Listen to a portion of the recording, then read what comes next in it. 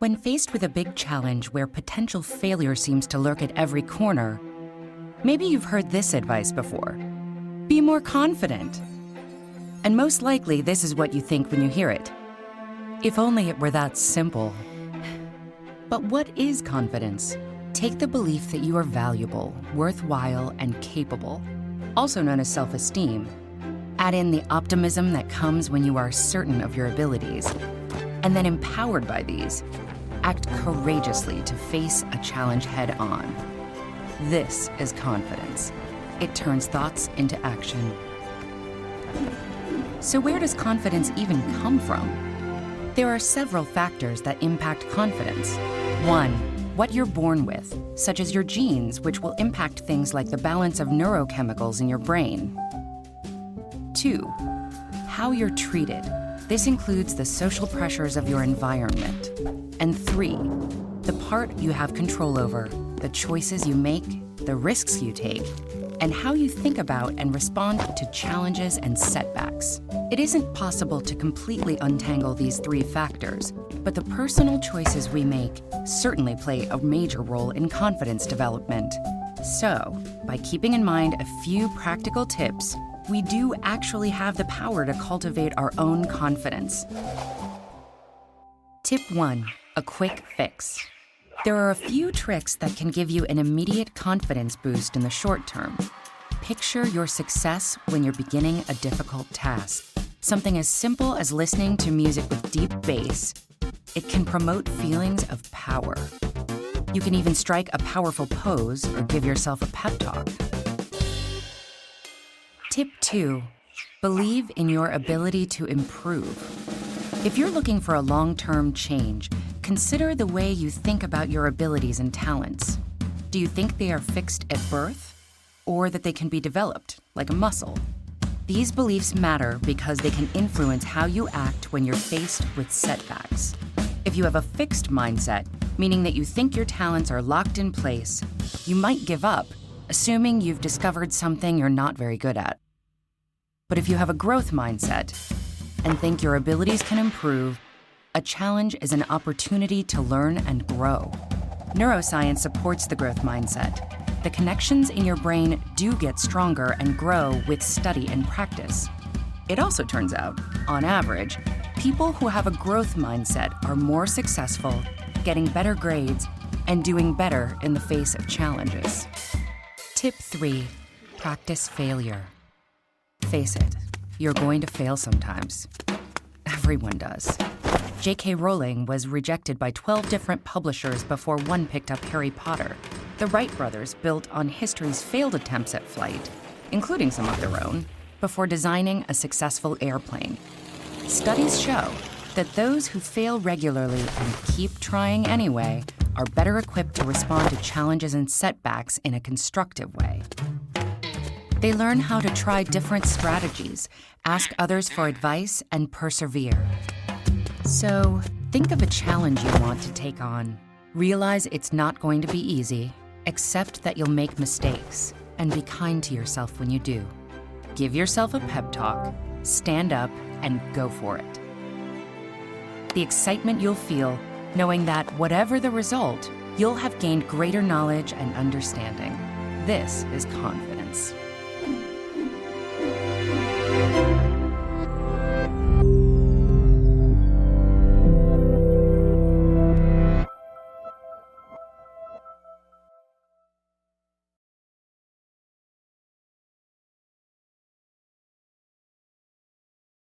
Brainidos presents 10 Bad Habits That Destroy Your Confidence. Self-confidence is one of those intangible things that's hard to define, but you know it when you see it.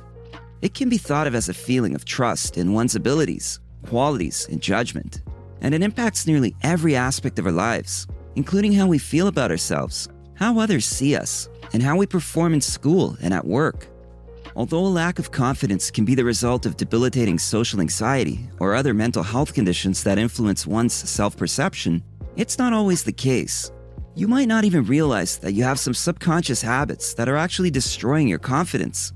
Let's take a look at some of these tendencies and behaviors so you can learn to recognize them and get started on building healthy habits instead. Number 1. Neglecting your appearance. You already know the importance of good hygiene and that you should take care of your health and appearance. And one of the most important things to be aware of is that when you neglect your appearance, you're essentially showing disrespect for yourself. Furthermore, if you don't feel good about how you look, then your self-esteem is going to take a hit, especially when it comes to social situations. It may seem like a superficial point, but properly caring for your appearance can really go a long way toward building your self-confidence. Number 2. Obsessing over minor flaws. When you look in the mirror, are you quick to notice any minor flaw in your appearance? Do you get stuck on this flaw and magnify it in your mind until it feels like it's all you can see? If so, you need to stop. This practice is toxic for confidence. Even if you think you're just being honest with yourself, viewing your flaws with hyper-focus can cause you to despise what you see. When this happens, your attention shifts from admiring all of the things you love about yourself to constantly scrutinizing everything you think is wrong. This ritual of self-criticism leaves you feeling sad, inadequate, and ashamed. Not the best atmosphere for a confident mindset.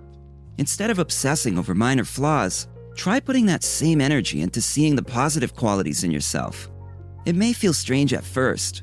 After all, positivity is often hard-won when cynicism has become a habit. But as with any new habit worth developing, daily practice will transform how you feel about yourself. Number 3. Talking about your perceived weaknesses. There's a fine line between being self-deprecating and taking it too far.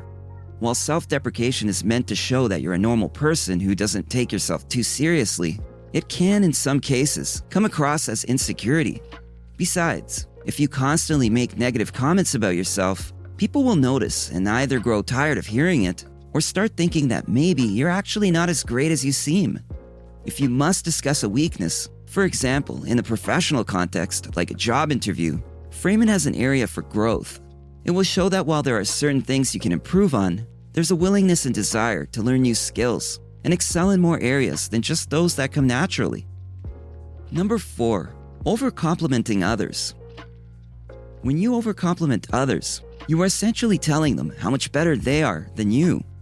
Of course, it is important to build others up, but if you do it too much and make yourself out to be a small fish in comparison, then you will start to believe this narrative. Instead of repeating the cycle of over-complimenting others and demeaning yourself, take the time to appreciate your own gifts and talents. Remember that everyone has different strengths and weaknesses. In fact, if we were all alike, then none of us would stand out in the crowd. Each one of us has something special that makes us unique, so don't forget about your positive traits. Number 5. Believing your negative self-talk. If you're like most people, you likely experience negative thoughts about yourself from time to time. Unfortunately, it is much easier to believe the bad things we tell ourselves than the good ones. And over time, this type of thinking only lowers your self-esteem and confidence, making it harder to believe in yourself and achieve your goals. While positive affirmations can help undo some of these thought patterns, even more helpful is learning how not to take your negative self-talk too seriously in the first place. It will allow for a more objective perspective on life, leading you down a path toward greater happiness overall, and therefore more confidence. Number 6. Excessive apologizing. Do you ever find yourself saying, "I'm sorry," even when someone else bumps into you? While apologies can be powerful and important, being too polite or saying sorry all the time can actually hurt your confidence. Excessive apologizing can make you seem like you're unsure of yourself, as though you have no faith in your abilities or decisions. You shouldn't apologize for things that you know aren't your fault, or for something you don't feel sorry about. Doing so, you put the blame on yourself and lead others to think that you are at fault. Apologies should be given when they are called for. Otherwise, they lose their effectiveness and meaning. Number 7. Letting others make decisions for you. You can't be confident if you don't know what you want or don't believe that your opinions matter. Confidence is built by expressing your desires in honest, empowering ways. This can only happen when you listen to yourself, trust yourself, and follow through on things you want in life. When someone is telling you what they think should happen, or pressuring you into doing something they want instead of considering your needs, or worse yet, they try to control or manipulate you, your confidence will suffer for it. Number 8. Lowering your standards. lowering your standards to be okay with whatever happens means accepting less than what you deserve. Sure, lowering your standards will make things more comfortable or convenient for you. And while it might be an easy solution at the moment, it won't help your confidence in the long run. In fact, lowering your standards lowers your self-worth and causes more problems than it solves. It's also a slippery slope. Once you start doing it for one thing, it becomes easier to do it for others as well. We may not hold the same values, and that's okay. But if you have a set of standards and stick to them, it will make you happier and definitely more confident. Number 9, maintaining toxic relationships. When it comes to being confident, the relationships you have in your life play a major role.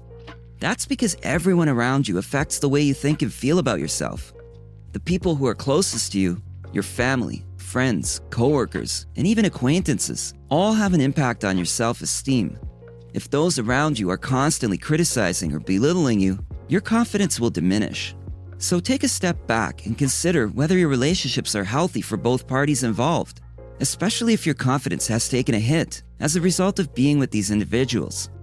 In order to be confident and assertive, it's important that you surround yourself with positive people who care about your well-being as much as their own. Number 10, comparing yourself to others.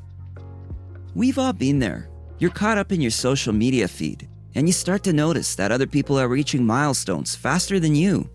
Maybe they have a nicer house, a better job, or they're happily married while you're struggling with dating. You feel jealous, insecure, and maybe even angry that these people have something you don't. But wait, is it really as bad as it seems? Comparing yourself to others is normal human behavior. We're wired to notice differences and make judgments. But if left unchecked, this habit can be destructive to your self-confidence. It can leave you feeling envious or resentful of the accomplishments of others. Try instead to focus on what sets you apart in a positive way, and remind yourself that everyone's path is different, even if they look similar at first glance. These bad habits are all markers of low self-confidence. While some of them may seem harmless, they can cause considerable damage if ignored for long enough. The trick is to recognize these pitfalls when they happen. With practice, you'll be able to substitute a positive thought or behavior each time one of these bad habits pops up.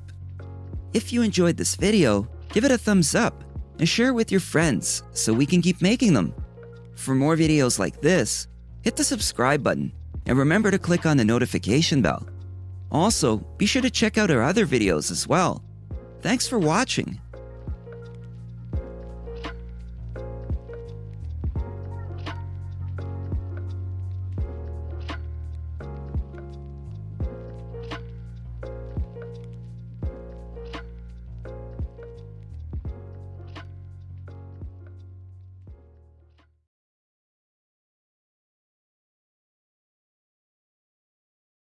I feel so fortunate to be here, you guys. I should let you know I'm not an academic. Hell, I barely have a university diploma. But I have found myself in a very fortunate seat. I am the showrunner of my own series. Showrunner is industry talk for a boss lady, hence the blazer. And even if as I say it to you, it feels strange. Because it wasn't so long ago, 4 years now, that I felt completely powerless and unqualified, and specifically like I didn't have a choice. Have you ever felt a tingle inside that you were meant for more, that something outside of your prescribed life was calling to you, but that you didn't feel entitled to it? If so, don't sweat. I want to talk to you about the choice you have to grow outside of your comfort zone. See, I spent the majority of my adult life feeling like I had no choice. I lived in a constant state of rejection. I'm an actor. I spent my career going into rooms, desperately trying to convince someone that I was the perfect version of that character, only to be told no. I'm sure you're all thinking that acting is a very glamorous career, and the irony is the majority of creative types work a very small percentage of the time, if at all. So I got fed up. I mean, look, if I was trying to sell you this jumper and you said no, I could blame the jumper. But when the product is yourself, it becomes harder and harder to sleep at night. As passionate as I was about acting, I was so sick of feeling like I didn't have a say in my own career. So I did something that felt a little bit illegal. I started writing, not very well. And it felt like, I don't know, it felt like writing was meant for someone smarter than me or more special than me. But I'd get these ideas. One in particular, a little morsel. I had an idea for a medical dramedy that took place in a pediatric children's hospital. I know, hilarious. And instead of giving it time to develop past its infancy stage, I pitched it to an industry veteran. And this guy, smart, hell of a resume, I really trust him. He's also a very good father. For those of you who know my dad, Ivan Reitman, you know he's considered one of the forefathers of comedy. He's the dude who made Ghostbusters. Yes. And he's also here today. Happy birthday, Dad.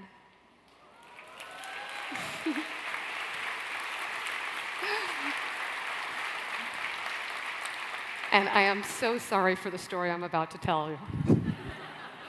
You see, if you know my dad at all, he is beyond blunt. Yeah, I'll never forget his face. He looked at me right in the eyes. He said, "Catherine, a medical dramedy? Leave that to Aaron Sorkin."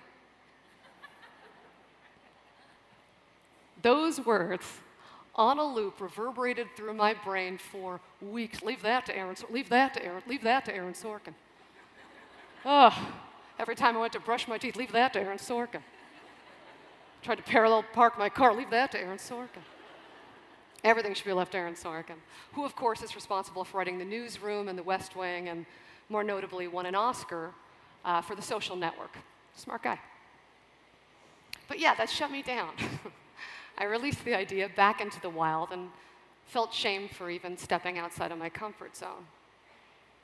Now, if that moment is something you can relate to, where you suppressed your magic and you devalued yourself, I've got awesome news. That is an absolutely required moment in identifying the choice.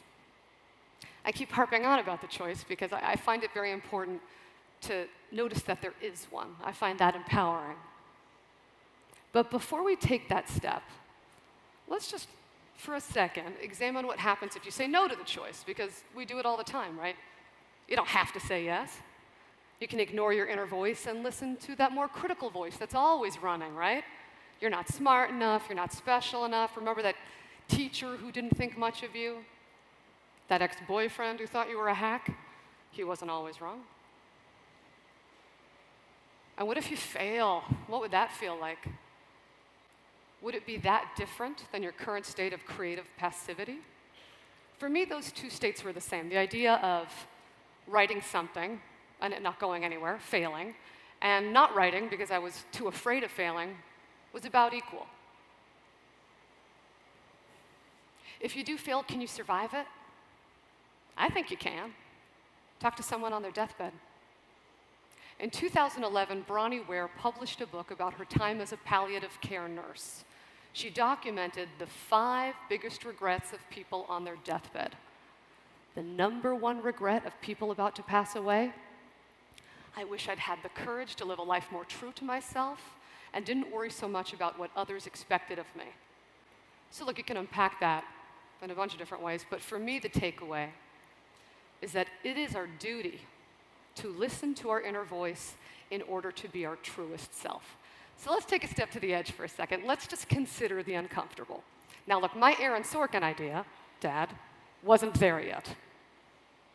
But Aaron Sorkin didn't become Aaron Sorkin by allowing anyone who did something before him halt his development, right? Granted, he's a white male, and that gave him opportunity, you bet. And that's not just my opinion, that's a statistical fact. As a female showrunner, I frequently find myself in these conversations, talking about how key roles in the entertainment industry aren't going to women. It's why I make a practice of hiring predominantly women, even if their resumes don't support it yet. But guys, Aaron Sorkin is not the problem. He's merely the incumbent. He is currently holding office, which means you get to be the challenger. And yes, your path into the arena must be a challenge. And in order to do that, you gotta enter the arena. That's where the choice comes into play. My path as the challenger started after I gave birth to my first son, Jackson. I went back to work too early. I say that because I had postpartum depression. And a few years ago, no one was really talking about postpartum depression because a lot of people associated it with the stigma that you were broken. Well, I was not broken, but I was experiencing a hormonal imbalance. I felt like I was having an identity crisis. I didn't feel like myself when I was with my son. I didn't feel like myself when I was at work, which made my first job back, shooting an independent film in Philadelphia, hard. You see, it also happened to fall on my first Mother's Day. I was away from my 6-week-old son, surrounded by male comedians, and they start giving me hell, right? They're teasing me, saying that they'll send my son a Mother's Day card on my behalf. Would it be more intimate if they signed it from the nanny? Was my son calling the nanny mom yet? As you can guess, I cried. I broke down right there. I still remember their faces, you know. It was so awkward and painful and silent. But there was also something really funny about it. But I didn't know it in the moment. I went back to my hotel room and I called my husband, who's also my producing partner, smart guy. And he said, "You gotta write this down. We watch TV all the time. When's the last time you saw this story? You can't be the only one experiencing this." There it was, right? The choice. And this time, goddammit, I said yes. I wrote it. It fumbled out of me. It was awkward and not perfect. And for those of you who are familiar with my series, Workin' Moms, you know that it is the finale of the pilot episode, followed by my character personifying that moment by battle crying at a 900-pound grizzly bear.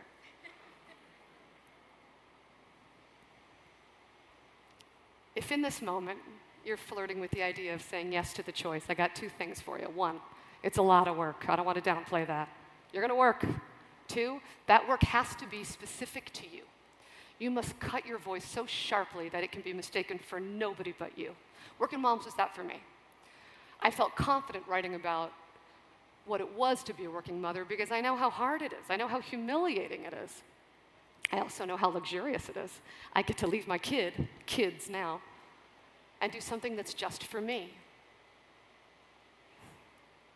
If you are considering saying yes to the choice, I don't want to burst your bubble, but others will too. You're not the only one who's going to take a whack at it.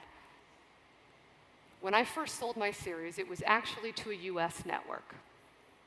And because my resume had nothing on it, they attached another showrunner. And this guy, who, by the way, is still a friend of mine, really funny guy, his number one job was to make sure that my show, Workin' Moms, was as relatable to as many people as possible. And in what world was a mother battle crying at a bear relatable? Was my show targeting mountaineer women? There it was again, that choice. I could stick to my guns and be deemed difficult, or I could trust his experience. I turned in the pilot to the network without the bear scene, and a few other scenes that maybe weren't so obviously funny. The network passed. Turns out they had another working mother show in development that was very specific, very good, and also produced by Louis C.K. Ironically, the incumbent, or Aaron Sorkin, of my actual genre. That lesson was a hard one, but an important one. You see, if you're going to be brave enough to say yes to the choice, you must also have the courage to stick to your vision because it will be tested. The silver lining is the rights reverted back to me. And after several more passes, my show happened to cross the desk of the tastemaker and serious risk taker, Sally Catto at the CBC. She greenlit the pilot to series. I remember sitting down with her the first time because she commented on how the show's specificity was so relatable to her. So perhaps being specific is actually very relatable. Look, you might watch this and still not be ready to say yes to the choice. That is a very worthy part of the journey. Only you know when it's time to enter the arena. I just finished saying yes to my second season of this show. And I'm about to start this process with a whole new show that is completely outside of my comfort zone. Dare I say it's outside of Aaron Sorkin's, too. Who, for the record, is a genius and doing just fine. Guys, whatever voice you've been gifted with, and it is a gift, I'm here not to encourage, but to demand that you at least consider it. Because why not you, baby? Enter the arena. Thank you.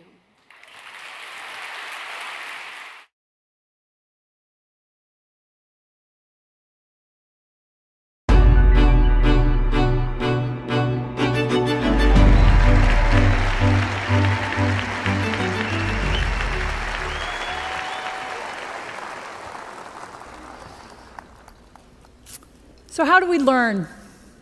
And why do some of us learn things more easily than others? So as I was mentioned, I'm Dr. Laura Boyd. I'm a brain researcher here at the University of British Columbia. And these are the questions that fascinate me. So brain research is one of the great frontiers in the understanding of human physiology, and also in the consideration of what makes us who we are. It's an amazing time to be a brain researcher, and I would argue to you that I have the most interesting job in the world. What we know about the brain is changing at a breathtaking pace. And much of what we thought we knew and understood about the brain turns out to be not true or incomplete. Now, some of these misconceptions are more obvious than others. For example, we used to think that after childhood, the brain really could not change. And it turns out that nothing could be farther from the truth. Another misconception about the brain is that you only use parts of it at any given time, and it's silent when you do nothing. Well, this is also untrue. It turns out that even when you're at rest and thinking of nothing, your brain is highly active. So it's been advances in technology, such as MRI, has allowed us to make these and many other important discoveries. And perhaps the most exciting, the most interesting and transformative of these discoveries is that every time you learn a new fact or skill, you change your brain. It's something we call neuroplasticity. So as little as 25 years ago, we thought that after about puberty, the only changes that took place in the brain were negative. The loss of brain cells with aging, the result of damage, like a stroke. And then studies began to show remarkable amounts of reorganization in the adult brain. And the ensuing research has shown us that all of our behaviors change our brain, that these changes are not limited by age. It's good news, right? And in fact, they're taking place all the time. And very importantly, brain reorganization helps to support recovery after you damage your brain. The key to each of these changes is neuroplasticity. So what does it look like? So your brain can change in three very basic ways to support learning. And the first is chemical. So your brain actually functions by transferring chemical signals between brain cells, what we call neurons, and these trigger a series of actions and reactions. So to support learning, your brain can increase the amount or the concentrations of these chemical signaling that's taking place between neurons. Now, because this kind of change can happen very rapidly, this supports short-term memory, or the short-term improvement in the performance of a motor skill. The second way that the brain can change to support learning is by altering its structure. So during learning, the brain can change the connections between neurons. Now here, the physical structure of the brain is actually changing, so this takes a bit more time. These types of changes are related to long-term memory, the long-term improvement in a motor skill. Now, these processes, they interact, and let me give you an example of how. So we've all tried to learn a new motor skill, maybe playing the piano, maybe learning to juggle. And you've had the experience of getting better and better within a single session of practice and thinking, I've got it. And then maybe you've returned the next day and all those improvements from the day before, they're lost. What happened? Well, in the short term, your brain was able to increase the chemical signaling between your neurons. But for some reason, those changes did not induce the structural change that are necessary to support long-term memory. Remember that long-term memories take time, and what you see in the short term does not reflect learning. It's these physical changes that are now going to support long-term memories and chemical changes that support short-term memories. Structural changes also can lead to integrated networks of brain regions that function together to support learning. And they can also lead to certain brain regions that are important for very specific behaviors to change their structure or to enlarge. And so here's some examples of that. So people who read Braille, they have larger hand sensory areas in their brain than those of us who don't. Your dominant hand motor region, which is on the left side of your brain if you're right-handed, is larger than the other side. And research shows that London taxi cab drivers who actually have to memorize a map of London to get their taxi cab license, they have larger brain regions devoted to spatial or mapping memories. Now, the last way that your brain can change to support learning is by altering its function. As you use a brain region, it becomes more and more excitable and easy to use again. And as your brain has these areas that increase their excitability, the brain shifts how and when they're activated. With learning, we see that whole networks of brain activity are shifting and changing. So neuroplasticity is supported by chemical, by structural, and by functional changes. And these are happening across the whole brain. They can occur in isolation from one another, but most often they take place in concert. Together, they support learning, and they're taking place all the time. So I've just told you really how awesomely neuroplastic your brain is. So why can't you learn anything you choose to with ease? Why do our kids sometimes fail in school? Why, as we age, do we tend to forget things? And why don't people fully recover from brain damage? That is, what is it that limits and facilitates neuroplasticity? And so this is what I study. I study it specifically how it relates to recovery from stroke. So recently, stroke dropped from being the third leading cause of death in the United States to be the fourth leading cause of death. Great news, right? Well, it actually turns out that the numbers of people having a stroke has not declined. We're just better at keeping people alive after a severe stroke. It turns out to be very difficult to help the brain recover from stroke. And frankly, we have failed to develop effective rehabilitation interventions. The net result of this is that stroke is the leading cause of long-term disability in adults in the world. Individuals with stroke are younger and tending to live longer with that disability. And research from my group actually shows that the health-related quality of life of Canadians with stroke has declined. So clearly, we need to be better at helping people recover from stroke. And this is an enormous societal problem, and it's one that we're not solving. So what can be done? One thing is absolutely clear. The best driver of neuroplastic change in your brain is your behavior. The problem is that the dose of behavior, the dose of practice that's required to learn new and relearn old motor skills, it's very large. And how to effectively deliver these large doses of practice is a very difficult problem. It's also a very expensive problem. So the approach that my research has taken is to develop therapies that prime or that prepare the brain to learn. And these have included brain stimulation, exercise, and robotics. But through my research, I've realized that a major limitation to the development of therapies that speed recovery from stroke is that patterns of neuroplasticity are highly variable from person to person. Now, as a researcher, variability used to drive me crazy. It makes it very difficult to use statistics to test your data and your ideas. And because of this, medical intervention studies are specifically designed to minimize variability. But in my research, it's becoming really clear that the most important, the most informative data that we collect is showing this variability. So by studying the brain after stroke, we've learned a lot, and I think these lessons are very valuable in other areas.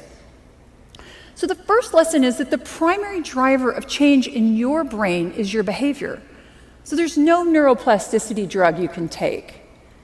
Nothing is more effective than practice at helping you learn, and the bottom line is you have to do the work.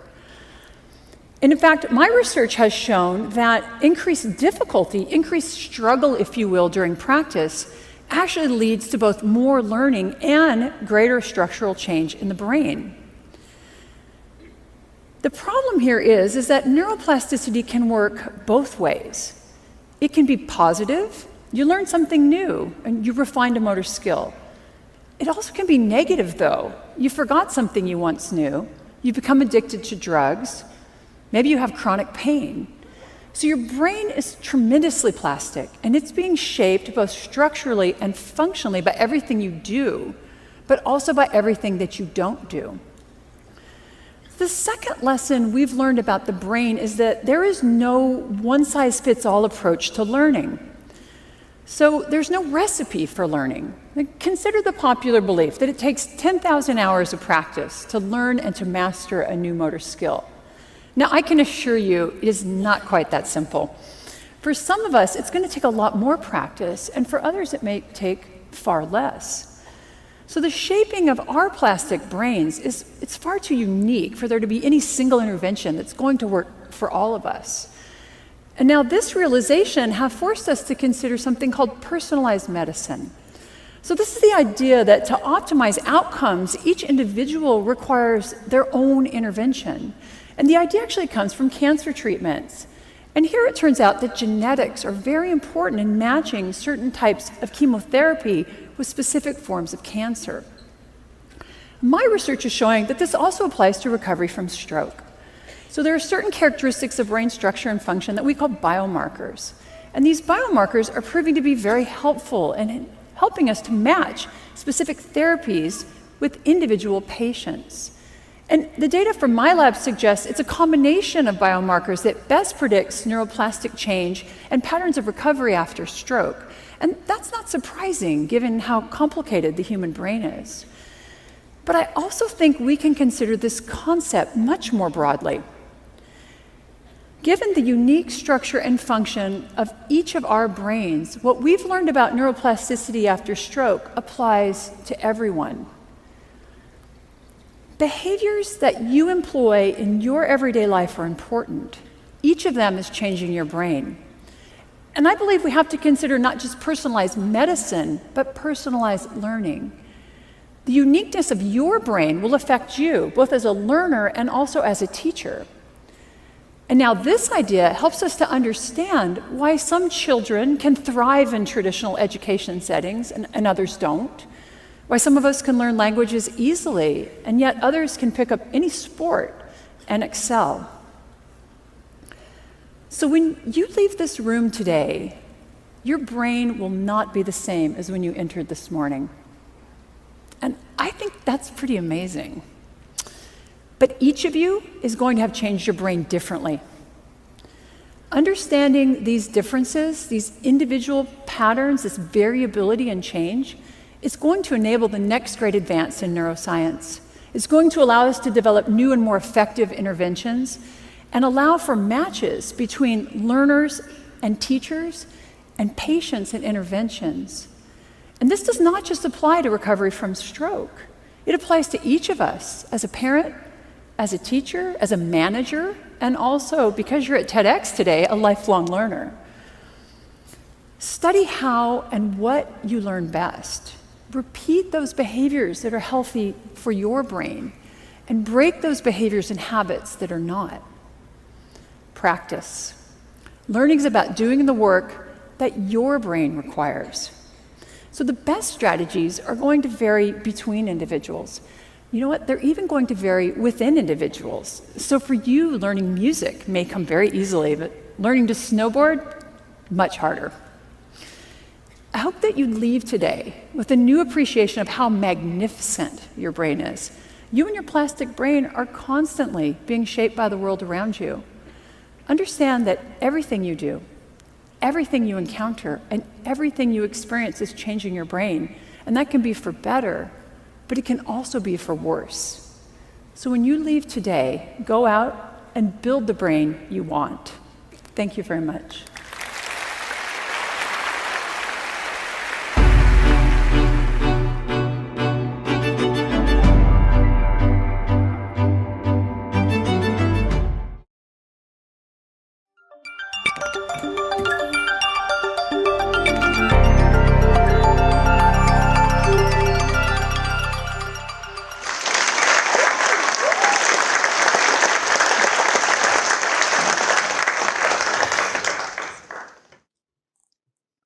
I'm angry.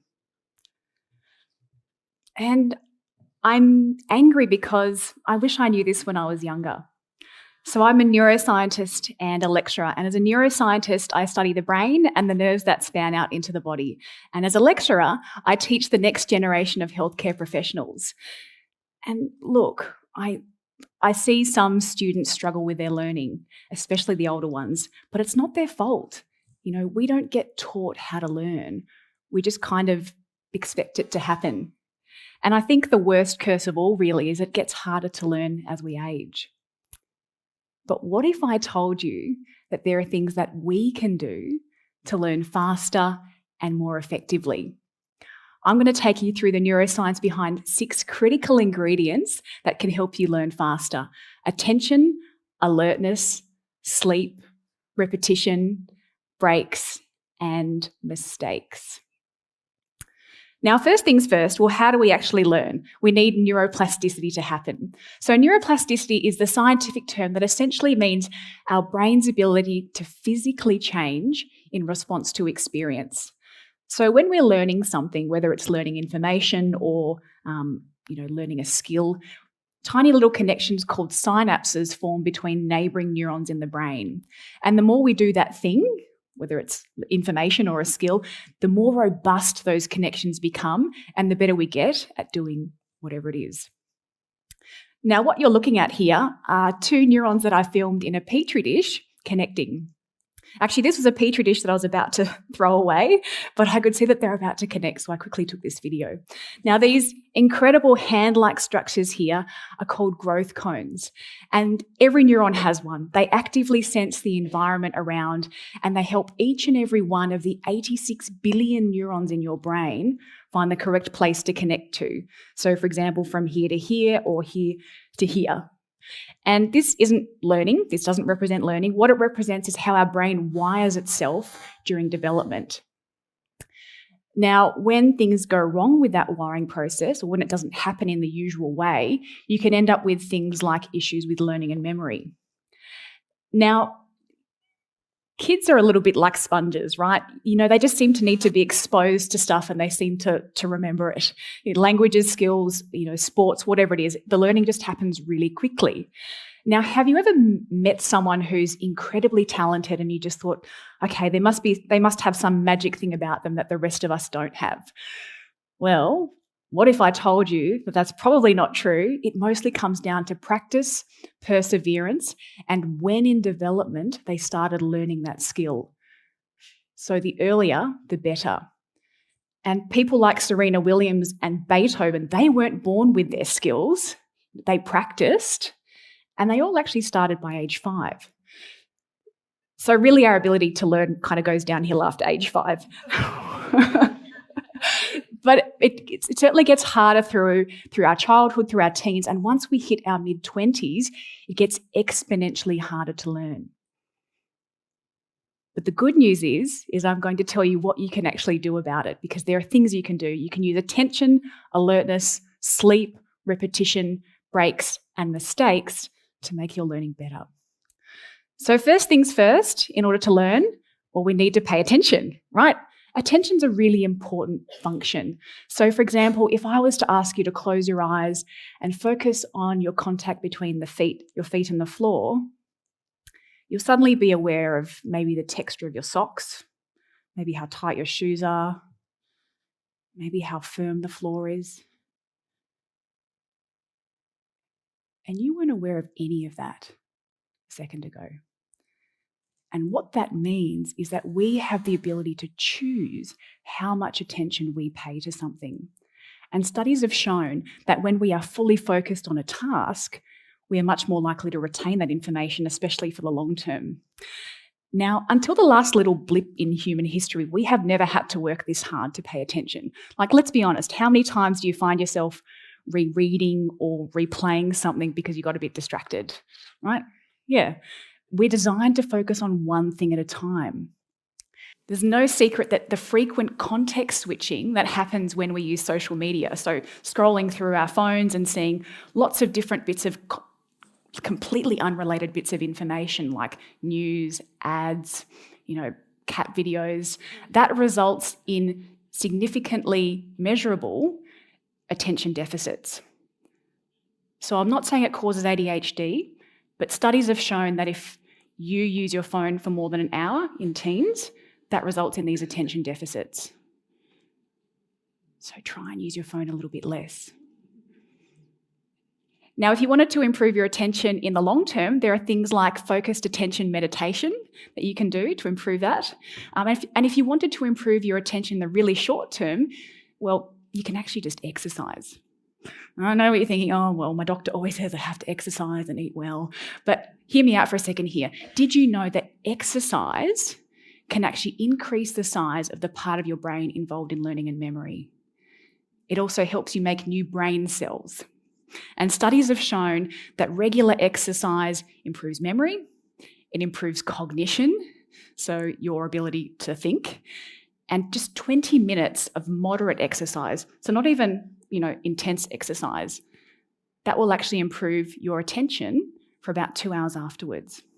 So here's what you should do. If you're sitting down to study, go for a jog. Do some star jumps. It's even better if you challenge your balance. If you're at work, run up and down the stairs. There are lots of things that you can do to make this happen. Next, we have alertness.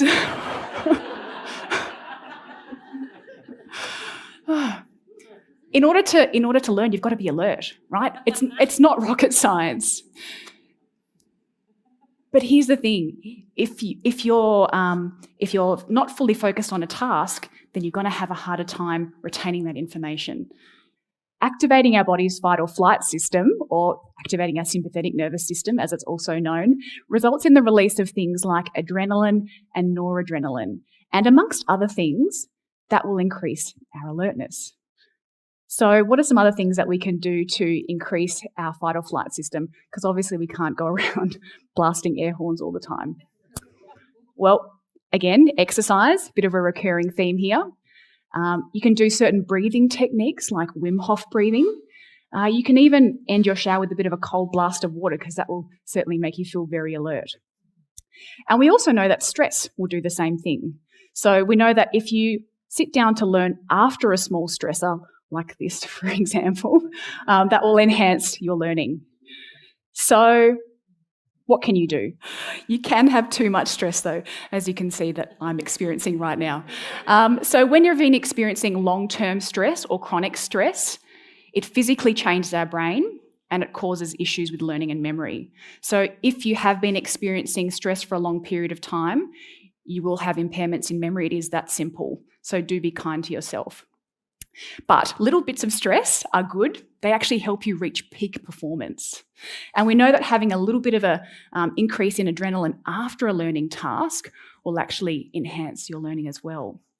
Now, you can also ingest substances to enhance your alertness, things like caffeine.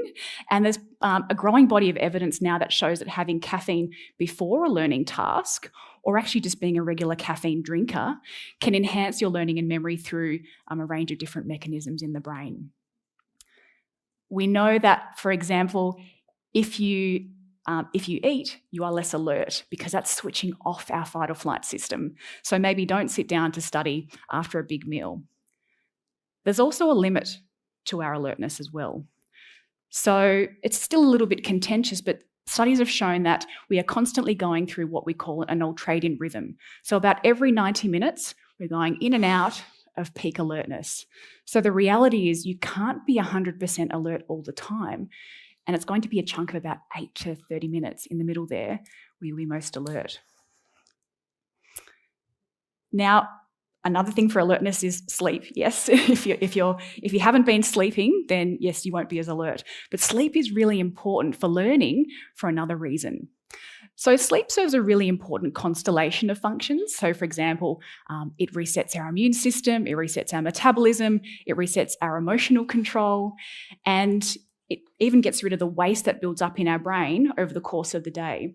But sleep is actually critical for memory consolidation. So for turning short-term memories into long-term memories. Now, there's a particular part of the brain called the hippocampus, which is really important for learning and memory. So when you do stuff throughout the course of the day, your hippocampus is really keeping track of that. It's a bit like a diary. So if I was to ask you what you were doing before you sat down to listen to this talk, you're using your hippocampus to recall that information. But it only keeps information there for the short term.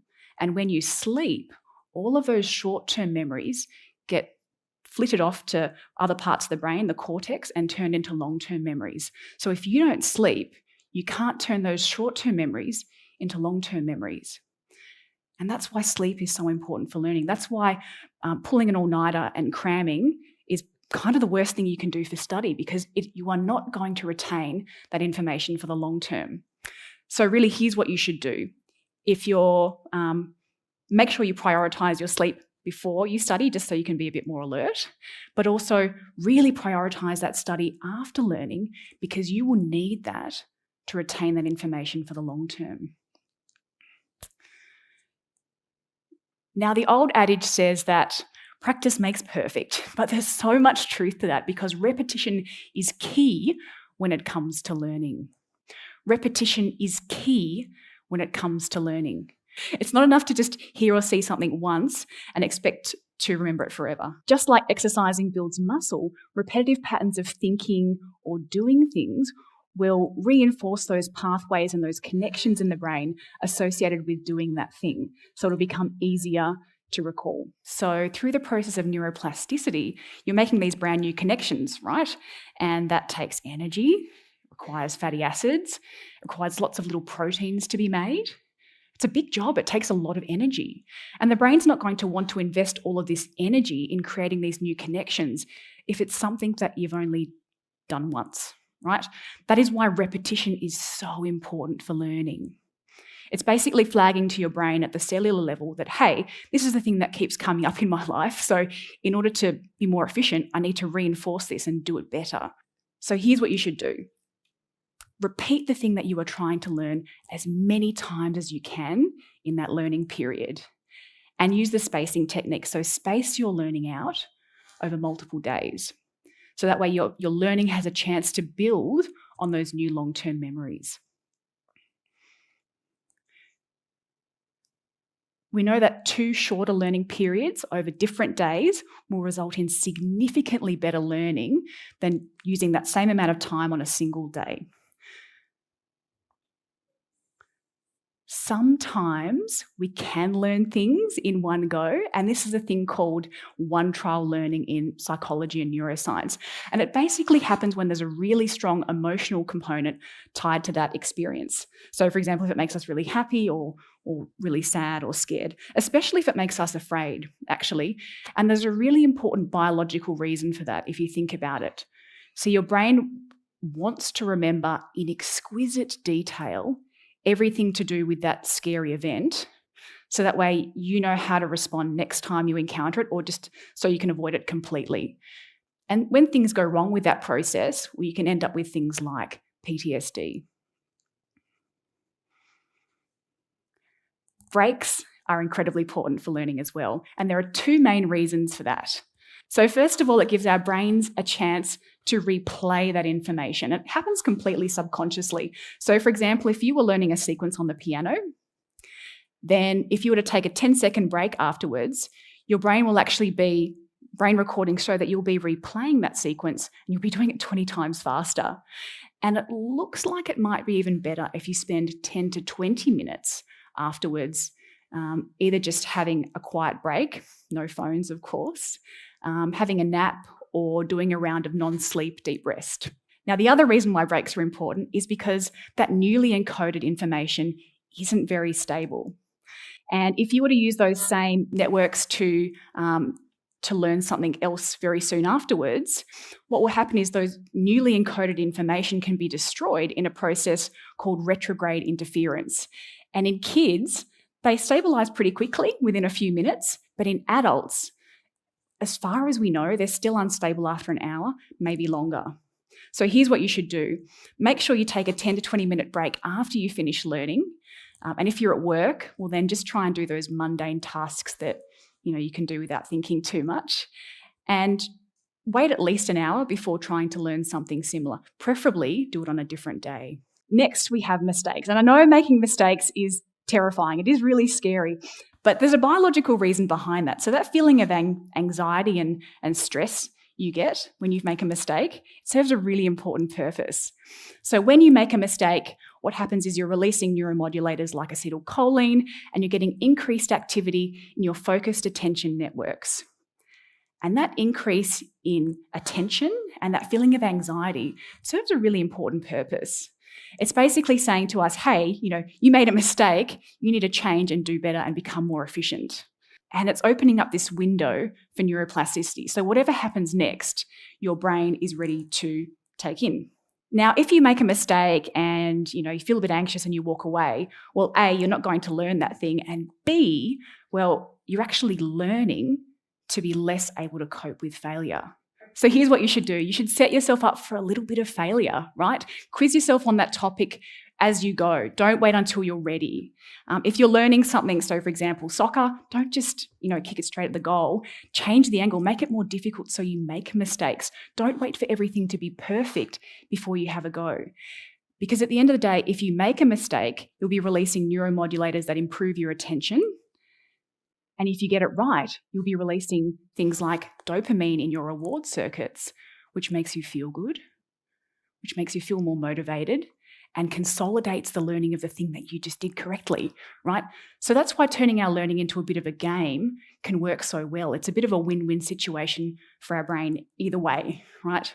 So when you make a mistake, don't view that anxiety as a bad thing. Lean into that feeling and keep going, because it's really your brain's way of helping you be your best. It's helping you be better than the person that you were yesterday. So as you can see, I'm not angry anymore. I'm still quite nervous. But that's because by understanding the brain, I know that you have the keys to unlock your potential to learn faster and more effectively. Those keys are attention, alertness, sleep, repetition, breaks, and mistakes. So next time you're sitting down to learn, get rid of those distractions, increase your attention, increase your alertness, maybe through a little bit of exercise. Repeat the thing that you are trying to do as many times as you can in that training period, and repeat it over multiple days, making sure that you prioritize that sleep in between. Embrace your mistakes and make sure you take a 10 to 20 minute break after learning, because your brain is going to thank you. And now I'm going to thank you for your attention, and I hope you learned something new.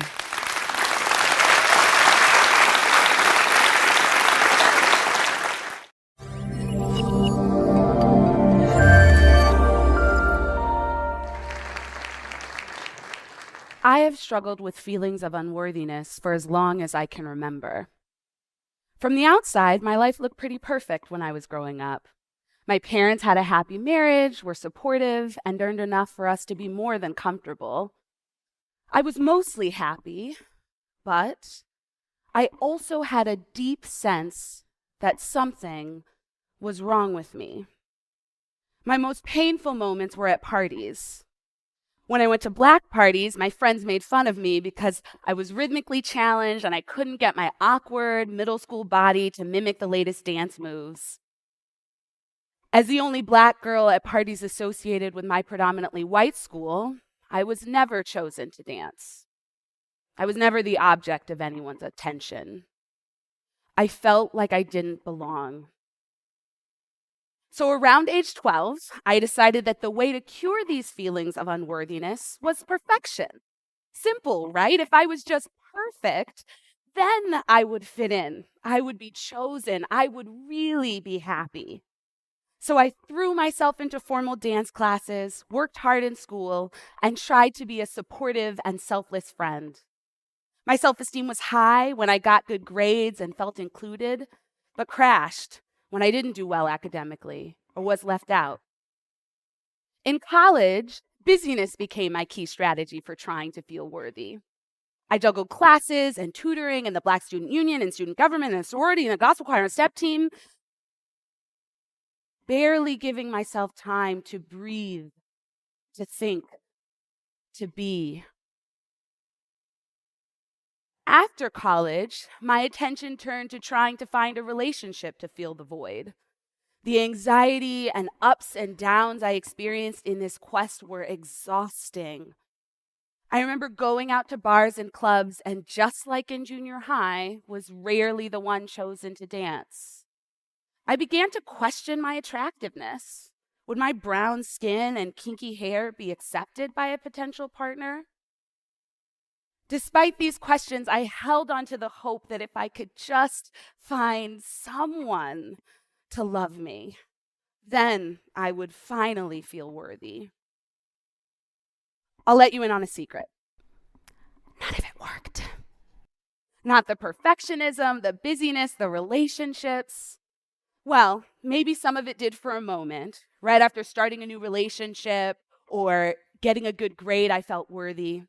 But soon enough, my feelings of self-worth slipped away, and I was on to pursuing the next thing. As soon as I reached the bar I had set for my worth, it was raised. Have you ever experienced that?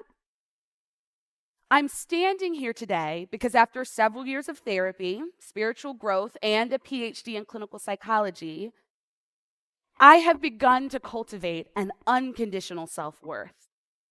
I'm shedding the belief that I'm not good enough, the anxiety that not doing things perfectly or meeting the right person means that I'm not okay. I'm embracing myself, quirks and all. And this new path is liberating, enlivening, and life-giving. Let me share what I've learned with you in the hopes that you'll join me on this journey to unconditional self-worth. You may be wondering if this is just another talk on self-esteem. No. Self-worth is distinct from self-esteem. Our self-esteem is derived from our abilities, accomplishments, social positions, and things we believe we can achieve. We can bolster our self-esteem by improving our skills or performance, and our self-esteem goes up and down depending on how we're doing in various aspects of our lives. In contrast, unconditional self-worth is distinct from our abilities and accomplishments. It's not about comparing ourselves to others. It's not something that we can have more or less of.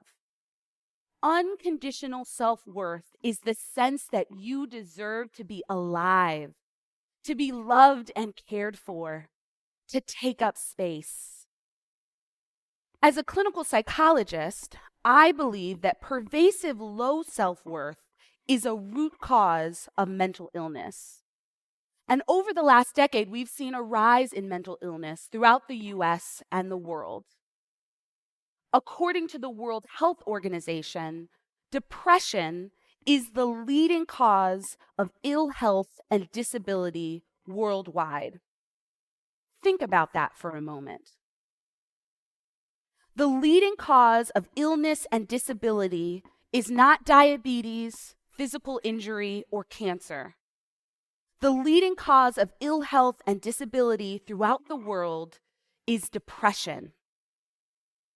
Additionally, according to the Anxiety and Depression Association of America, 40 million people over the age of 18 suffer from anxiety disorders. That's almost 5 times the number of people living in New York City. Low self-worth can lead to anxiety and depression. It can lead people to opt out of life and numb out on drugs and alcohol, even attempt suicide, because the pain of feeling unworthy is too much to bear. I have sat with hundreds of students at one of the top universities in the country, and when we explore their concerns and dig to the root, we often find that they are struggling with a deep sense of unworthiness. So how did we get here? How do we get to a place where so many of us struggle with low self-worth? A place where more and more people are living with mental illness and addiction. I believe there are many factors that cause us to feel this way. Advertisements tell us that we need to buy things to be loved, accepted, or to succeed. Our educational system teaches us that our worthiness as students is based on our grades or test scores. Our parents may have implied that they'd love us more if we made the honor roll or the varsity team. Those of us who have experienced abuse, sexual assault, and trauma may question our personhood and very right to exist. And as social media pervades our lives, we have begun to feel that our worthiness is based on the number of followers we have and likes we get. Whatever the cause, for many of us, our self-worth is tied to our accomplishments and possessions. And as soon as we fail or lose approval, we experience low self-worth. Unconditional self-worth is the antidote to low self-worth. Unconditional self-worth is a way out of self-criticism, shame, and unhealthy behavior. It is a way out of depression, anxiety, and substance abuse. It is time for us to base our worth on the fact that we are human, to cultivate a worth that persists even when life does not go as we hoped. So what keeps us from cultivating unconditional self-worth? Some people may fear that if they get too satisfied with themselves, they won't be motivated to grow and change. Others may feel that accepting themselves as worthy would be arrogant. And some may simply believe that feeling worthy is impossible. I often wonder what the world would look like if we all cultivated unconditional self-worth. What would you find the courage to do if you knew you were worthy? What would you dare to dream if your self-worth wasn't at stake? What would you stop doing if you knew you were already worthy? I believe people would resolve conflicts without violence, that more people would dare to do amazing things. I believe that if our self-worth wasn't on the line, the world would look a lot better and more peaceful for all of us. Now that's a reimagining worthy of our consideration. So how do we make this vision real? Cultivating unconditional self-worth is an ongoing practice. Here are 4 ways you can begin to feel more worthy, starting right here, right now. First, forgive yourself. Many of us struggle to feel worthy because we are angry with ourselves about past mistakes. Forgiveness involves acknowledging and accepting what has happened. Acceptance releases us from blaming ourselves and others and allows us to move forward. To forgive yourself, reflect on the circumstances that led to past mistakes, acknowledge the pain you experienced, and identify what you learned from the situation. Then say to yourself, I forgive you, in an honest and kind way.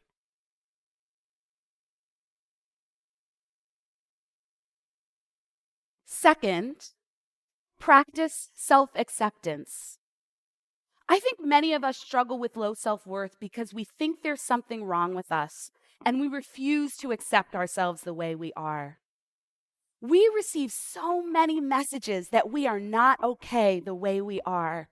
We're told that we need to change our bodies, our clothes, our jobs, even our personalities to be acceptable.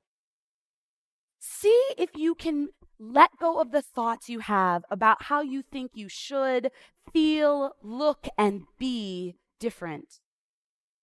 Instead, focus on the things you like about yourself. And over time, begin to embrace your quirks, your awkward laugh, your crooked smile, your unusual way of thinking about things. Through this acceptance, you are acknowledging that you are worthy just the way you are.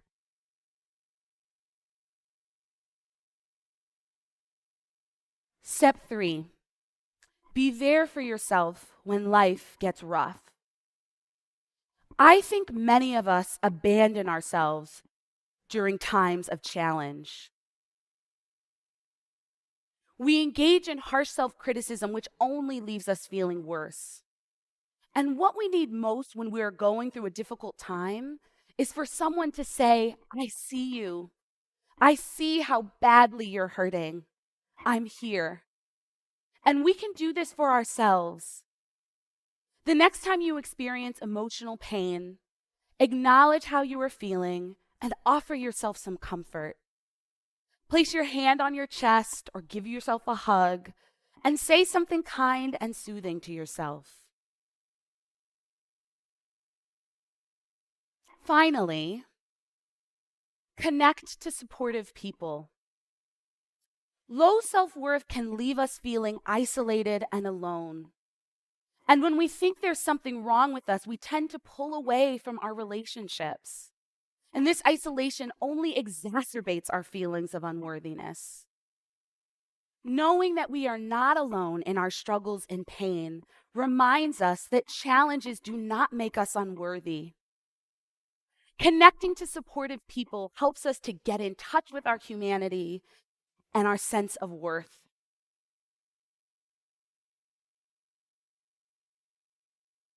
This journey to unconditional self-worth is not always easy. The path is not straight or smooth, and you'll face setbacks along the way. I certainly have. It takes courage to free yourself from the conditions you've placed on your worth. The process of forgiveness can be messy. It can be scary to accept ourselves as we are. Being there for ourselves can put us face to face with emotional pain. And connecting to others can make us feel vulnerable. And I'm here to tell you that this journey is beautiful and worth taking. On this journey, you will find strength, be grounded in your humanity, and know that you are worthy. So I challenge you to embrace yourselves and begin living from a place of worthiness, to find your metaphorical dance floor and move freely. Yes, I said dance floor. And I returned to the dance floor because that's where my own struggles with unworthiness began. But I've learned a few new moves since junior high. Last summer, I went to the Hyde Park Jazz Festival by myself. And as I sat watching people dancing to the live music, I longed to get up and join them. But all of my old insecurities about my dance moves and not being chosen showed up. Luckily, an elderly man invited me to dance. And after a song or two, I began dancing on my own. And as the notes of Latin jazz filled the air and I moved my body to the rhythm, I felt free. I felt exuberant. I felt full of life. I felt worthy. Thank you.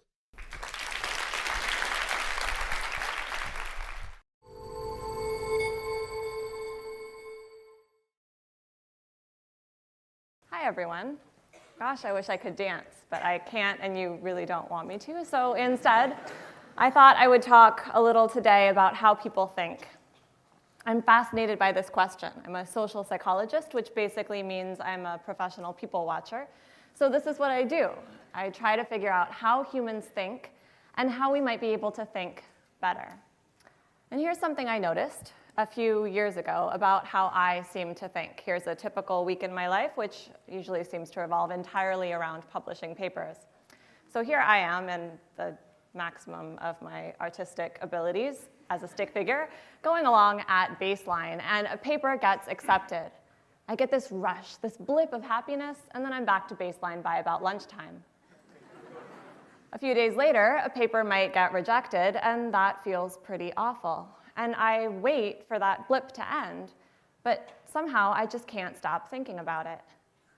And here's the craziest part. Even if another paper gets accepted the next day, well, that's nice, but somehow I can't get that pesky rejection out of my head.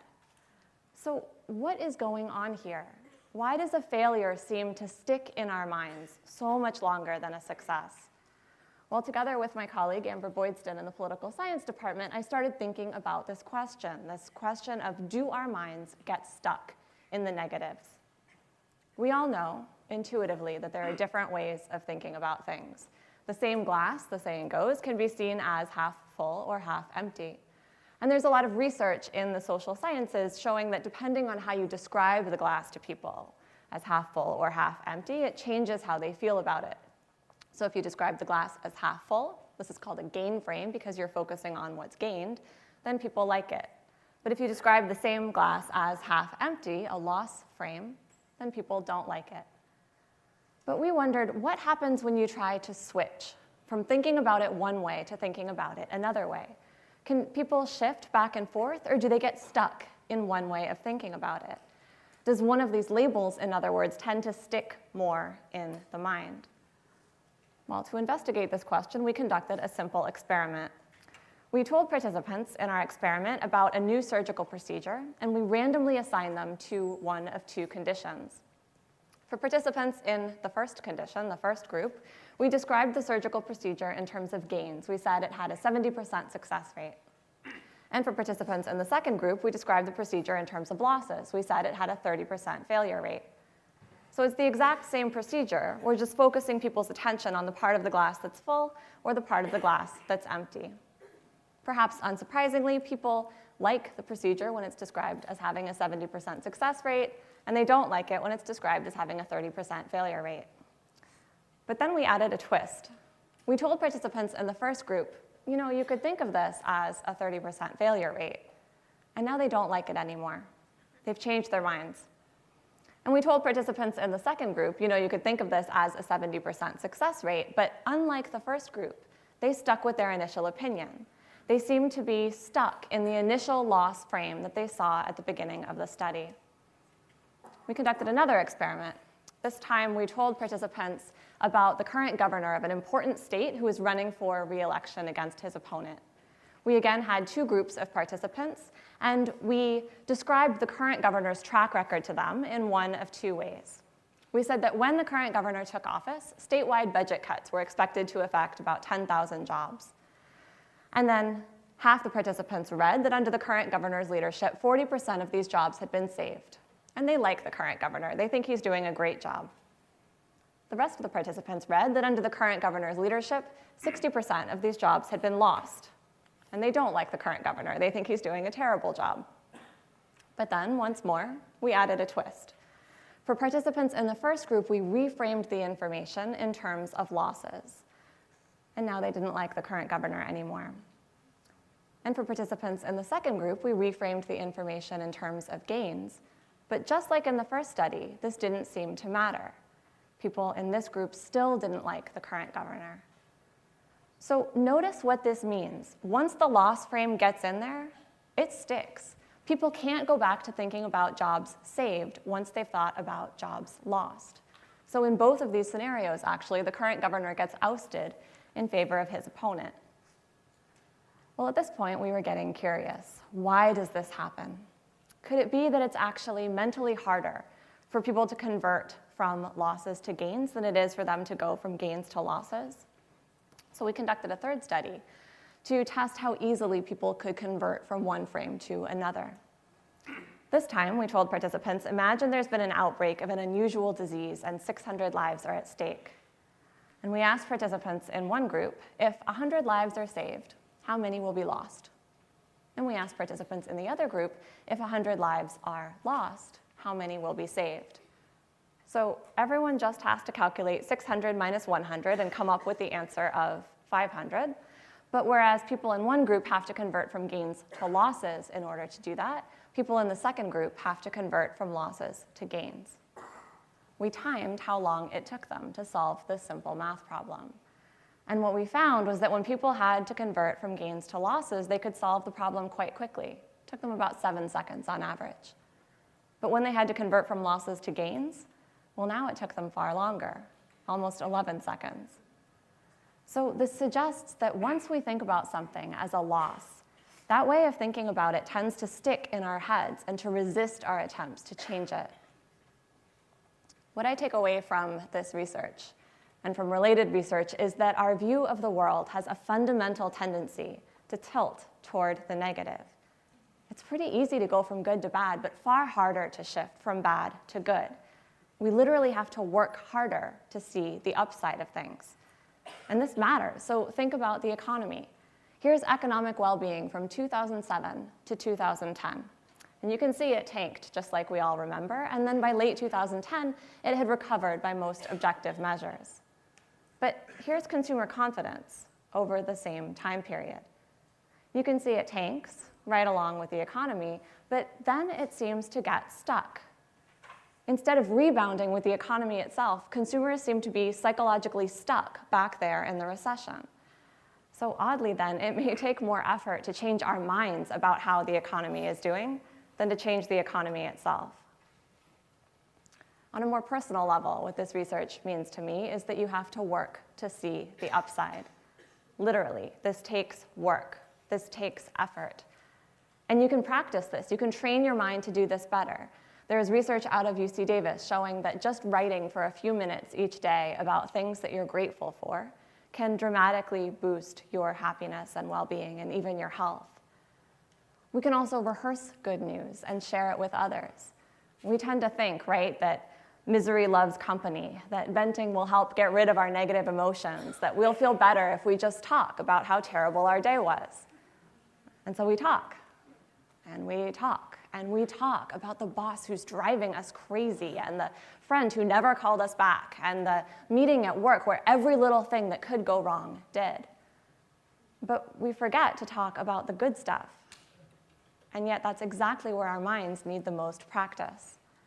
So my husband, who has this disconcerting habit of listening to what I say other people should do and then pointing out that, technically speaking, I'm a person too, has taken to listening to me for about 2 minutes on days when I come home all grumpy and complaining about everything. And he listens, and he says, okay, but what happened today that was good? And so I tell him about the student who came up to me after class with this really interesting, insightful question. And I tell him about the friend who emailed me out of the blue this morning just to say hello. And somewhere in the telling, I start to smile. And I start to think that maybe my day was pretty decent after all. I think we can also work in our communities to focus on the upside. We can be more aware that bad tends to stick. One mean comment can stick with somebody all day, all week even.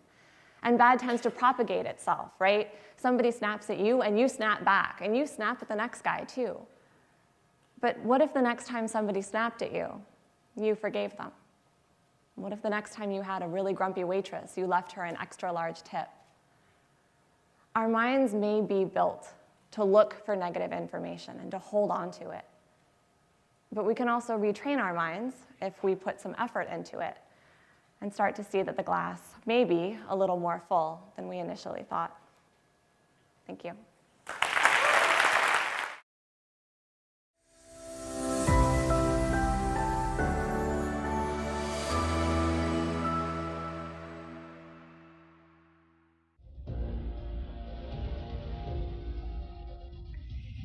Have you ever thought to yourself before going to sleep, tomorrow is the day I'll change. Tomorrow is the day I'll get up early in the morning, have a healthy breakfast, go for a morning jog, breathe fresh air. Tomorrow is the day I want to change to who I really want to be, the best version of myself. Well, change doesn't come easy. You have to incorporate certain habits in your life that'll eventually lead to you becoming the best version of yourself. You'll also have to eliminate certain habits that are hindering your path. Well, how long will it take you to form a new habit or get rid of an old one? Most people will tell you it takes exactly 21 days for a person to form a habit or get rid of an old one. I remember once in high school, one of my teachers told me it takes exactly 21 days for me to form a new habit. And I thought, this is my chance to become a bed maker. I thought that for the next 21 days, instead of getting up every day and yelling, "Mom, please don't forget to make my bed today," I thought I'd do it myself.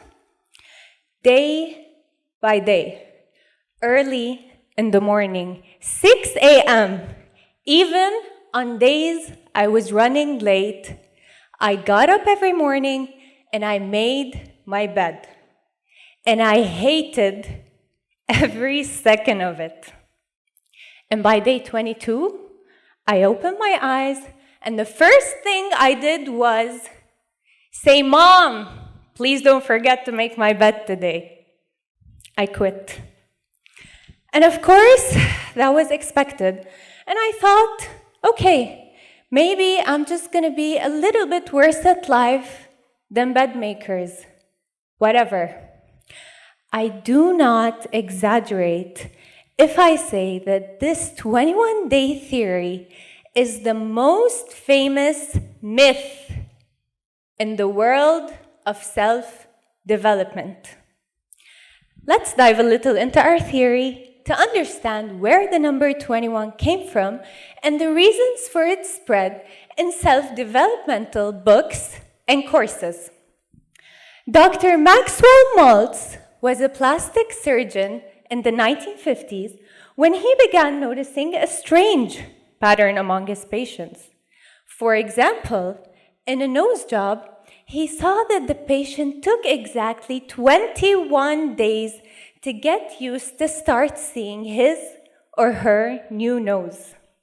He also noticed that if a patient had an arm or leg amputated, the patient would acknowledge the feeling of their new limb for exactly 21 days before starting to get used to their new condition.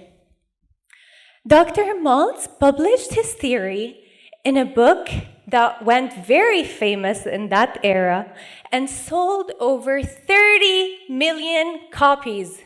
And here, the conflict started brewing. And it made sense why people were starting to believe his theory. Why? Number one, the number 21 is considered a short period of time, and that's also considered a source of temptation, which means something you can do. Number two, the number 21 is also long enough to be believable. A difficult challenge, but not impossible. I mean, who wouldn't love to change their whole life within just 21 days? Wouldn't you love to start waking up early in the morning every day? Wouldn't you love to start cooking healthy recipes? Wouldn't you love to start drinking weird smoothies? And all within less than 1 month? We'd go for it in a heartbeat. So is it true? Can we really change our lives within 21 days? I know that sounds very exciting, But there are actually a few factors you'd have to consider to be able to estimate the time it'll take you to form a new habit or get rid of an old toxic one. Number one is the complexity of your goal. If I decide to start eating fruit daily, which is considered a simple habit, I'd probably take less time than if I want to acquire a complex athletic skill, like a tennis serve. Number two, behavior consistency affects the speed of acquisition. Me repeating a certain behavior for 3 minutes a day is different than my friend repeating the same behavior for 30 minutes a day. So we want to clear things up. How long will it take us to form a new habit or get rid of an old one? And is there a reliable study that we can depend on? Answer is yes. There is a famous study by the psychologist Philip Lally titled How Are Habits Formed? The study followed 96 people over a period of 12 weeks. Each person chose a new 12-week habit to work on, such as drinking 3 cups of water before lunch or running for 15 minutes after dinner. After 12 weeks, the data was analyzed to determine the time needed to move from the old habit to start subconsciously carrying out the new one. And after 12 weeks, we found that it took approximately 2 to 8 months in order for the task to become a habit, and 66 days to be exact. The difference in time it took to form a habit was largely due to the task itself, the person, and their circumstances, as some were able to form the habit within 18 days, while others took 254 days. So according to psychologist Lally, if you want to know the time required to form a new habit or get rid of an old one, the truth is that you may need 2 to 8 months and not just 21 days. Guys, whether it's 2 months, 3 months, a year, 2 years, it doesn't actually matter how long it takes, as much as it matters that you have to begin with today. And once you begin, make sure to maintain your new habit. Make it part of your schedule, set reminders, create a supportive environment. And most importantly, you don't have to be perfect. Making a mistake once or twice has no lasting effects on your behavior. Actually, that'll give you time not to rush yourself into things. You have to give yourself time and not just rush yourself into becoming a better version. If I want to become a better person, I'll have to commit to the system and embrace the process. That way, I'll commit to making tiny improvements rather than rushing myself too hard into things. Change is not always easy, and it's not always simple. But with enough dedication, any habit can be reshaped. So if you really want it, becoming the best version of yourself, get up today and start working on it. I promise you'll get there. Thank you.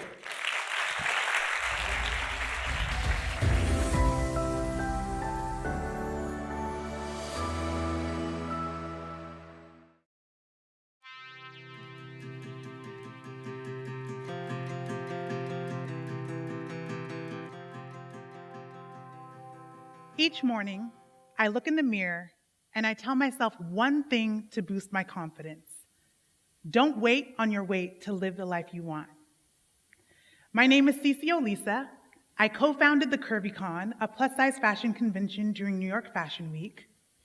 I'm also a lifestyle influencer, which basically means I share my life with thousands of people on the internet. Growing up, I always wanted to be on stage, dance, theater, singing. I loved it all. It takes confidence to go out on stage and perform, but luckily for me, there was no shortage of love and validation in my family. I like to think of confidence as a big red balloon that can either soar or deflate. My parents had the challenge of raising 3 daughters and making sure that each of our confidence balloons was sky high and full. They did a great job. Baby Cece had a soaring confidence balloon until around elementary school. I was the only Nigerian girl in my class, but that wasn't a problem. I was significantly taller than the other girls, and instead of long straight hair, I had big kinky natural hair, but those things weren't a problem either. The problem was my body. According to the National Report on Self-Esteem, 98% of girls feel that there is an immense pressure from external sources to look a certain way. In elementary school, a teacher pulled my mom aside to let her know that while I was a good dancer, I would not be allowed in our school's elite dance group because I didn't have a dancer's body. For the first time, my confidence balloon lost a little bit of air. I went to a performing arts high school with famous alumni like 6-time Tony Award winner Audra McDonald. My junior year, a teacher told me privately that while I had a great audition for the school musical, he just couldn't give me the part I wanted. Why? Well, he said, there would be that scene where you'd have to admit that you made love in the back of a car, and it's simply unrealistic that someone of your size would fit in the back of a car. As I listened to a teacher that I respected tell me that my body was the reason he was choosing to ignore my talent, my face got hot with embarrassment. A knot formed in the pit of my stomach. I thanked him for his feedback, and I rushed out of his classroom just as tears began to fall down my face. I wanted to quit.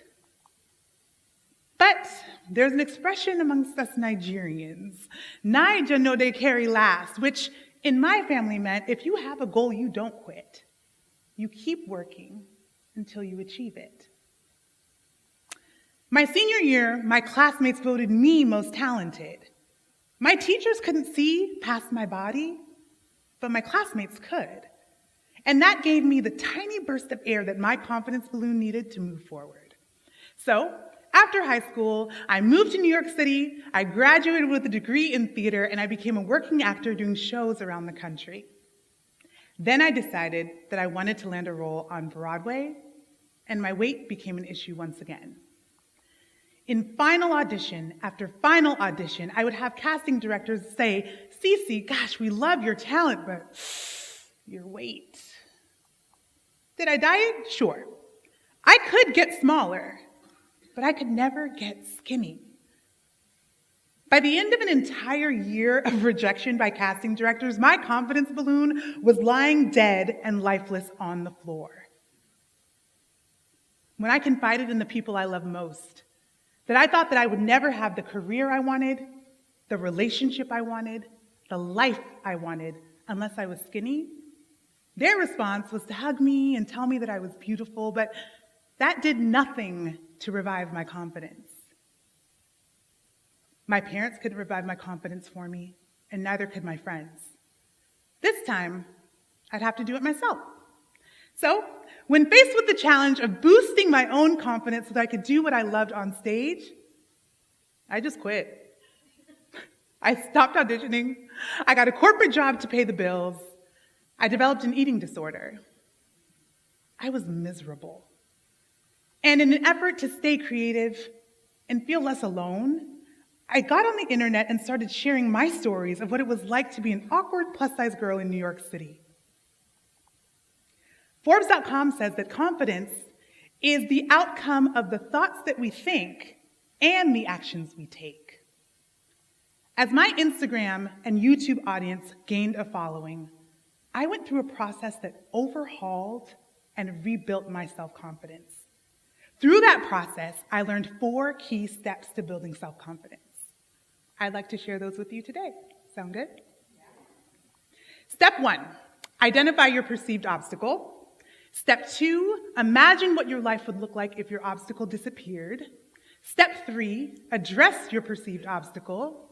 Step 4, choose to live the life you imagine today. That was a lot to take in, right? All right, let's break it down. Step 1, identify your perceived obstacle. So for me, I thought that my confidence would greatly improve if I lost a bunch of weight. That may not be the thing for you, and that is okay. In order to identify what your perceived obstacle, I invite you to finish this sentence. My life would be perfect if... So what is it? What is that thing that you are using as an excuse to opt out of the life that you really want? Now comes the fun part. Step 2, imagine what your life would look like if that obstacle disappeared. According to a Harvard psychology study, the brain actually can't differentiate between a real memory and an imagined one. This is why visualization is so important. I'll give you an example. While you think about what your life would look like if your obstacle was gone. So, I used to fantasize about myself as a skinny person. I've never been skinny in my life, but I was obsessed with Skinny Cece and the life that she would live. In my head, Skinny Cece would travel the world. Skinny Cece would wear what she wanted, not what would cover her up the most. She would get up in the morning and dress without shame. Skinny Cece would do what I consider the most vulnerable act I could think of. Skinny Cece would put a full body photo on her dating profile app. Now it's your turn. What does your life look like without your perceived obstacle? Are you sitting in a big corner office after a promotion? Are you boarding the plane to your dream vacation? While you think about that, let's move on to step 3. Address your perceived obstacle. Now, I am a firm believer in hiring therapists and coaches when it's time to level up. So when it was my turn to level up, I hired my first ever therapist, and I immersed myself into the world of online and body positivity. I decided, in order to address my perceived obstacle, I needed to remove skinny as a goal altogether. Now, before you say that I'm promoting obesity, I need you to hear me out for just a second. I was a 10-pound baby. So maybe, just maybe, I came into this world as a big girl, and it just is what it is. Yes, we live in a world that values the scale over the soul, that values youth over wellness, that values looking good over feeling good. But in a world like that, I chose to go against the grain. I chose to stand up for myself and embrace health as a practice, not a pant size. I decided that healthy living as a daily practice was my goal, and consistency was my measure of success. How will you address your perceived obstacle? Will you research scholarships while you figure out how to get into your dream school? Will you reach out to a therapist about past traumas that are bothering you? I'm going to be really candid here. Step 3 can take a long time to figure out. So, while we work on step 3, we're going to get started on step 4 at the very same time. Step 4, choose to live the life you imagine today. What you're probably thinking is, Cece, how can I live the life I imagine when I still have my obstacle, right? I can't do that. It's not true. You don't have to wait on your perceived obstacle, just like I didn't have to wait on my weight. Remember my Skinny Cece imaginary life? What did Skinny Cece do? Skinny Cece traveled the world. Here I am, traveling the world. I'm not skinny. Skinny Cece wore what she wanted. Here I am, wearing what I want. And I'm not skinny. Skinny Cece put a full body photo on her dating profile app. Here I am. Full body photo, dating app, not skinny. How will you choose to live the life you want right now? Nothing lights me up more than when I see people shouting me out on Instagram and sharing their stories of self-confidence. As you embark on your journey of self-confidence, I'd like to remind you of one thing. I started my journey because of my desire to stand on stage and do what I want. So, I identified my perceived obstacle. I imagined what my life would look like if that obstacle disappeared. I made a plan to address my perceived obstacle, and then I chose to start living the life I imagine right away. And guess what? Here I am, standing before you, doing what I love on stage. Thank you.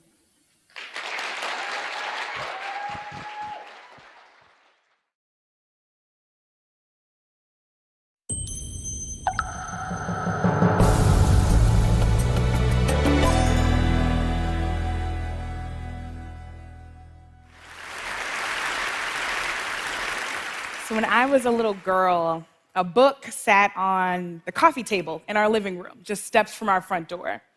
Now, the living room is a first impression.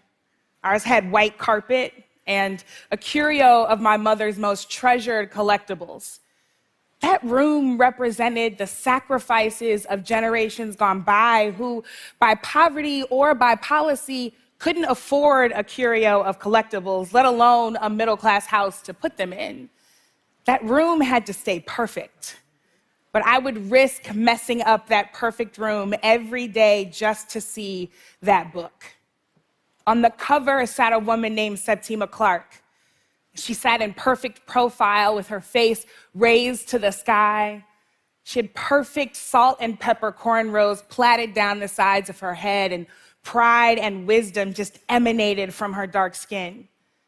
Septima Clark was an activist and an educator, a woman after whom I'd eventually model my own career.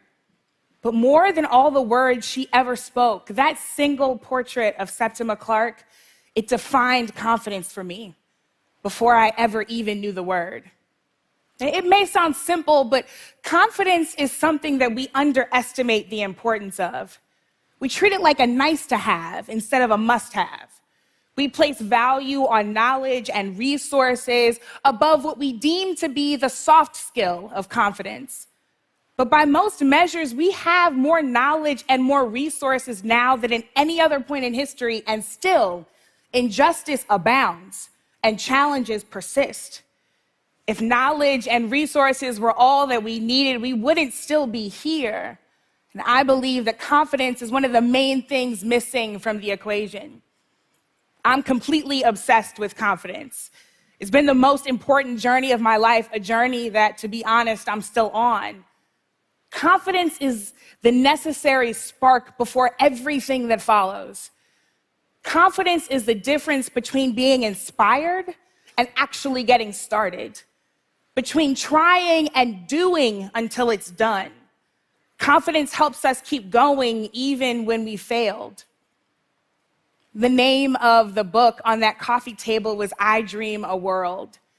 And today, I dream a world where revolutionary confidence helps bring about our most ambitious dreams into reality. That's exactly the kind of world that I wanted to create in my classroom when I was a teacher. Like a Willy Wonka world of pure imagination, but make it scholarly. All of my students were Black or brown. All of them were growing up in a low-income circumstance. Some of them were immigrants, some of them were disabled, but all of them were the very last people this world invites to be confident. That's why it was so important that my classroom be a place where my students could build the muscle of confidence, where they could learn to face each day with the confidence you need to redesign the world in the image of your own dreams. After all, what are academic skills without the confidence to use those skills to go out and change the world? Now is when I should tell you about two of my students, Jamal and Regina. Now, I've changed their names, but their stories remain the same. Jamal was brilliant, but unfocused. He would squirm in his chair during independent work, and he would never stay still for more than 3 or 4 minutes. Students like Jamal can perplex brand new teachers because they're not quite sure how to support young people like him. I took a direct approach. I negotiated with Jamal. If he could give me focused work, then he could do it from anywhere in the classroom, from our classroom rug, from behind my desk, from inside his classroom locker, which turned out to be his favorite place. Jamal's least favorite subject was writing, and he never wanted to read what he had written out loud in class. But we were still making progress. One day, I decided to host a mock 2008 presidential election in my classroom. My third graders had to research and write a stump speech for their chosen candidate, Barack Obama, Hillary Clinton, or John McCain. The heavy favorites were obvious, but one student chose John McCain. It was Jamal. Jamal finally decided to read something that he had written out loud in class. And sure enough, Jamal stunned all of us with his brilliance. Just like Jamal's dad, John McCain was a veteran. And just like Jamal's dad protected him, Jamal believed that John McCain would protect the entire country. He wasn't my candidate of choice, but it didn't matter because the entire class erupted into applause. A standing ovation for our brave friend Jamal, who finally showed up as his most confident self for the first time that year. And then there was Regina.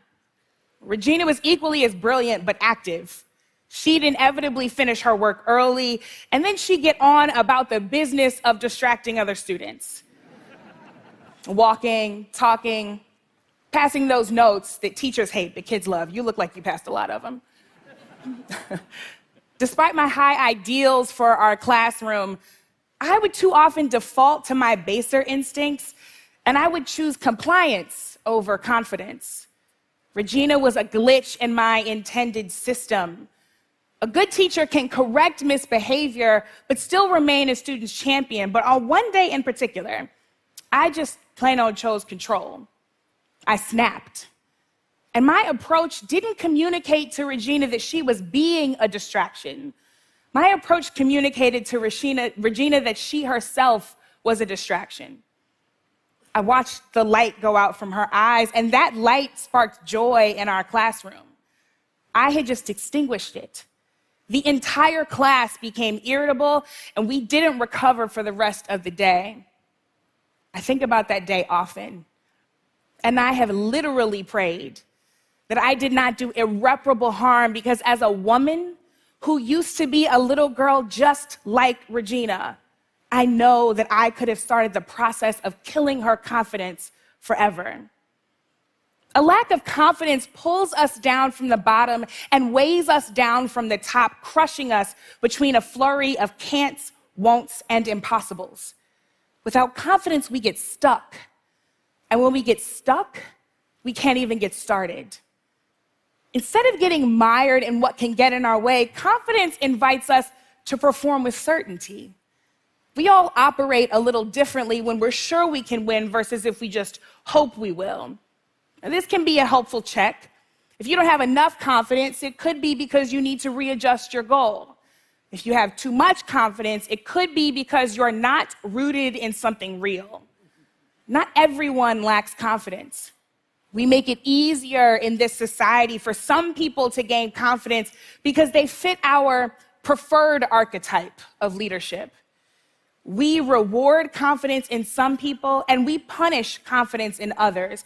And all the while, far too many people are walking around every single day without it. For some of us, confidence is a revolutionary choice. And it would be our greatest shame to see our best ideas go unrealized and our brightest dreams go unreached, all because we lacked the engine of confidence. That's not a risk I'm willing to take. So how do we crack the code on confidence? In my estimation, it takes at least 3 things: permission, community, and curiosity. Permission births confidence, community nurtures it, and curiosity affirms it. In education, we've got a saying that you can't be what you can't see.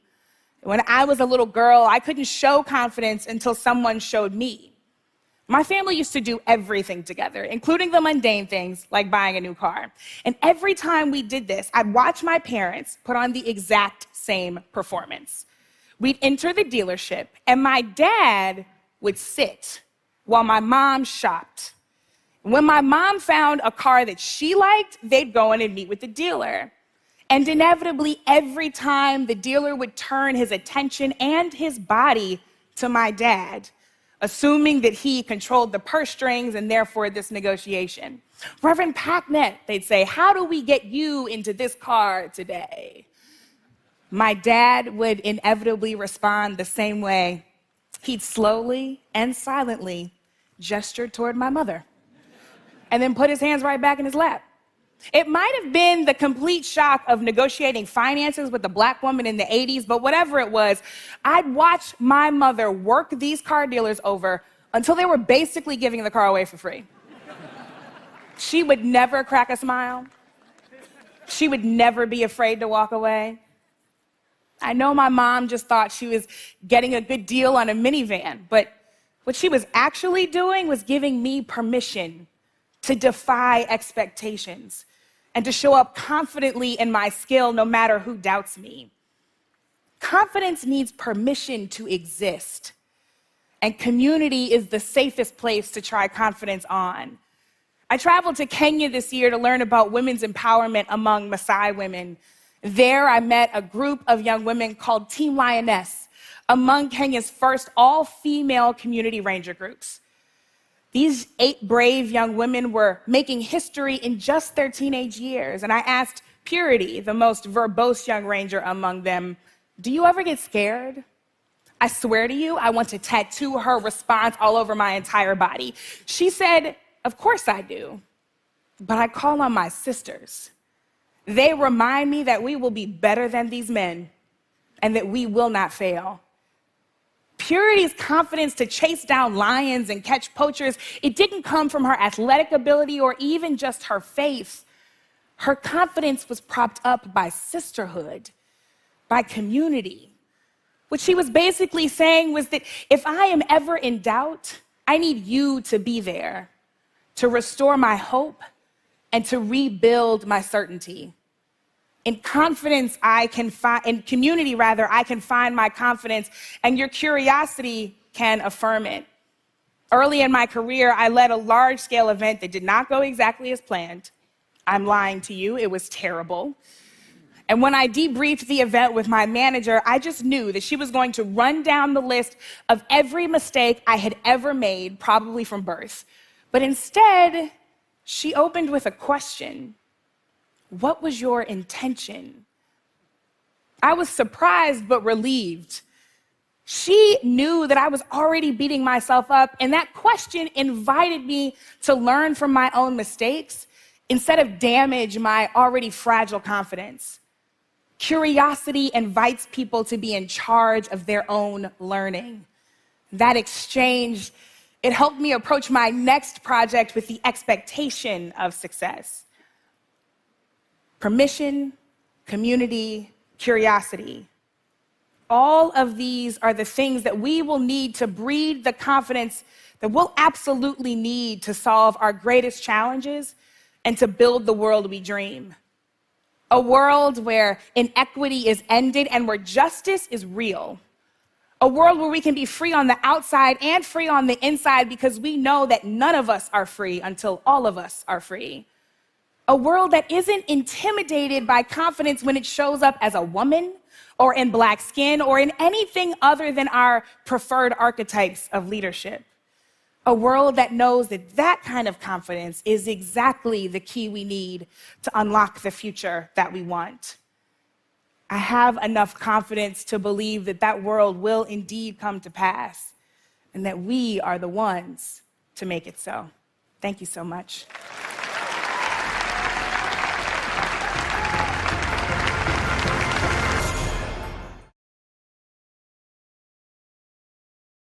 It was 2:45 p.m. on a rainy Friday in Los Angeles. My dad was just brewing a cup of coffee in the kitchen when he answered a call from an unknown number. He froze as he heard a woman violently crying and screaming on the other side of the line. Next, a strong, masculine voice came on. And he said to my dad, "We have your daughter. And if you don't listen to every single word that we say, we're going to kill her." My dad paused. He lost his breath for a moment, and he managed to ask, "Can I talk to her? Do you want us to break her arm?" They taunted him. Now, you have to understand, I'm one of 2 daughters. And sadly, just 6 months before this phone call came in, we took my big sister off of life support. I'll never forget the day that she died. My dad looked at me with this grief, with this heartbreak, bigger than the entire sky. And he kept repeating to me, saying, now I only have one daughter left.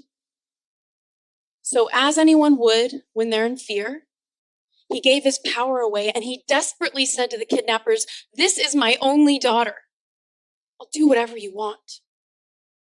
Are you alone? The kidnappers asked him. And in that moment, he locked eyes with my mom across the kitchen, pressed his finger to his lips, silently begging her to remain quiet. And he said to them, yep, I'm alone, as he scribbled on a napkin.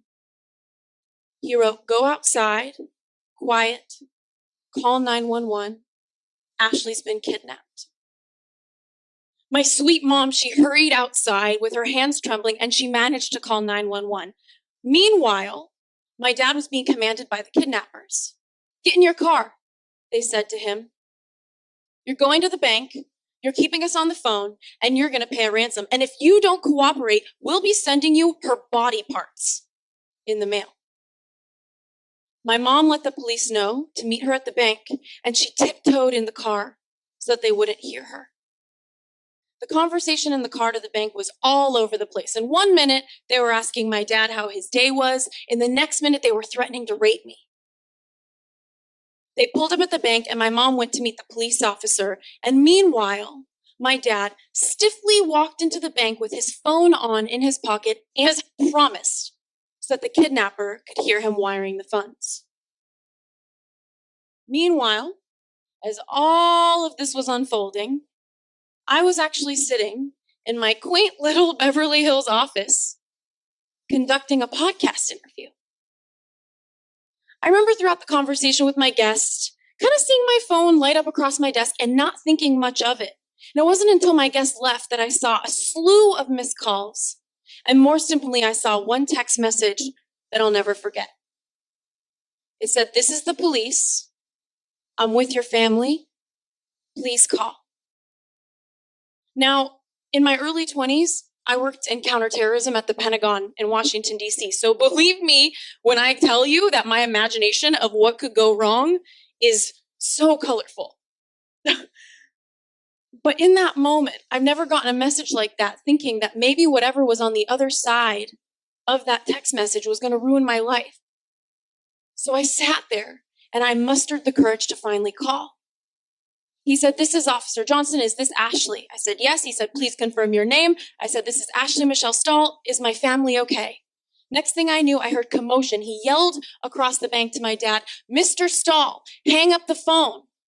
She's on the line. It's a scam. I heard a ton of commotion, and then my dad grabbed the phone from the police officer. And he came onto the phone with me with a voice sounding more fragile than I've ever heard him before. And all he said to me was, is it you? I said, yeah, it's me.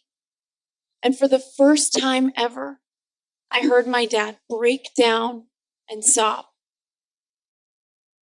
He didn't sob like that when I was a little girl. I remember one of his businesses went under and our family went through an incredibly hard time. And he didn't sob like that when I was in middle school. I came home one day and he told me he had stage 3 cancer. And he didn't sob like that the day my big sister passed away. Never. He kept asking me if it was me, and I felt like I had to prove that it was. So I said, yeah, Dad, it's me. We dressed up as hot dogs together for Halloween. You love cheesecake. I just signed my book deal. It's me, Dad. And he met me with one question. He said, can you please just come home? So I was on my way, and I remember walking through the front door of my parents' house. My dad rushed over to me, and we hugged heart to heart. And I felt his pain in a way that I've never felt on another person. It was in that moment that I also realized that parents aren't superhumans, that they're just people like you, like me, doing the best that they can. He walked me through the phone call from start to finish, and I couldn't believe that for 2 entire hours, he was living one reality while I was living a completely separate one. But knowing that the truth always leaves clues, I couldn't help but wonder, How did my super smart dad get so duped? And did the crying woman even sound like me? And how did he manage to give his power away so quickly to a bunch of strangers? So eventually I managed to ask him, did you ever doubt that this was real? And he gave an answer that we all tend to give when life corners us and we buy into fear. He said to me, I didn't think that there was another option. Thinking about that, he went on about how we get so scared and how somebody was screaming on the line and you don't really have time to think about that. And that totally made sense to me. But throughout the rest of the night, I sat there in so much sadness and some anger, looking at how traumatized. I'd never seen my 75-year-old dad so traumatized. Wondering, how could somebody do this to another person? And it was in that moment that something completely unexpected washed over me. And it was compassion. Not just for my dad, but for the fake kidnappers. I wondered, why would somebody choose a career path of scaring people like that and robbing them of their life savings? And the only answer I could come up with was, maybe they didn't think they had a better option.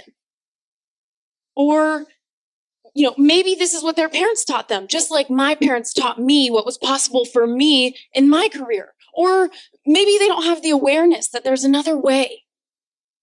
Put simply, maybe this was the best that they thought they could do to get by, survive, and meet their needs in the world and pay their bills. Often we kidnap ourselves from the lives that we actually want because we think a different path is going to help us survive, get by, pay our bills, or meet our needs in the world. I pulled out my journal and I wrote at the top of it, I'm my own kidnapper. I listed all of the ways over the years that I silenced the truth of what I actually want. All of the times that I took myself captive on soul-crushing journeys that I didn't even want to be on. I thought about how so many of us choose majors in college or career paths that we don't even want to be on because we think it's going to help us survive, get by, or meet our needs in the world. But it doesn't have to be that way. I encourage you to ask yourself, where am I kidnapping myself from the life that I really want? How am I giving away my power, getting into fear, just to meet my needs in the world? When we go into fear, we give away our power and we disconnect from who we really are and what we really want. But as a career coach, I've learned that there are 3 key steps that you can take right now to make what I love to call a U-turn, which is the decision to get out of fear and come home to yourself. So the first step is to do a self-audit. Really ask yourself, where am I holding myself captive? This means being honest with yourself about where you are, what's working for you, and what isn't. And if you think about it, we come into the world, our natural state is with so much love, creativity. Think about kids, they have inspiration. And yet over time, we're taught to fear. And fear is a necessary inner alarm system that we all need to survive in the physical world. Think about it. We learn to look both ways before we cross the street. We learn not to touch the stove when it's hot. We learn not to talk to strangers. But over time, we get hurt. Life throws us curveballs.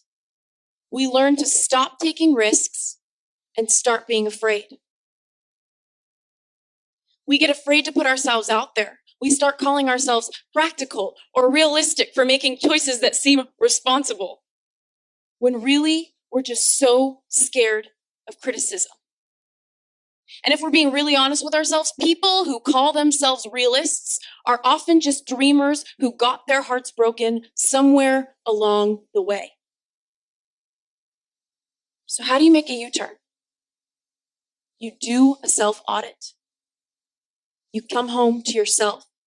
And that's why one of my favorite questions to ask people is, what do you know that you wish you didn't know? What do you know that you wish you didn't know? Maybe some of you know that you're hiding from the truth. Deep down, you know you're hiding from the truth. Maybe you're hiding from the fact that you hate your job, but you don't want to admit it because you're scared and you don't know where to go next. Or maybe you're hiding from the fact that you married the wrong person, but you're scared to admit it because it's going to unravel your life to get a divorce. Or maybe you know that something's going on with your health, but you're scared to go to the doctor because you don't want to hear the diagnosis. Whatever it is, tap into what's deeply true for you. Seeing things as they are, not worse than they are, not better than they are, but as they actually are. In order to figure out what you really want, you need to see the truth of where you are. And maybe right now you feel pain bubbling up inside of you as you look at what's true for you. But know this. Pain is often a trampoline that will launch us into our next stage of life if we're willing to let it. The second step is to follow your freedom. Follow your freedom. This means paying attention to what feels good to you so that you can finally set yourself free. So you're probably wondering right now, okay, Ashley, how do I feel what feels good? Very fair question. We live in a world right now of internet trolls and tweets and text messages, and the data is officially in. We are so connected that we're somehow, according to research, more disconnected than ever. In fact, in the United States alone, 71% of the workforce is on the job hunt, and I believe as a career expert that that is because people don't like where they are. More than 70% of the United States is taking prescription drugs, and more than half of marriages are ending in divorce. We've heard it all before. Do what you love and the money will follow. Or my least favorite piece of advice, follow your passion. These short expressions are often a fast track to nowhere. But when you learn to really follow what feels good to you, your purpose is often either right in front of you or on the periphery of that. So maybe you're wondering, well, how do I really connect to my body? How do I feel? What feels good? You're still being with this question. And that totally makes sense to me. Right now, scientists are calling our gut our second brain. And you've probably heard the research that suggests that there's more than 200 million neurons in our gut, which is equivalent to the size of a cat or dog's brain. So what does that mean to you? That means if in your nervous system you're feeling some sort of anxiety or disconnect, some nerves, something feels off, to trust it because your body is a messenger and it is constantly giving you feedback. In my early 20s, when I moved to Washington, D.C. to work in counterterrorism, I didn't know if that was going to be my ultimate career path, but something about it felt good to me. And guess what happened on the periphery? I succeeded in my career. I learned how to master the job hunt, and I became a career expert. And guess what happened on the periphery of that? I became a published author, my biggest dream. In a world of climbing the corporate ladder, 5-year plans, and unnecessary degrees, we are all striving for something that is so unrealistic, and it's perfection. But who you are at age 25 isn't going to be who you are at age 30, and it certainly isn't going to be who you are at age 40. And that's why I invite you to see your career as an experiment that really meets you where you are, a vehicle for your own self-expression. You can start with writing down all of your ideas and checking in with your body, seeing how they feel to you. Do you feel joy or do you feel fear? Do you feel expansion or do you feel contraction? Do you feel liberation or do you feel suffocation? That's why one of my favorite tools to recommend people that they use is called a joy journal.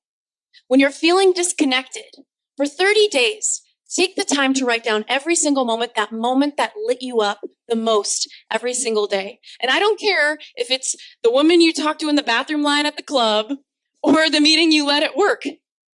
Pay attention. And at the end of the 30 days, take note of if there's any patterns in your inspiration. Really ask yourself, what skill set am I using when I'm the most inspired? Because when you're in your inspiration, you're not being run or kidnapped by your fear. And the third step is to engage.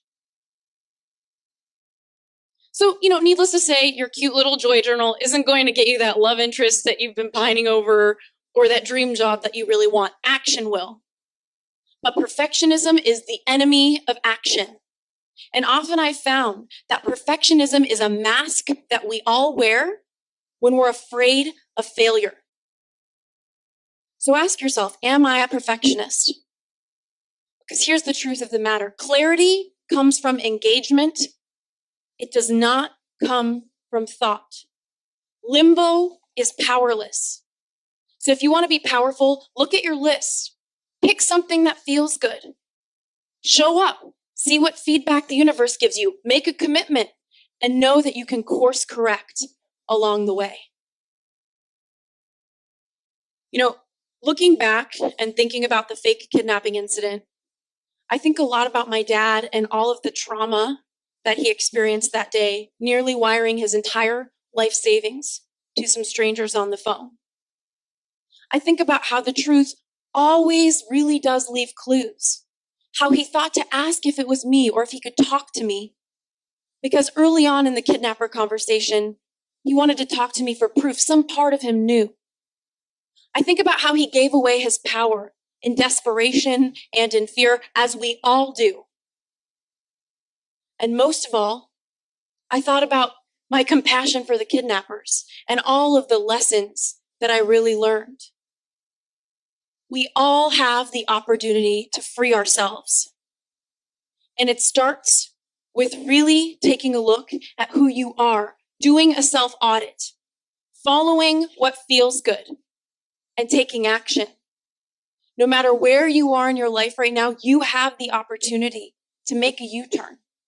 That means connecting to the truth, connecting to your body, connecting to your joy. Most of all, that means making your U-turn. Thank you.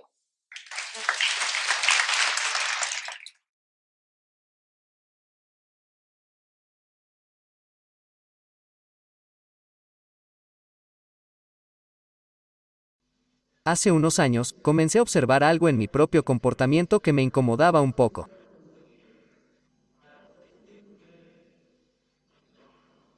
Y fue que desde el momento en que me desperté hasta el final del día, mi vida fue una serie de pantallas. Comencé el día con lo que me despertó a primera hora de la mañana, mi teléfono, así que me senté en la cama a ver varios videos de cocina en Instagram y salté entre un montón de aplicaciones diferentes. Pero llegó el momento de levantarse de la cama y preparar el desayuno, así que en lo que me concentré entonces, además de la tortilla en la sartén, fue en el iPad que estaba justo al lado del horno. Y luego llegó el momento de trabajar un poco, así que fui a una pantalla diferente que estaba adjunta a otra pantalla. Mientras tanto, este pequeño demonio en mi muñeca estaba golpeando, emitiendo pitidos y blue ping y distrayéndome mientras intentaba hacer cosas importantes. Pero hubo un delincuente en particular de todos estos dispositivos diferentes en el que perdí más tiempo que en cualquier otra cosa. Esa fue esta cosa cobarde, mi teléfono. Podría pasar horas en esto todos los días. Y entonces decidí esencialmente, para todos los efectos, deshacerme de la cosa durante un mes. Como experimento, pensé, voy a vivir con esto solo 30 minutos todos los días como máximo. Y esta es la cantidad de tiempo que tengo para los mapas, esta es la cantidad de tiempo para llamar a mi madre, esta es la cantidad de tiempo que tengo para todo lo que posiblemente quiera hacer, para escuchar música, para escuchar podcasts, y observé lo que sucedió durante este tiempo. Me tomó alrededor de una semana ajustarme a un nuevo nivel de estimulación más bajo, pero una vez que lo hice, noté que comenzaron a suceder 3 cosas curiosas.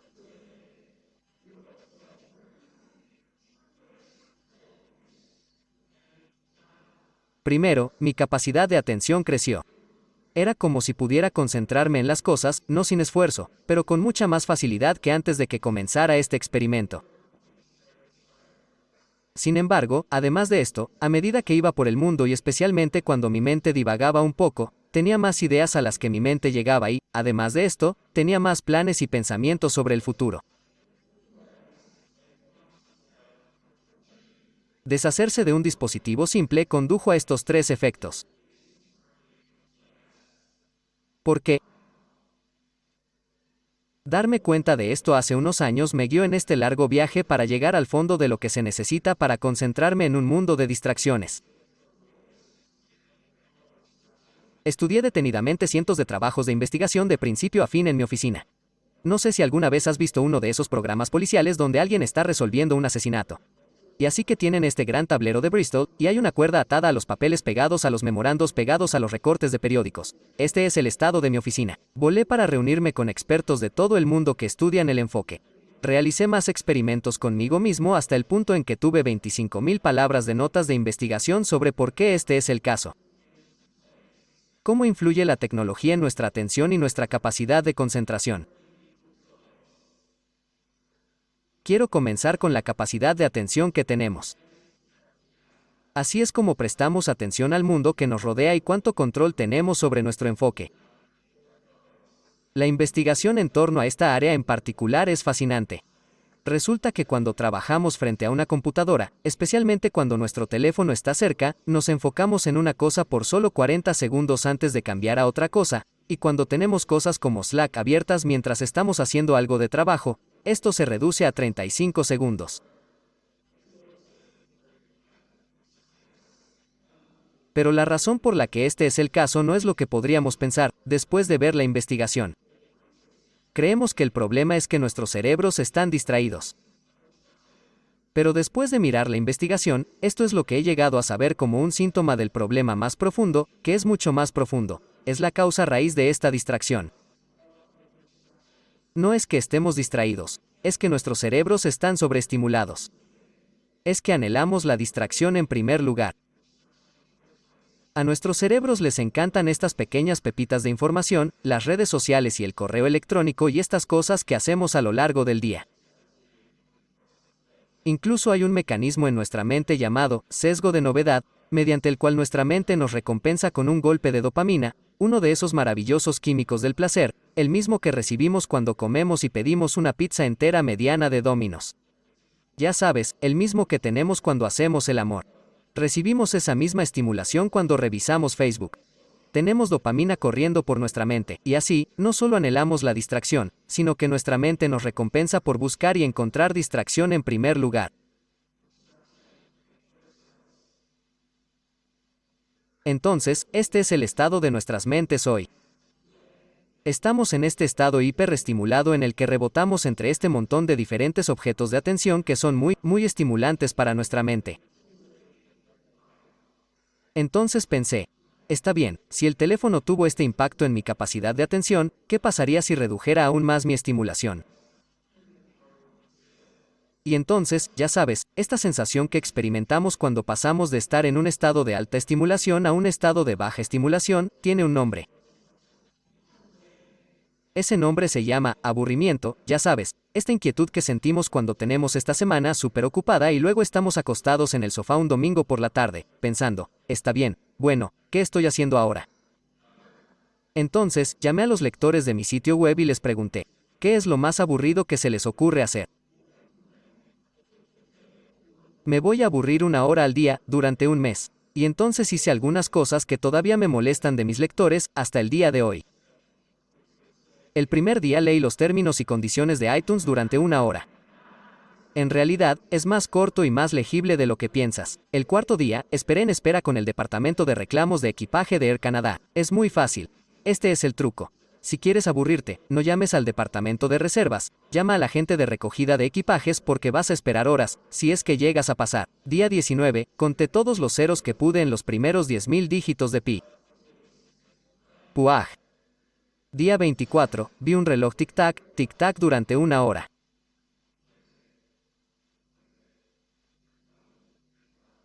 Y otras 27 actividades este mes. Dios. Todavía pienso en volver, pero, curiosamente, noté exactamente los mismos efectos que durante el experimento con el teléfono inteligente. Mi mente tardó alrededor de una semana en adaptarse a un nivel de estimulación más nuevo y más bajo, y esto se mapea, curiosamente, además de la investigación que muestra que nuestra mente tarda unos 8 días en calmarse y descansar por completo, como cuando estás de vacaciones, como ejemplo. Nuestras vacaciones deben ser más largas de lo que son hoy. Pero también noté que mi capacidad de atención se expandió.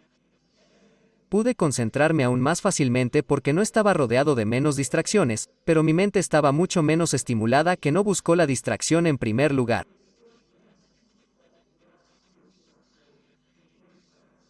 Pero la parte divertida fueron estas ideas y planes que me llamaron la atención y que antes no lo habían hecho, y la razón por la que este es el caso es porque mi mente tuvo la oportunidad de divagar más a menudo.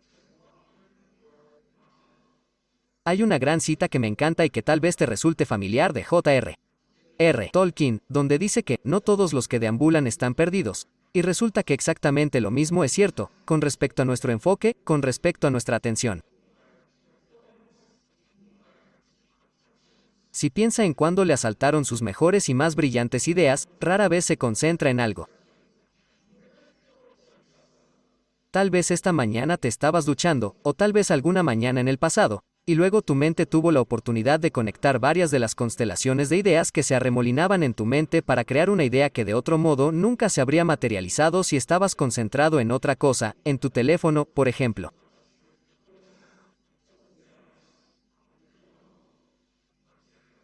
Este es un modo, especialmente cuando lo hacemos deliberadamente, cuando dejamos que nuestra mente divague. Llamo a este modo enfoque disperso, y la investigación muestra que permite que nuestra mente genere ideas, permite que nuestra mente planifique debido a dónde vaga nuestra mente. Esto es fascinante.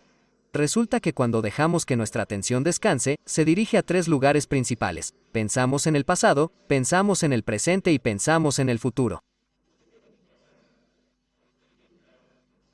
Pero pensamos en el pasado menos de lo que podríamos pensar, solo alrededor del 12% del tiempo, y con frecuencia estamos recordando ideas en estos episodios de pensamientos errantes. Pero el presente, que es un lugar mucho más productivo para vagar, deambulamos pensando en el presente el 28% del tiempo. Y esto es, ya sabes, algo tan simple como escribir un correo electrónico y no puedes encontrar la manera de expresar algo porque es muy delicado. Tal vez es político, vas y caminas a otra habitación de la casa, la oficina y la solución te golpea porque tu mente tuvo la oportunidad de abordarlo y empujar ese problema desde diferentes direcciones. Pero aquí está la cosa, nuestras mentes vagan pensando en el futuro más que en el pasado y el presente combinados. Cada vez que nuestra mente divaga, pensamos en el futuro el 48% del tiempo. Por eso, cuando nos duchamos, planificamos todo el día, aunque aún no haya comenzado. Esto se denomina sesgo prospectivo de nuestra mente y ocurre cuando nuestra mente divaga. Si eres bueno con las matemáticas, o las matemáticas, debería decir, ya no en Canadá, estos números no suman 100. Es porque el resto del tiempo, nuestra mente está aburrida, en blanco, o no tiene una idea dentro que esté enraizada en el tiempo. Pero sea lo que sea para ti que deje divagar tu mente, algo que sea simple, algo que no consuma toda tu atención. El mío resulta ser algo que no es necesariamente un estereotipo de mi edad y género demográfico, pero me encanta tejer. Tejer es uno de mis pasatiempos favoritos. Tejo en aviones, tejo en trenes, tejo en habitaciones de hotel. Estaba tejiendo en la habitación del hotel antes de este evento hoy porque te ayuda a calmarte, te ayuda a calmar tus nervios. Y se me ocurren tantas ideas cuando tejo que tengo un bloc de notas a mi lado. Pero sea lo que sea para ti, podría ser tomar esa ducha extra larga, podría ser tomar un baño, convertir su ducha en un baño para que pueda empaparse no solo con su cuerpo sino también con sus ideas. Podría ser simple, si estás en el trabajo caminando de una habitación a otra en la oficina, cambio muy simple, pero si no usa tu teléfono durante esa caminata, tu mente irá a la reunión a la que está a punto de asistir, irá a la llamada en la que acaba de estar, vagará a las ideas que están circulando, y te hará más creativo de esta manera.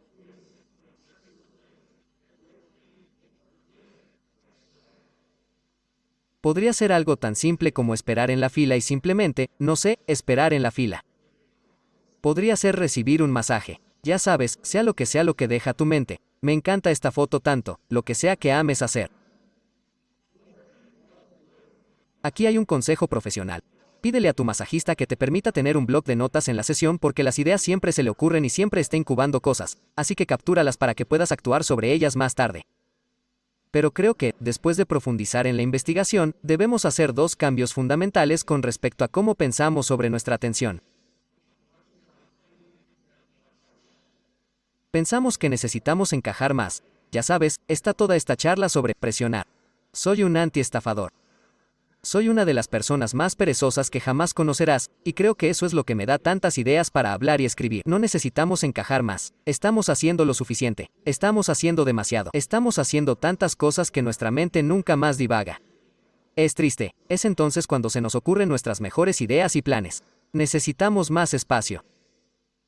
Si observas lo que permite que el tráfico se mueva por una carretera, lo que le permite avanzar no es qué tan rápido se mueven los autos, como es de esperar, es cuánto espacio existe entre los autos que permite que el tráfico avance.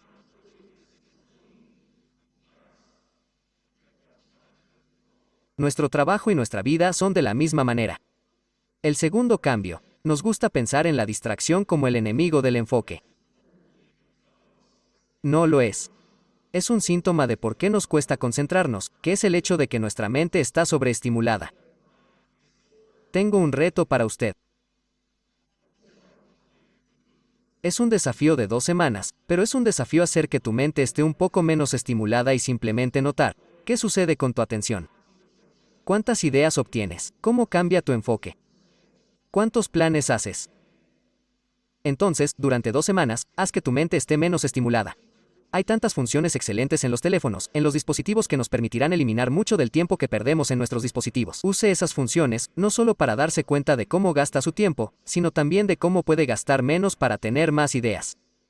Haz un ritual de desconexión todas las noches. Uno de mis rituales diarios favoritos. Me desconecto completamente de Internet de 8 de la noche a 8 de la mañana. Mi prometida y yo tenemos un ritual de desconexión semanal, un sábado tecnológico todos los domingos, para desconectarnos del mundo digital y reconectarnos con el mundo físico, el mundo real, actual. Redescubre el aburrimiento, no tienes que hacerlo durante 1 hora. No llame a Air Canada, es solo un mundo del infierno. Pero redescubre el aburrimiento solo por unos minutos. Acuéstate en el sofá, y a dónde va tu mente, y dispersa tu atención. Encontrarás algunas cosas notablemente fructíferas en esa zona de atención.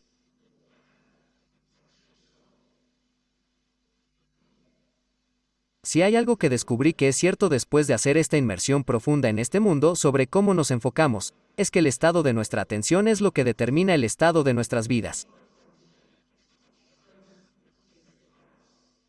Si nos distraemos en cada momento, esos momentos de distracción y sobreestimulación se acumulan para crear una vida que se siente más distraída y abrumadora, como si no tuviéramos una dirección clara. Pero cuando estamos menos estimulados, cuando calmamos nuestra mente, obtenemos los beneficios de mayor productividad, enfoque, ideas y creatividad, pero también vivimos una vida mejor gracias a ello. Muchas gracias.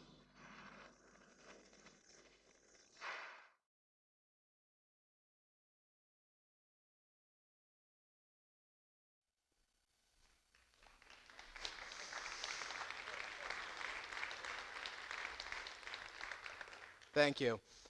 Hello, my name is Kevin Baylor, and I'm the grant writer for the Allentown Symphony Association. And I always find that a strange way to introduce myself. It's not that I don't like my job, I'm very proud of it, but why is that our only introduction? When I was 5, I had lots of introductions. Hi, my name is Kevin, and my favorite color is green. Hi, my name is Kevin, and I have a cat named Tiger. Hi, my name is Kevin, and I love finger painting. Admittedly, that last one was kind of playing it safe because, let's be honest, who doesn't love finger painting? But I didn't pick it because it was safe. I picked it because I was always honest and upfront about who I was and what I loved. When I was in elementary school, I changed my introductions to match my newest interests. Hi, my name is Kevin, and I like watching Power Rangers. Hi, my name is Kevin, and I do the martial art Aikido. Hi, my name is Kevin, and my favorite food is quiche. Yes, I was a very weird boy, and I admit it. But there reaches an age when being honest and open about yourself is the social equivalent of getting "kick me" tattooed across your forehead. So as I got older, I slowly picked the safer options. By the time I was in high school, I had changed my introductions to match what was normal. Hey, I'm Kevin, and I like watching The Simpsons. Hey, I'm Kevin, and I like eating corn pops. I didn't even tell people I did martial arts. And it's not that I ever lied about myself. I just told people the parts of me they expected to hear. How come? Well, in case you don't remember high school very well, you need to fit in. And whether you want to fit in with the popular kids, or if you want to fit in with a counterculture, if you want to have any friends, you need to have something in common with somebody. And the safer your introduction, the more likely you are to connect. So I figured out how to say the right things, and I survived high school without being ostracized as a quiche-gobbling wannabe ninja. And that was a victory. But when graduation day came, I was so excited for college. This was a place where people paid money to learn. It had to be filled with incredibly passionate people, right? Yeah, guess how wrong I was. I'll give you a hint. It was a lot. It turns out that, passionate or not, everybody on campus had one introduction. Hey, I'm Kevin, and my major is... And nobody cared what your major was. It was just the only allowable introduction. But do you know why? Because everybody had one. It was this way to kind of define yourself, but always within the safety of the established programs. Now I have to admit, I have not always been the charming, charismatic, sharp-dressed man you see before you. In fact, I used to be a huge nerd that would do anything to have friends. So when I was in college, I mastered the safe introduction. And I mastered the safe conversation. And I mastered the safe friendship. And you know what? Safe friends are boring. We didn't do anything. We sat in our dorms, complained about teachers and homework, and that was hanging out. By the time I was in junior year, I had more friends than I had time to spend with them. And I wasn't even enjoying myself. And when I realized this, it pushed me over the tipping point. And I finally stopped caring about fitting in. And I started caring about being happy. So instead of being safe, I started being honest. Hi, I'm Kevin, and I'm fascinated by chemistry and physics. Hi, my name is Kevin, and my favorite band ever is Muse. Hi, my name is Kevin, and I love finger painting. You don't grow out of it. You don't. And the funny thing about allowing myself to just be me is that all those boring people stopped wanting to hang out with me because I wasn't safe. And all the people who stuck around were awesome. These were people that did things. We hiked, we swam, we practiced martial arts together. We could discuss anything from black holes to stand-up comedians, from Wittgenstein to Winnie the Pooh. And all the while we were laughing. And it's so easy to get lost in having a good time. So I made sure to remind myself of one simple fact. I would never have my true friends if I wasn't willing to be rejected by everybody else. So when I graduated college, I was ready to enter the real world. I'd learned to let go of the safety of conformity, and I was ready to meet other self-actualized adults. And guess how many I met? Yeah, about the same as you. No, it turns out that it was just the same introduction from college, only now it wore a suit, or more often, a name tag. Hello, my name is meaningless, and I am my job.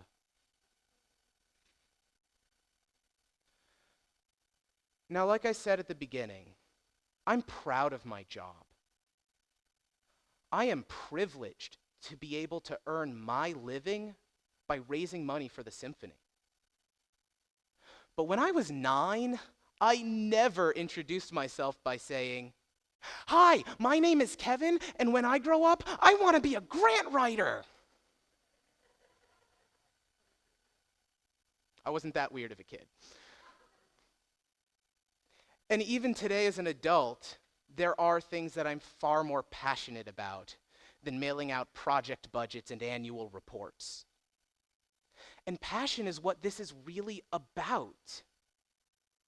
I find it so mind-blowing that so many people have so many passions and so badly want to share them with the world, but they don't for fear of being criticized by people they don't even care about. I'll talk about my passions with anybody. Some crowd at a party, the woman in line at the grocery store, you there in the back. Whoever.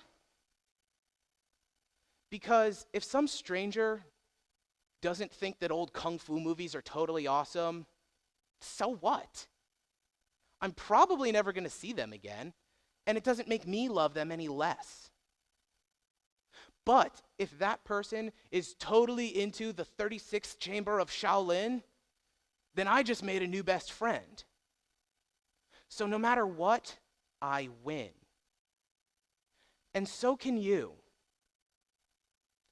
The ultimate question here is, how do you introduce yourself? And that's tricky. You know me pretty well by now, but I've had a good 8 minutes to tell you who I am. How do you convey all of that in a single sentence? And that's something you have to figure out for yourself. And I challenge you to do it. But I know that it helps to have an example to inspire you. So allow me to close with my introduction. Hello, my name is Kevin Baylor, and I love it when people are truly happy. Thank you.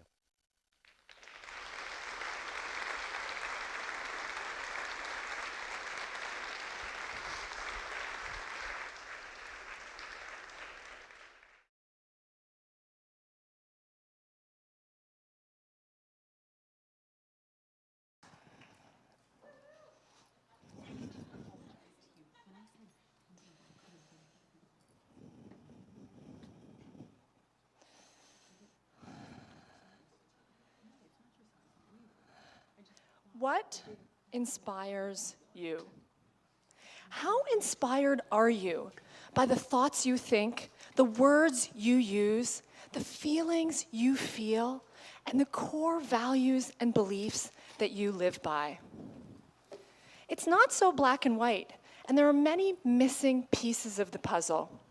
The more information we have on diet, exercise, and weight loss, the higher the rates of body dissatisfaction and life dissatisfaction we have than ever before in history. I want to leave you with two things by the end of this talk. One, how greater self-love will inspire your life. And two, how to cultivate more of it.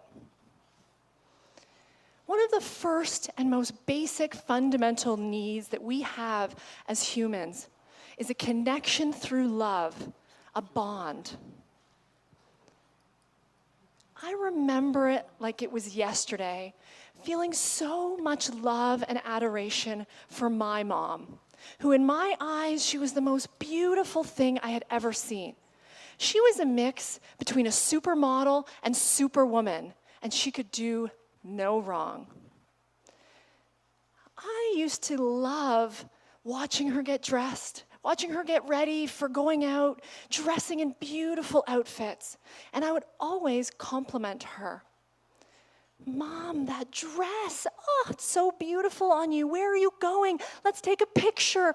Oh, I love that. That looks so good. And in return, I would receive, oh, this? Oh God, no, I look so fat today. No pictures. Oh God, oh no, no, no.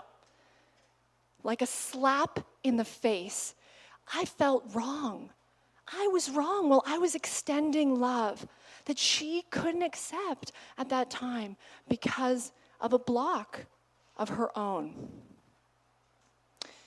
When will it be that we need to stop justifying, people-pleasing, looking outside ourselves for validation about our worth that we know comes from within?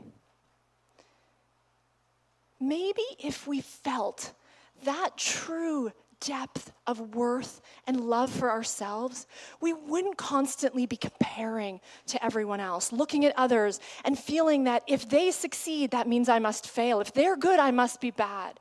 This natural scarcity and this feeling of competition with all those around us. When will it end? I know it's possible for us to look in the mirror and see true beauty, see love with kindness, compassion, empathy, and true magnanimous love. Magnanimous is deeper than unconditional love. It goes to the depths that include compassion and kindness, true depth. Diets don't work. Love does. Negative emotions cause nervous system chaos, while positive emotions bring the nervous system into alignment. We make better choices for our lives and for our health when we come from a positive emotional space. And we feel it right here. Did you know we have on average 70,000 thoughts in a single day? And did you know that 98% of those thoughts are repeats from yesterday? And that about 80% of them are negative towards ourselves or somebody else. How do you think all that negativity is making you feel?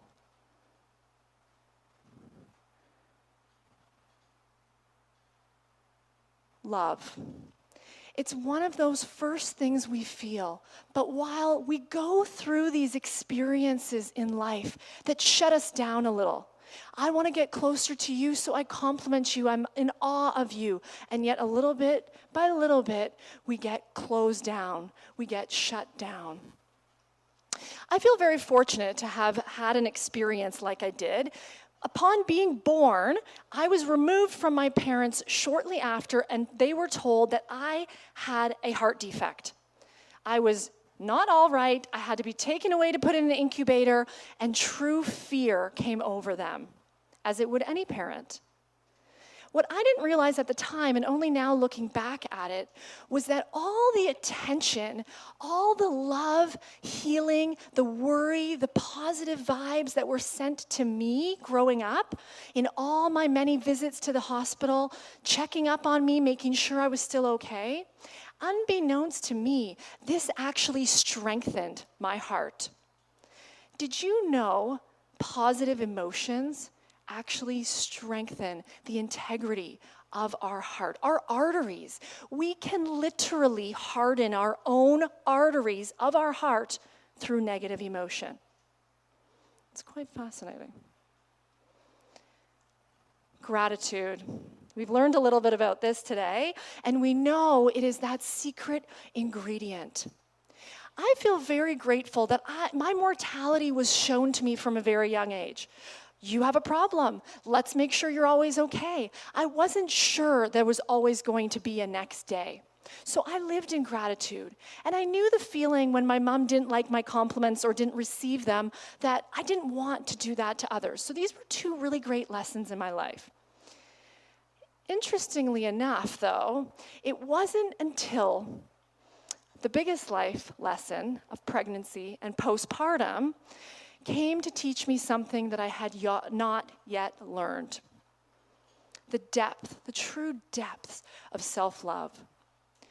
Day after day, thousands of babies are being born, and moms are feeling the pressure of needing to lose weight, of look a certain way, of doing certain things to make sure they measured up. But we really don't want to lose weight in that time of our lives. We don't want to focus on things that we should be superficially obsessed about. We want to focus on the love and connection and bonding with our babies. But I too fell prey to our weight-obsessed culture. And I was worried after I had gained over 50 pounds in my pregnancy, worrying that what would people think of me if I was a trainer and I was overweight? And I had all these preconceived notions of things I had to do, what I needed to do to keep up, what I made sure that I should do so that I could tell others to do this.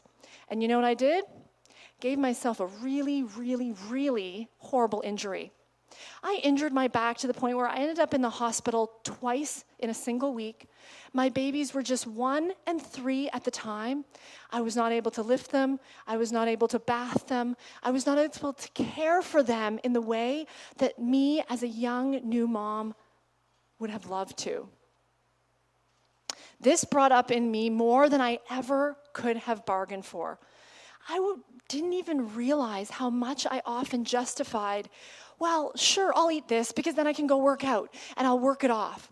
And I had all these weird stories and messages that I didn't even realize were happening in my head.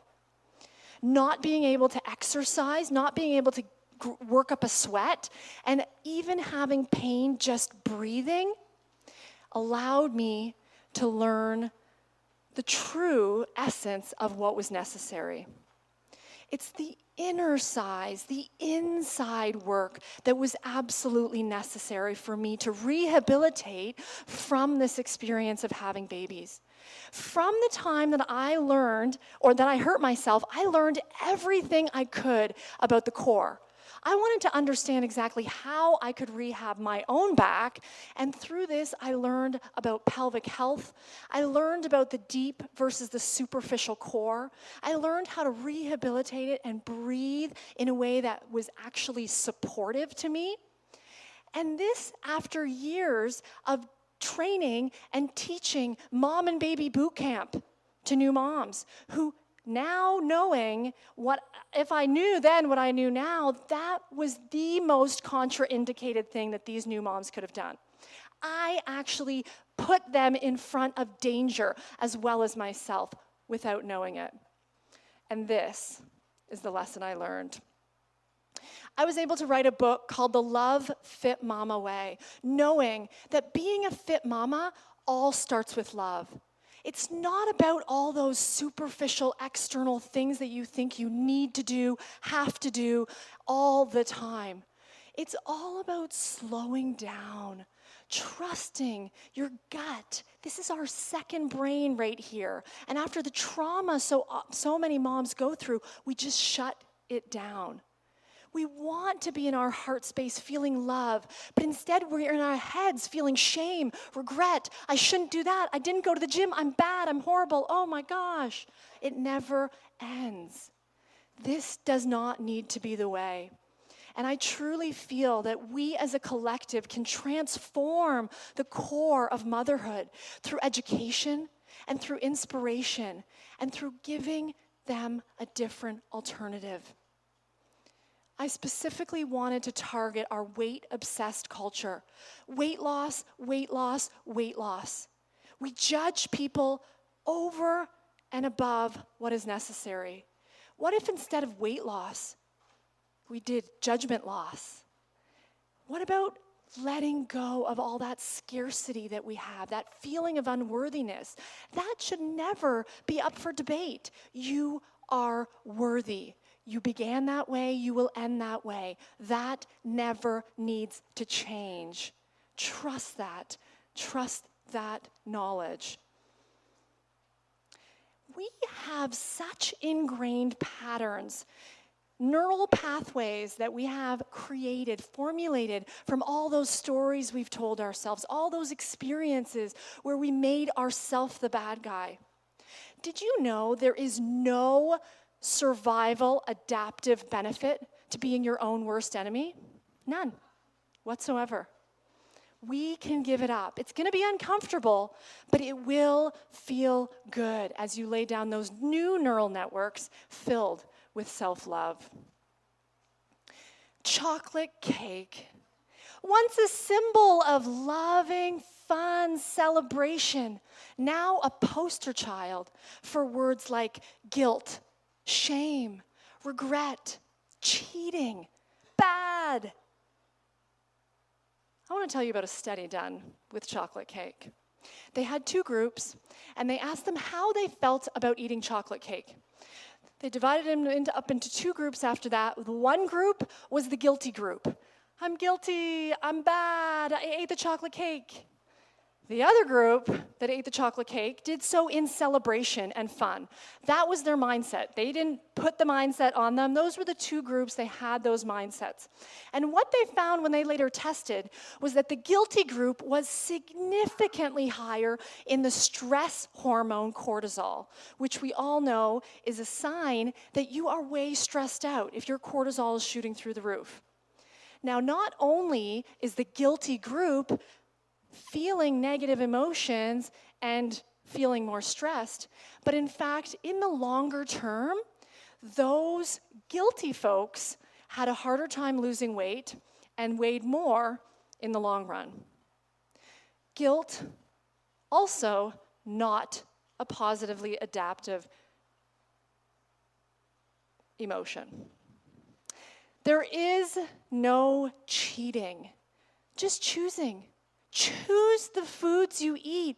Don't use them, but choose them consciously, but not from your head where you're thinking, oh shoot, is this part of my diet? Oh no, that person said that's bad. Oh no, I'm not eating that this week. Get it out and bring it down. Bring it down into the positive emotions of the heart. Remembering a time when you felt true, deep love. This is where the magic is. It starts from the heart. It moves into the core where you trust that the beliefs and the values that you live by are worthy. All we want is connection. We want love. We want to feel loved and connected to people, not because of how we look, but because of who we are on the inside. We want to connect with amazing people, high vibe people, living it up. And yet we're down here saying, oh no, I'm ugly. No, I have shame. No, I regret. Oh no, I shouldn't have. Low vibration. Those two are not going to connect. I want to leave you with 3 things that I do, because I don't recommend things to others that I first and always don't do myself. The first thing, positive self-talk only. Under no circumstances do you deserve to be berated for the fact that you missed the gym, or you ate a piece of cake, or you did anything. You don't deserve it, most especially not from yourself. Make a pact. Number 2, remember those 98% of your thoughts that you repeated from yesterday? Let's ditch them. That leaves you over 68,000 thoughts that you could instead say the words, thank you. Thank you for this day. Thank you for my friend. Thank you for my heart beating. You could find 68,000 things in a day that are for sure going to positively impact your life and inspire you much more than those negative thoughts. And third, take time every single day to breathe. Breathe into that heart space and feel the love. Positive emotions will keep your heart strong. Breathe into your core. Understand how it works. Get deeper than the superficial. There's always more than meets the eye. And lastly, I'm going to leave you with this quote, that if you can love the body and life you have, you will have the body and life you love. Thank you.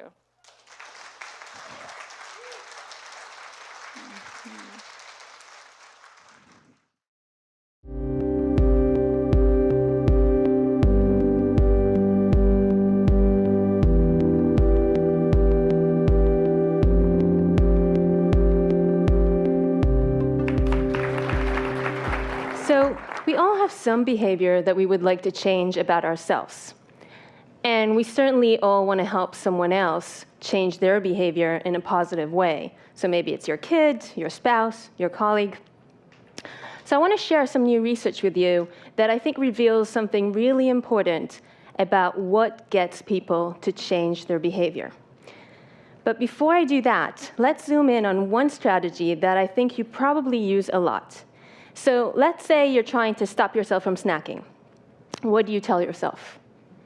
Well, most people's inner monologue will say, beware, you'll be fat. And if this was your kid, you would probably tell him that smoking kills, and by the way, he's in big, big trouble. So what we're trying to do here is we're trying to scare ourselves and others into changing their behavior. And it's not just us. Warnings and threats are really common in health campaigns, in policy. It's because we all share this deep-rooted belief that if you threaten people, if fear is induced, it will get them to act. And it seems like a really reasonable assumption, except for the fact that the science shows that warnings have very limited impact on behavior. So graphic images on cigarette packets, for example, do not deter smokers from smoking. And one study found that after looking at those images, quitting actually became a lower priority for smokers. So I'm not saying that warnings and threats never work, but what I'm saying is that on average, they seem to have a very limited impact, and so the question is why? Why are we resistant to warnings? Well, if you think about animals, when you induce fear in an animal, the most common response you will see is freezing or fleeing. Fighting, not as much. And so humans are the same. So something scares us, we tend to shut down, and we try to eliminate the negative feelings. So we might use rationalization. So for example, you might tell yourself, my grandpa smoked, he lived to be 90, so I have really good genes and absolutely nothing to worry about. And this process can actually make you feel more resilient than you did before, which is why warnings sometimes have this boomerang effect. And other times, we simply put our head in the ground.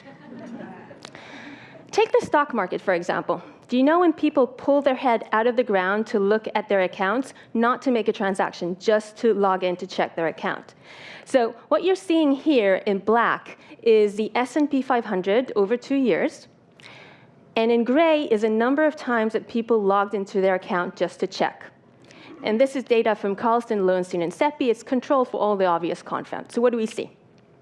So when the market is high, people log in all the time. because positive information makes you feel good, so you seek it out. And when the market is low, people avoid logging in because negative information makes us feel bad, so we try to avoid it altogether.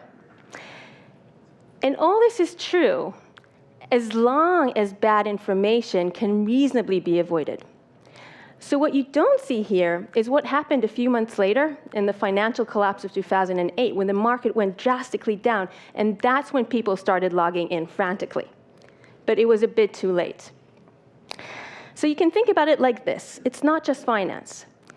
In many different parts of our life, we have warning signs and bad behaviors now. And they could potentially lead to all these bad outcomes later.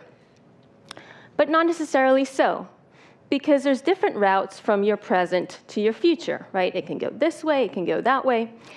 And as time passes, you gather more and more information about where the wind is blowing. And at any point, you can intervene, and you could potentially change the outcome. But that takes energy, and you might tell yourself, well, what's the point about worrying about something that might happen? It might not happen. Until we reach this point, at which time you do jump into action, but sometimes it's a little bit too late. So we wanted to know in my lab what type of information does leak into people. So we conducted an experiment where we asked approximately 100 people to estimate the likelihood of 80 different negative events that might happen to them in the future. So for example, I might ask you, what is the likelihood that you will suffer hearing loss in your future? And let's say you think it's about 50%. Then I give you the opinion of two different experts. So expert A tells you, you know, for someone like you, I think it's only 40%. So they give you a rosier view of your future. Expert B says, you know, for someone like you, I actually think it's about 60%. It's worse. So they give you a bleaker view of your future. What should you do? Well, you shouldn't change your beliefs, right? Wrong. What we find is that people tend to change their beliefs towards a more desirable opinion. In other words, people listen to the positive information. Now, this study was conducted on college students. So you might say, well, college students are delusional, right? We all know that. And surely as we grow older, we grow wiser. So we said, okay, let's test that. Does this really generalize? Does it generalize to your kid? Does it generalize to your parent? Does it generalize to your spouse? And so we tested people from the age of 10 until the age of 80. And the answer was yes.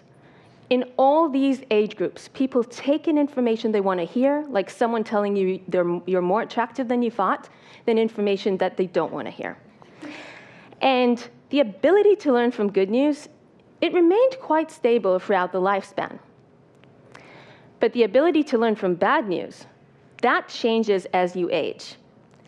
So what we found was that kids and teenagers, they were the worst at learning from bad news.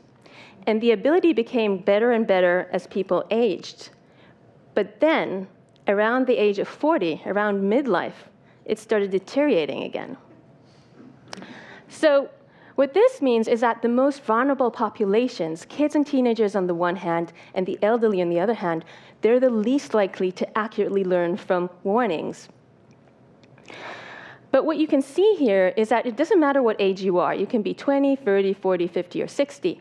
Everyone takes in information they want to hear more than information that they don't. And so we end up with a view like this of ourselves.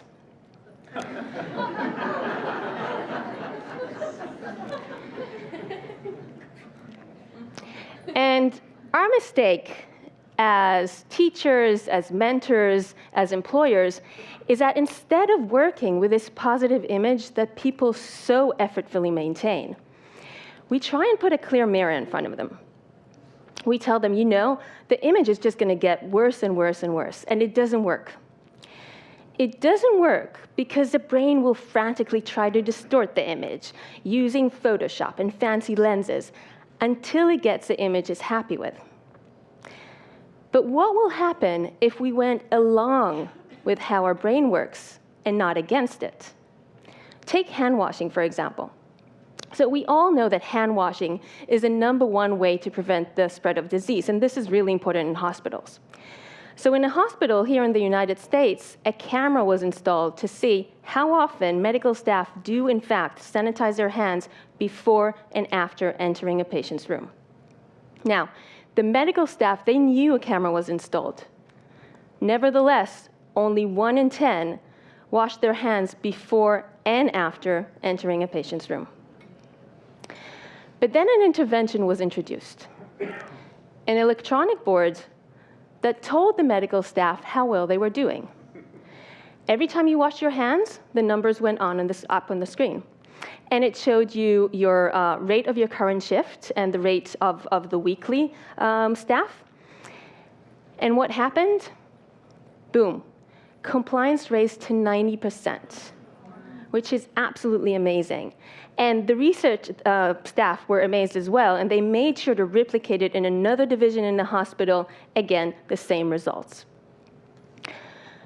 So why does this intervention work so well? It works well because instead of using warnings about bad things that can happen in the future, like disease, it uses 3 principles that we know really drive your mind and your behavior. Let me explain. So the first one is social incentives. In the hospital study, the medical staff could see what other people are doing, right? They can see the rate of the shift, the rate of the week. We're social people. We really care what other people are doing. We want to do the same, and we want to do it better. This is an image from a study that we conducted, led by PhD student Micah Adelson. And what it's showing you, it's a signal in the emotional center of your brain when you hear about the opinion of others. And what we found was that this signal can predict how likely you are to conform at a later time, how likely you are to change your behavior. So the British government are using this principle to get people to pay taxes on time. In an old letter that they sent to people who forgot to pay taxes on time, they simply stressed how important it was to pay taxes, and that didn't help. So then they added 1 sentence. And that sentence said, 9 out of 10 people in Britain pay their taxes on time. And that 1 sentence enhanced compliance within that group by 15%, and is thought to bring into the British government £5.6 billion. So highlighting what other people are doing is a really strong incentive. The other principle is immediate rewards. So every time the staff washed their hand, they could see the numbers go up in the board, and it made them feel good. And knowing that in advance made them do something that they otherwise may not want to do. Now, this works because we value immediate rewards, rewards that we can get now, more than rewards that we can get in the future. And people tend to think it's because we don't care about the future, but that's completely wrong. I mean, we all care about our future, right? We want to be happy, we want to be healthy in the future, we want to be successful. But the future is so far away. I mean, maybe you'll behave badly now, and you'll be fine in the future. And maybe you'll be altogether dead. So the here and now you would rather have that tangible drink, that tangible T-bone, rather than something that's uncertain in the future. If you think about it, it's not altogether irrational, right? You're choosing something sure now rather than something that's unsure in the future. But what will happen if you reward people now for doing actions that are good for them in the future? So studies show that giving people immediate rewards makes them more likely to quit smoking, more likely to start exercising, and this effect lasts for at least 6 months, because not smoking becomes associated with a reward, and exercising becomes associated with a reward, and it becomes a habit. It becomes a lifestyle. So we can reward ourselves and others now for behaving in ways that are good for us in the future, and that's a way for us to bridge the temporal gap. And the third principle is progress monitoring. So the electronic boards focus the medical staff attention on improving their performance. This is an image from a study that we conducted that shows you brain activity suggestive of efficient coding of positive information about the future. And what we found was that the brain does a really good job at this, but it doesn't do such a good job at processing negative information about the future. So what does this mean? It means that if you're trying to get people's attention, you might want to highlight the progress, not the decline. So for example, if you take that kid with a cigarette, you might want to tell them, you know, if you stop smoking, you'll become better at sports. Highlight the progress, not the decline. Now, before I sum up, let me just share this small anecdote with you.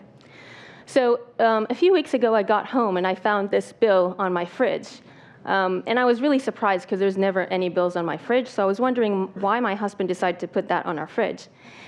And so looking at the bill, I could see that what this bill was trying to do is get me to be more efficient with my electricity use. And how was it doing it? Social incentives, immediate rewards, and progress monitoring. Let me show you. So here's the social incentives. So in gray is the energy use, the average energy use of people in my neighborhood. And in blue is my energy use. And in green is the most efficient neighbor.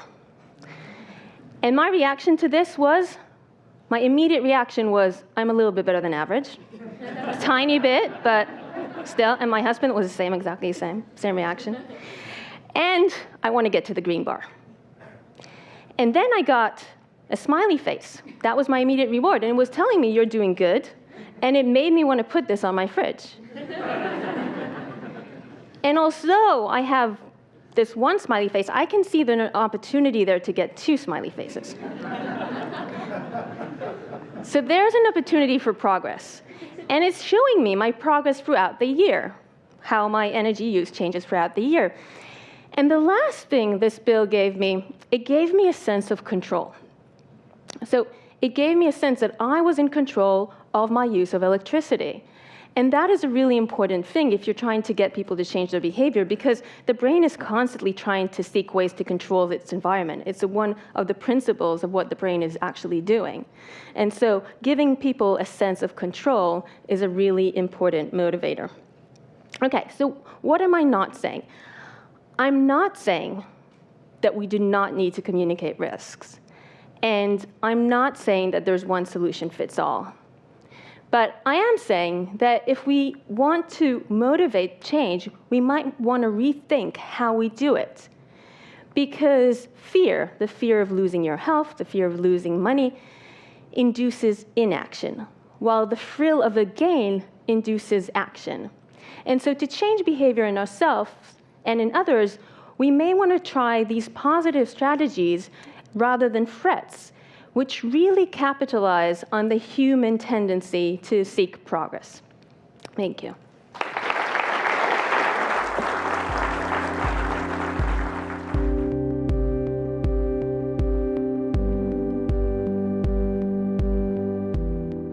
I wanted to ask you, Mrs. Obama, you know, so many women struggle with self-doubt. Do you? And if you do, how do you push past it? I talk about this all the time, especially with the young girls I meet, because they look at people like us in these positions and they think, well, you must have been born into that place, which is one of the reasons why when I meet with young girls, I don't care where in the world it is, I don't want them to know Michelle Obama, the former First Lady. I want them to know Michelle Obama, that girl from the South Side of Chicago. I want to break down that wall of impossibility to let them know that I am them and they are me. And yes, every other moment I feel self-doubt, because when you, and society intentionally does that to women and girls. It starts at a very early age. We question our value, our worth. We question how we look, how we talk, where we're from. There are people with power who want us to stay small. They want us to stay doubtful.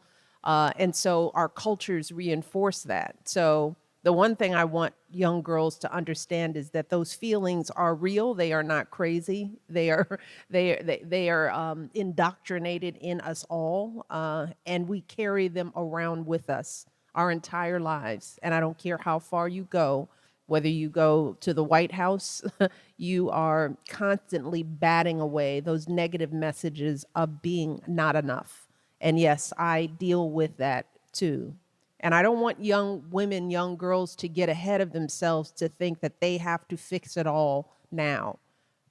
In order to break these cycles of negativity, you got to get up every day and do the work right before you. That means getting your education when the opportunity presents itself, and then focusing on that, doing the work, doing your homework, getting to the next stage in life. Because if you take those small steps over time, you build up a lifetime of another story for yourself. No one can do that for you. You have to look over your life, and we as women sometimes feel like we have to have done everything right before we can take credit for the things that we have done. But there is power in what we do every day. And I have to remind myself of that every single moment. But now that I'm older, I can now look back and say, yeah, I am worthy. I have value. But it's not because I'm sitting here.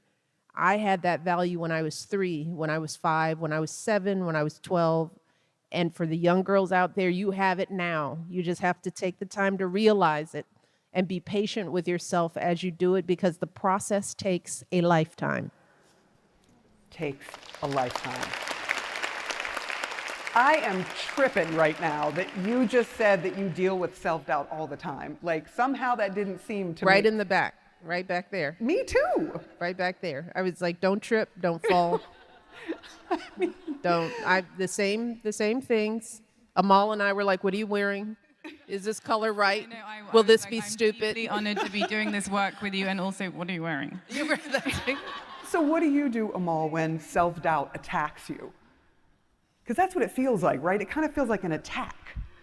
I don't know. I mean, I think I get supercharged by the people I love and just having an amazing family and friendships and, you know, now 2 kids who are kind of looking up at you, expecting you to have all the answers. And it's put a fine point on why we're doing all of this, you know, and I think it's, I imagine them kind of they're only 5, so they're not quite on top of current affairs yet. But in a few I actually years, don't believe that. I bet you they know more than most people. Well, actually, my son drew a picture the other day of a prison, and he was like, Putin should be in here. And I was like, oh my goodness. Maybe I went a little too far on that one. I don't know what he overheard, but I am working on Ukraine still. But I do think about in a few years when maybe 5 or more, when they sort of start to learn about some of these issues that we're talking about and what's happening in the world. And, you know, when they ask us, what did you do about this? What did you say about that? You know, what will my answer be? And I hope it will be a good one. I think it's important to tell all girls that you can be whatever you want to be. You can be a mom and a working mom, or a working woman and not a mom, or a mom and stay home. Like, all of these choices are okay. And guess what? You can also get it wrong with your kids. So same thing, my daughter was 5, my oldest, and she told her doll to lay down because it had HIV/AIDS and she needed to take care of it. And I thought, oh my God, I've gone way too far on my work. No prison drawings? No. I have one question that I'd like you all to answer, because I thought this was a brilliant idea. So the Girls Opportunity Alliance asked girls to write to their 25-year-old self. And since we are so young, I'm going to ask you to reverse that. What would you, and I'll start here with you, Melinda, what would you tell your 25-year-old self now that you've lived a life? I would say life is even more beautiful ahead than you realize. And I would say to my 25-year-old self, you knew in high school who you were. And you let go of some of that for lots of reasons. People, situations, college, people around you. You knew who you were. And once you learned to re-be the girl you were in high school, is when you grew into the full woman that you could be. Boom. Mrs. Obama? That part. Right? Just simply put, I would tell myself, you are good enough. You are valued. You are worthy. Your story matters. Your voice matters. You will do the great things that you know you can do. there was something that struck a chord. It's like we all knew who we were when we were little. We knew our power then. It was just second guessed. So I would tell myself, follow that instinct, that pay attention to that flame in you because it is real, and keep it fueled, and don't let anybody try to blow it out because you're going to need it. Wanjiru? You know, it's so inspiring to hear Mrs. Obama and Melinda Gates, share about what they would tell themselves when they're 25 years old. I think the best thing I would say is if there's something good that someone can be able to invest on and has the best interest in this world is knowledge. Let's keep on encouraging our girls. Keep on doing it. Keep on believing yourself. Keep on, you're getting there. Keep on. Let's get her there. Love that, Andrew. Amal? What they said. I know. It's hard being last on this one. You know, I would say define failure as not trying, because actually going for things and falling flat on your face is fine. It's a learning experience. It makes you stronger. But if you don't try, and if you don't actually follow your dreams or even admit what they are and go for it, it's something that will stay with you. So the idea is go for it, get there, and get others there. Because you do work all around the world, where in the world are you most concerned about what is happening to girls and women right now? Everywhere. It's unfortunately, I mean, you know, at the moment I'm working on, with our foundation, gathering evidence of crimes being committed against women and girls, amongst others, in Ukraine. You know, I've spent 7 years working on cases where I represent women who were victims of enslavement and sexual violence committed by ISIS, so that's women from Syria and Iraq. We know 1 in 3 girls in the world has suffered sexual or gender-based violence. That's a huge number. And the problem is, it's going to keep happening if we don't have accountability. So at our foundation, we call what we do waging justice, because, you know, we cannot assume that justice is just going to happen. You have to actually fight for it. You have to make it happen. And, you know, you can't even assume that things are going to move in the right direction. We're seeing backsliding. You know, ask a girl in Afghanistan, where the clocks have turned back 20 years on her rights. Set against that, I do also see through my work the bravest people in the world being women and young girls who sometimes have suffered the worst crimes, you know, genocide and sexual enslavement. And they are the ones fighting back, fighting for justice. And I have to say, you know, today watching on our screens what's happening in Iran with girls who've suffered, you know, the worst brutality, but a protest movement and, you know, being led by girls in school uniform who are facing off against a regime that is using force to torture and kill, and they're still determined, because if they're not the ones on the front lines, they can't rely on others for change. And I think that's incredible. And I think it also gives us perspective. If girls like that can risk everything to, you know, just be free to show their hair and have just basic freedoms, then we can all do more, you know, from where we're sitting. And so I find that really inspiring.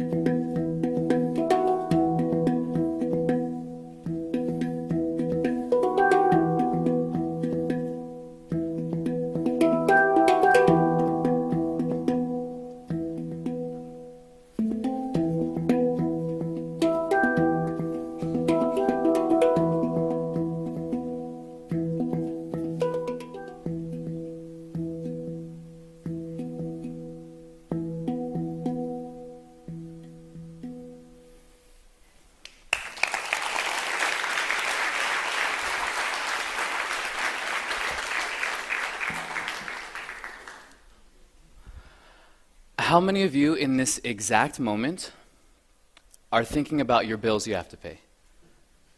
Are thinking about the homework assignment you have to turn in? Are thinking about what you look like and what you're wearing? How's my hair, by the way? Okay. No, but seriously, in this exact moment, you weren't thinking about the words that are in your head or the stories or the negative thoughts of fear that are happening that haven't yet happened. What had happened when you heard this instrument? What did you feel? What senses were engaged? This particular instrument was created in the year 2000 in Switzerland. Originally imported from the outer space. I don't know how they got it here. But it's here. And the original name for it is called a hung. It's a particular company from Switzerland. And this one is not the original hung, it's another builder. There's builders all around the world. And the reason it's called hung is because hung means hand.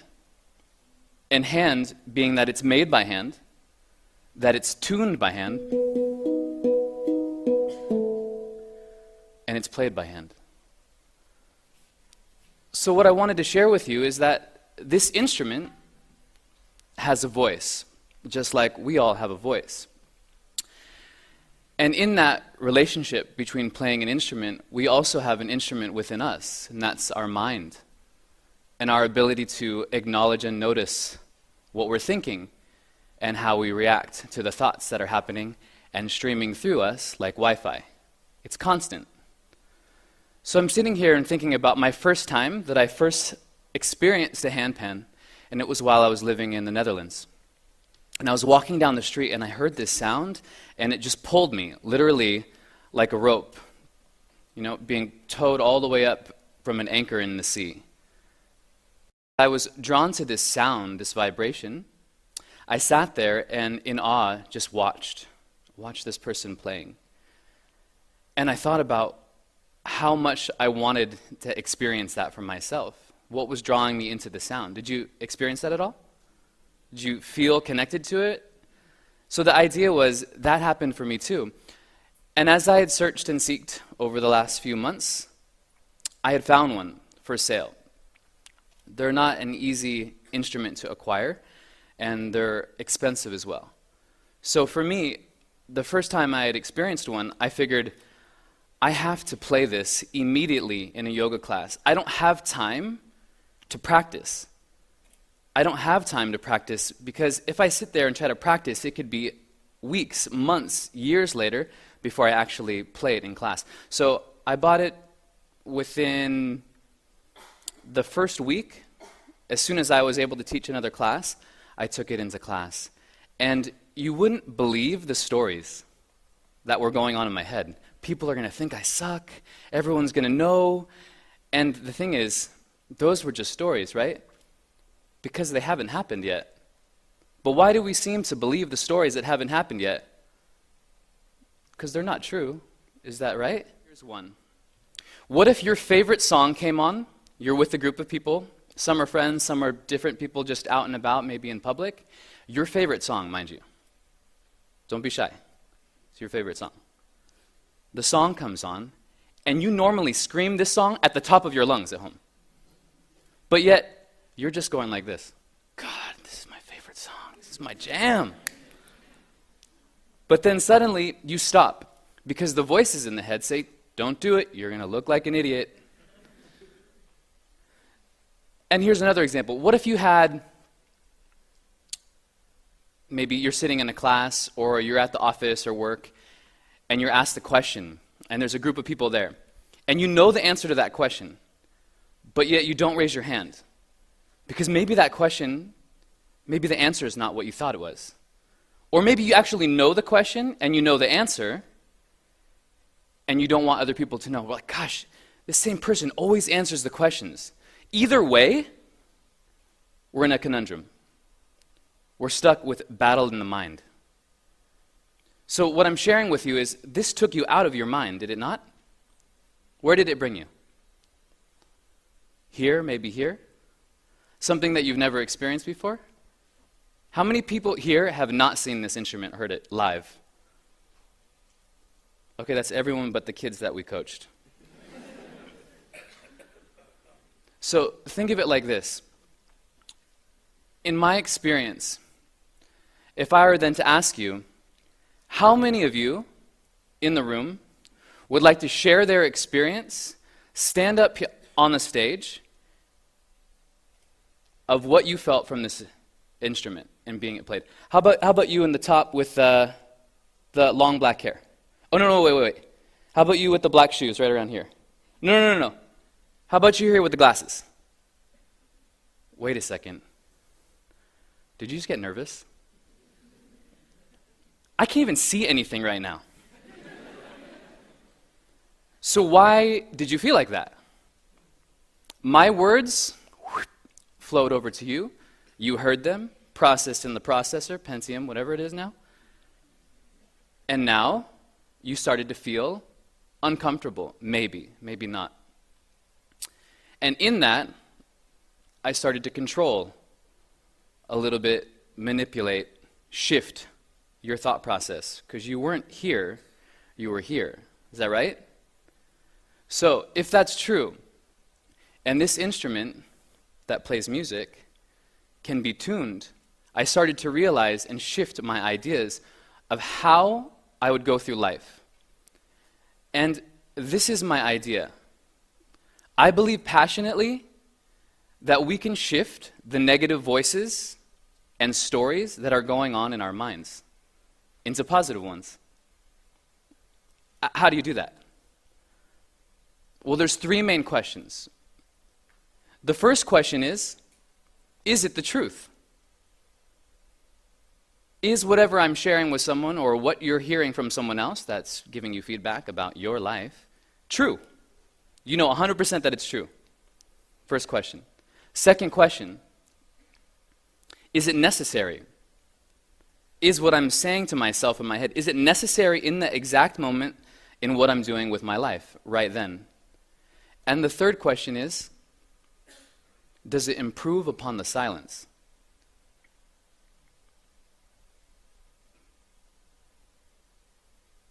This instrument is so powerful that it improved upon the silence of the room.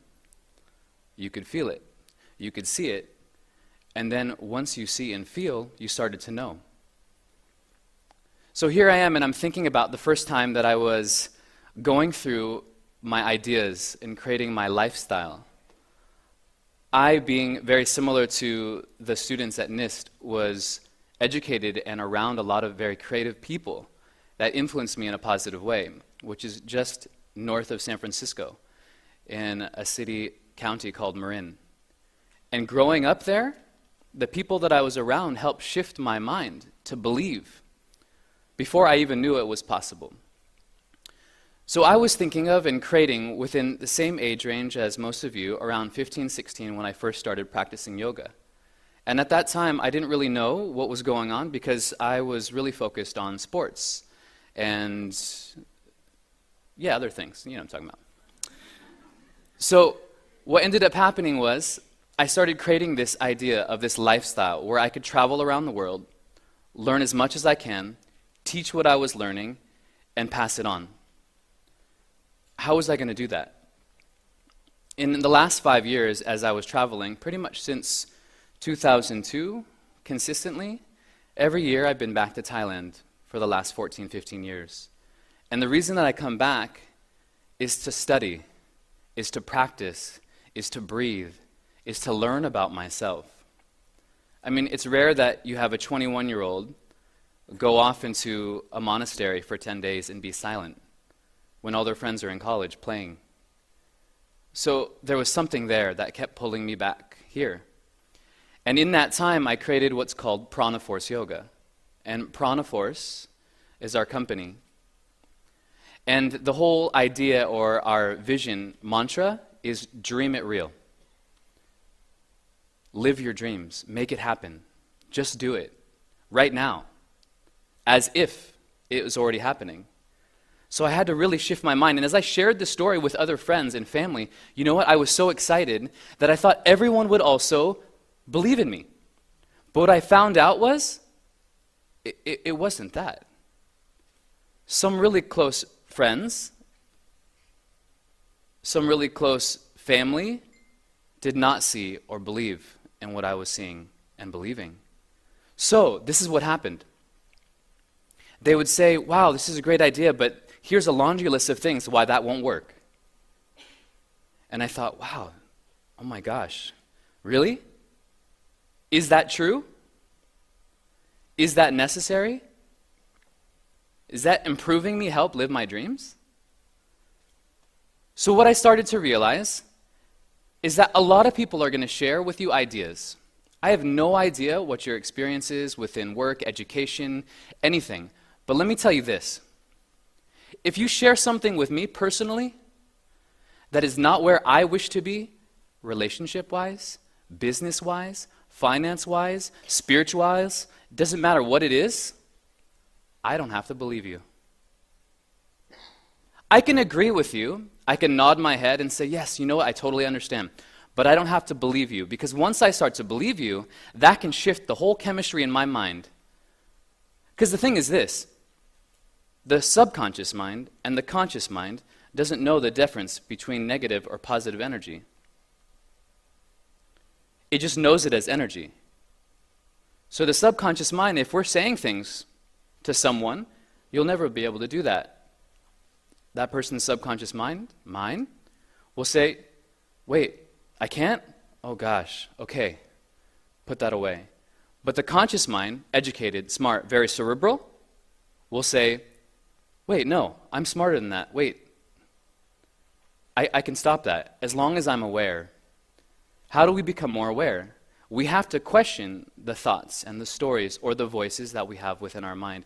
If you do not, it's fine. You'll be probably very successful, super happy, maybe even being of service on this planet right now. But if there is something that you're passionate about, that you love, a dream, live it. Van Gogh, an incredible artist from the Netherlands, Vincent van Gogh, said, if you have voices in your mind that say that you cannot paint, by all means paint, and that voice will be silenced. The idea is this: only we can conceptualize and understand what's going on in our mind. So only we can really acknowledge it and start to notice if it's of benefit to us. So I'm sitting here, standing, sharing with all these other people that are also sharing about voices. The voices are not just audible, talked, spoken voices. These are voices within the mind. The mind may be the heart, maybe other people. So we have to see it's not just what we speak, but it's how we speak it. It's when we speak it. And all of these things that come in, cumulative, that really make a difference. So at this point now, as I've been sharing and teaching and traveling, I've had more opportunity to connect with people. But the biggest thing that I've found is the connection with myself. If I'm not connecting with myself in any given place, my mind will be off, my heart will be off in other distant places. And there's a lot of distractions around us all the time, as we know. So I wanted to share with you one short, small session so you get another feel of this instrument. And as you go through this experience, this time, I'd like to invite you to close your eyes. Now, what senses do we know that we have? Sense of sight, smell, taste, sound, and touch. Take away the eyes. Give yourself just a moment. You can leave them cracked open if you're just a little bit weird, that's fine.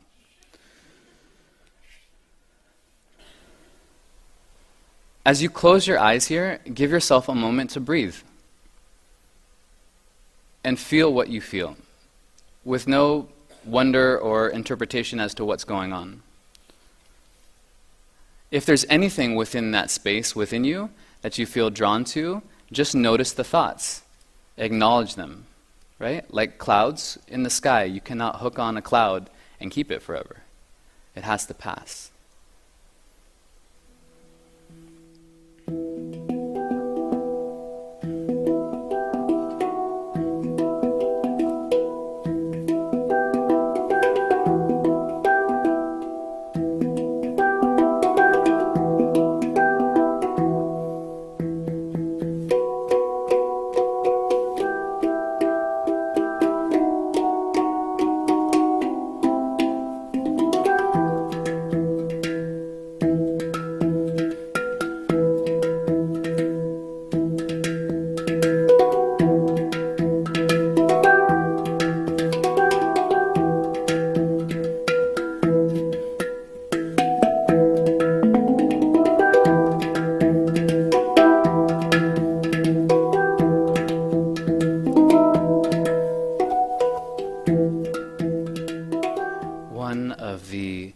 most influential teachers in my life is from India. His name is Sai Baba. And the 3 questions that I had asked you to ask yourself when those negative emotions and thoughts arise, or stories, was from this quote. Is what we speak the truth? Is it necessary? Does it improve upon the silence? Namaste.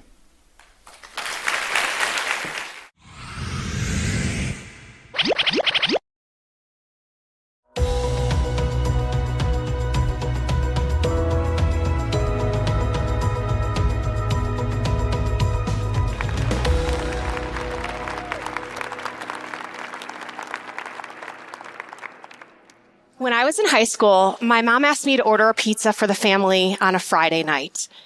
I looked up the phone number in the phone book and promptly handed the phone to my older brother to place the call. I was too shy to talk to a stranger.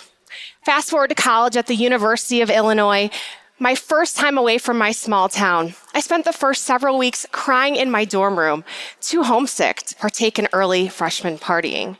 The one frat party I did attend was so disappointing, I wanted to trade in my books, abandon my major, and head back home to my small town.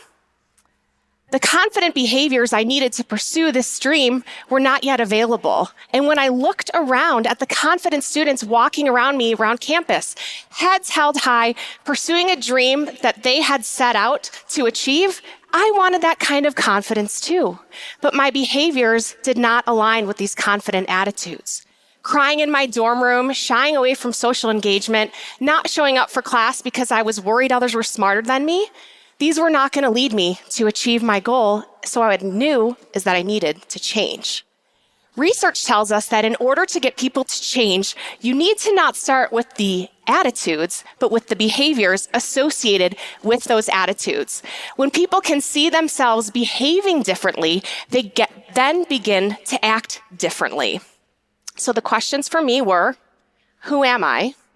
Who do I want to become? And how does this person I want to become behave? The answers were that I wanted a successful career, one that meant something, allowed me to contribute. And for me, that was defined as a career as a sports executive. In order to achieve this goal, I needed to begin to act more confidently. And I did.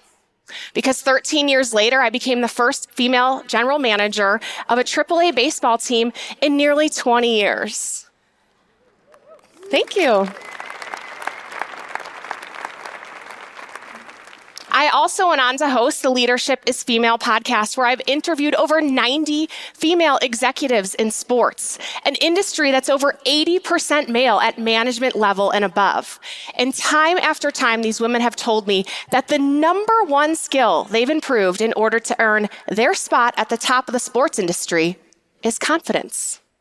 They, like me, did not possess this confidence necessary to increase their level in their career from the get-go.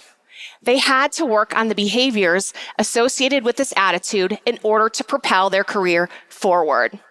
So I'm here today to share with you 6 behaviors you can start today to increase your confidence. Why is it important to increase our confidence? Well, think of this. How would you behave, or what could you achieve if you were 10 times more confident?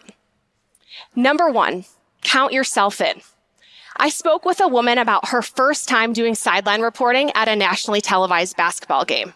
She was shaking in her heels, standing courtside, nerves overtaking her until she heard something familiar in her headset. We'll be on in 5. And 3, 2, 1, you're live. And she performed with excellence, the nerves melting away. She's an athlete, a former basketball player used to performing on the court by the clock. And the tactic remained true. Counting will get you started, and momentum will keep you going. I have used this technique. I've had more uncomfortable conversations than I care to recall, but one I'll share with you today. I vividly remember standing on the warning track of the baseball field, 45 minutes before game time, looking at the opposing manager and his team wearing the wrong color uniform. I wanted to turn and run back up to my office and hide, but instead, I faced him head on, and I said in my mind, 3, 2, 1, go. And I started walking towards him. And when I arrived, we had a very uncomfortable conversation about his team wearing the wrong color uniform. Yes, I had to ask these grown men to change their clothes. It was so awkward. But when I asked myself, who am I and how do I behave? The answer was that I'm a person who's not too shy to stand up for what I believe, what is right, and stand up to conflict. Counting got me started, and momentum kept me going. Number 2. What if you only had to be brave for a total of 20 seconds? Give yourself 20 seconds of courage. This behavior helped me enormously when I published my podcast, Leadership is Female, bold title and all, for all the world to see, hear, critique, and have their opinions. I vividly remember sitting on the carpet of my closet floor, holding my computer, looking at the upload button, thinking to myself, does it need any more edits? Should I listen to it one more time? And I told myself, Emily, give yourself 20 seconds of courage. And I hit publish and it was done. And guess what? I kept breathing and the world kept turning and the podcast grew into what it was meant to be, all because of 20 seconds of courage. Number 3, take a seat at the table. Not metaphorically speaking, actually take a seat at the table. I spoke with a woman who represents some of the biggest names in baseball, and she told me a story about taking a seat at the table. She noticed women waiting around the edges of the room, waiting for the seats to be filled. And worse yet, she was doing it too. In order to become the more confident woman that she envisioned herself to be, she needed to go in, sit down, speak her mind, and get the deal done. That started with one simple action, taking a seat at the table. Number 4, cheer for other people's success. They say that women will pull up the ladder behind them. What if you didn't? What if you extended a hand back to lead her forward? What if you celebrated the success of a colleague rather than feeling sorry for yourself that it was not you accepting the accolades? Confident people celebrate the success of others rather than feeling threatened. Think of this great quote from Amy Poehler. Good for her, not for me. It turns that pit in your stomach of, oh, she did that and I'm still here into, yes, good for her, not for me. This is her celebration, not mine. And when my time comes, isn't it going to be great to have the support of so many people around me? Wins are so much better celebrated together. Join in. Cheer someone else on. Here's number 4 in action. Recently, a woman was promoted to chief marketing officer of a major sports league. The offer to interview and ultimately land the job came after her public celebration and sincere congratulatory outreach to the newly named female league president. Confident people support those around them. Cheer for someone else's success. Number 5.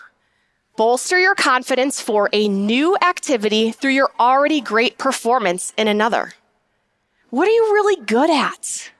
What is easier today than it was 1 year ago? What is your most proud accomplishment?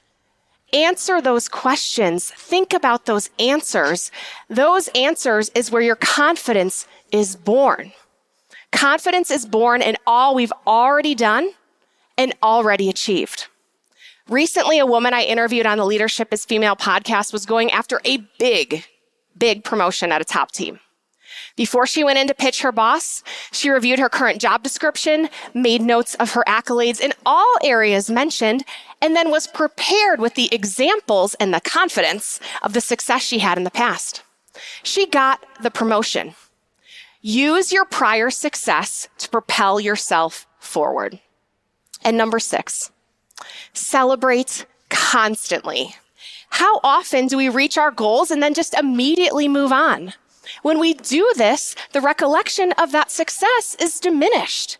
How can we confidently move forward if we can't remember what we achieved, or worse yet, link that accomplishment to stress? Find ways to celebrate that are meaningful to you, like creating a highlight reel in your cell phone of your most proud accomplishments. Take your team out for celebratory drinks when you close the big deal. Buy yourself a massage, or maybe order a pizza when you reach your personal goals. It doesn't matter how you celebrate, it matters that you do. This will create a marker in your brain to rewire and reinforce the behaviors that led to the success in the first place. I've come a long way from the girl who couldn't order a pizza to the woman who became GM of a minor league baseball team, started a podcast, and delivered a TEDx talk. All because I made the decision to become a more confident person. And I hope you do too, because how many runs could you score if you were 10 times more confident? Thank you.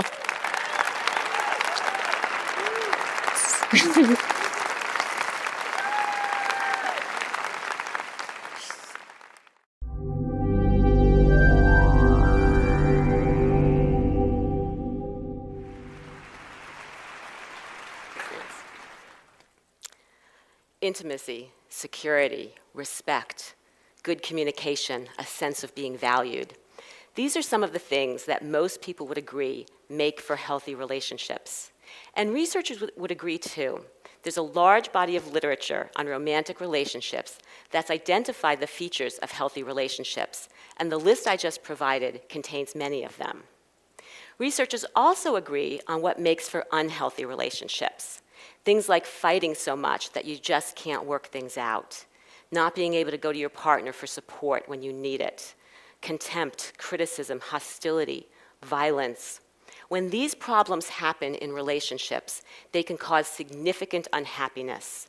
They can lead to the end of relationships and divorce, and they can literally make people physically and emotionally sick. This is why it's so critical that people have healthy relationships. But there's a problem. How many people know, I mean really know what to do on a day-to-day basis to create healthy relationships? My point is this: we may know what a healthy relationship looks like, but most people have no idea how to get one, and no one teaches us how to do so. We need to teach people how to have healthy relationships. Now, you know when we typically do so? After it's too late. It's called couples therapy. I do couples therapy, and it can be a wonderful thing. But many people come to couples therapy with so many ingrained problems and patterns that they just can't change. It's too late. You know when else we try to teach people how to have healthy relationships? Right before they get married. It's called premarital education. And this is a good idea. Teach people how to have a good relationship while they're still happy, presumably. And it can work, but in my opinion, it's still too late. Why? Because people have already selected the person they want to commit their life to. What if they've selected poorly? No amount of premarital education can make up for a bad partner choice. So the ways that we've tried to teach people how to have healthy relationships have been limited because they fail to address three important things: genuinely knowing what you want and need in a partner and a relationship, selecting the right person, and developing and using skills right from the beginning. And I don't mean the beginning of any particular relationship. I mean the beginning, like as soon as possible.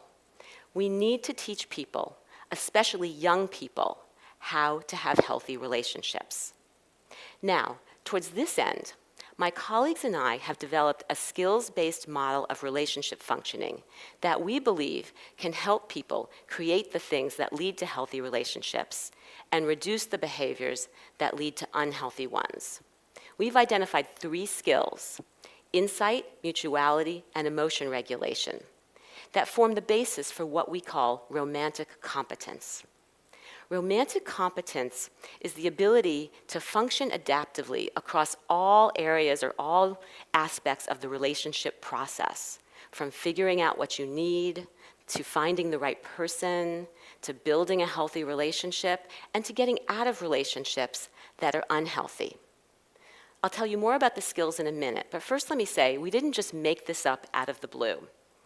We identified the skills based on a thorough review of theory and research And the skills really represent the commonalities across the major theories and research findings on healthy relationships. And because they represent the commonalities, we think they really can help people with all the different parts of the relationship process and with all different people, whether people are in a relationship or not. So let me tell you about the skills. The first one is insight. Insight is about awareness and understanding and learning.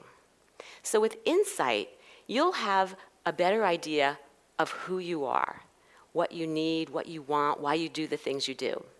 So let's say you're being really snappy to your partner. With insight, you might notice or realize that it's not that your partner's doing anything, it's actually that you're really stressed out at work, and what you really need is to relax a little bit so it doesn't bleed out over into your relationship. Insight will also let you know your partner better. Let's say your partner shows up late for a date. With insight, you'll know why. For example, maybe your partner's late for everything. It's nothing about you, it's nothing about the relationship, that's just who your partner is. With insight, you'll be able to anticipate the positive and negative consequences of your behavior. For example, you'll know that if you send that nasty text, it's not going to go well. Maybe you better make a phone call instead. With insight, you'll be able to learn from your mistakes in ways that allow you to behave differently in the future. So maybe you'll recognize that you're the kind of person who tends to jump in really quickly. You get wrapped up in the romance of things, and then things don't go well. So you might be able to say, well, you know what, the next time, I'm just going to take things a little more slowly and not repeat the same mistake. And with insight, you'll have a better understanding about what's really right for you in a relationship. Maybe you're the kind of person who really needs a monogamous relationship. You're not okay with your partner seeing other people.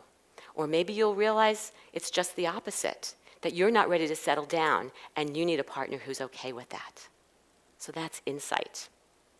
The second skill is mutuality.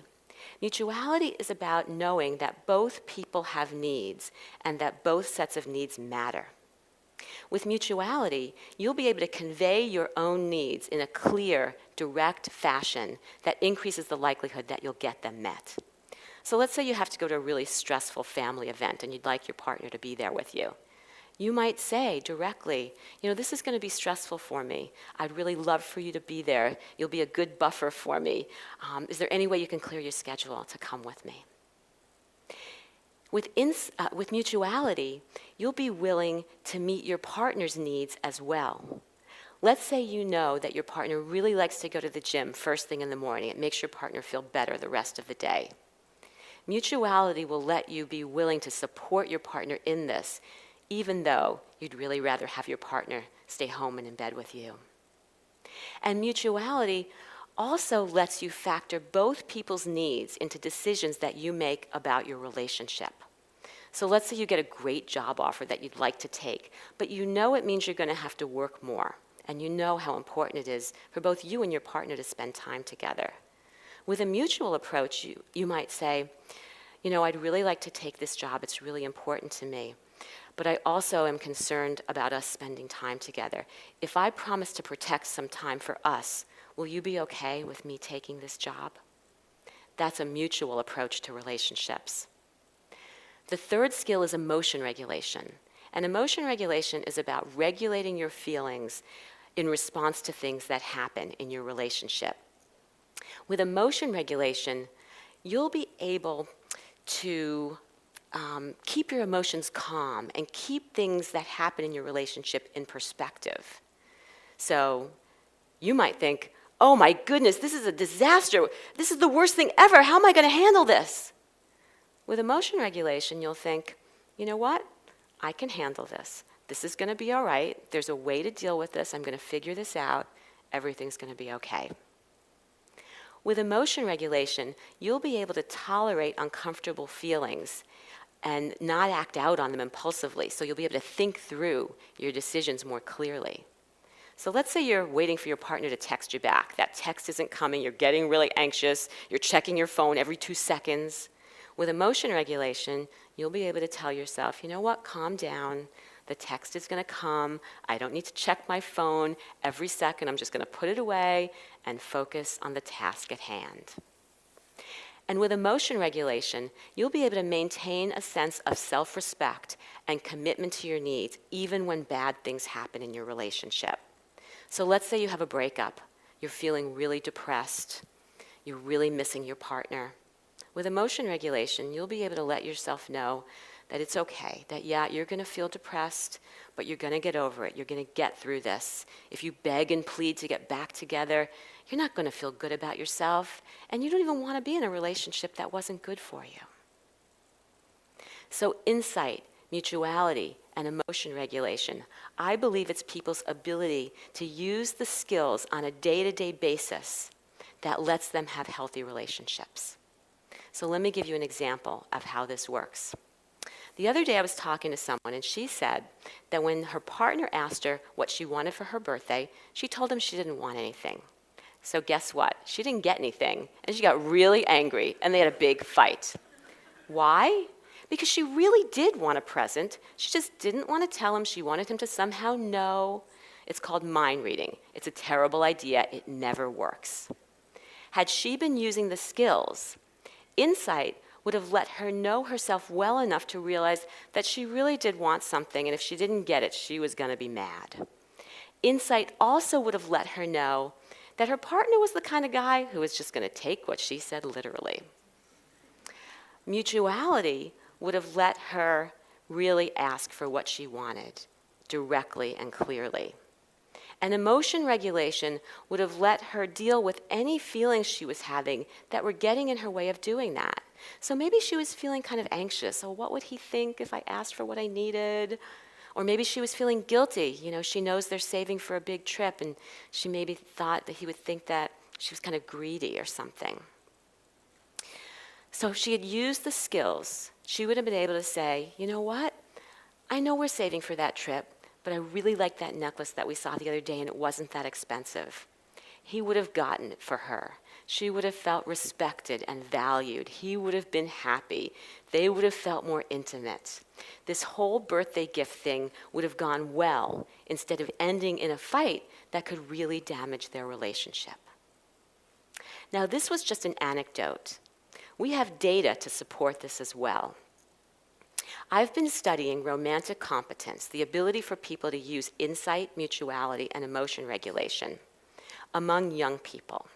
In one of our studies, we looked at 13 and 14-year-old girls, early adolescent girls, and we found that girls who were more romantically competent felt more secure in their relationships. They felt comfortable being close to people, they could trust people, they weren't worried about being rejected. Girls who were more romantically competent reported fewer depressive symptoms. They had better mental health. They also were more positive about their expectations about marriage in the future. They were more optimistic that it could go well. Girls with greater romantic competence were engaging in more typical romantic activities for their age, things that were normative, like dating and flirting and affectionate behaviors like hugging and kissing. And girls who were more romantically competent were engaging in fewer atypical sexual activities like sexual intercourse, which can be considered pretty risky for a 13 and 14-year-old girl. So even at an early age, 13 and 14 years old, when these girls mostly were not even in relationships, the more romantically competent they were, the more adaptive relational functioning they were showing, and the better mental health they were showing. We see the same things among young adults, 18 to 25 years old. More romantically competent men and women feel more secure in relationships.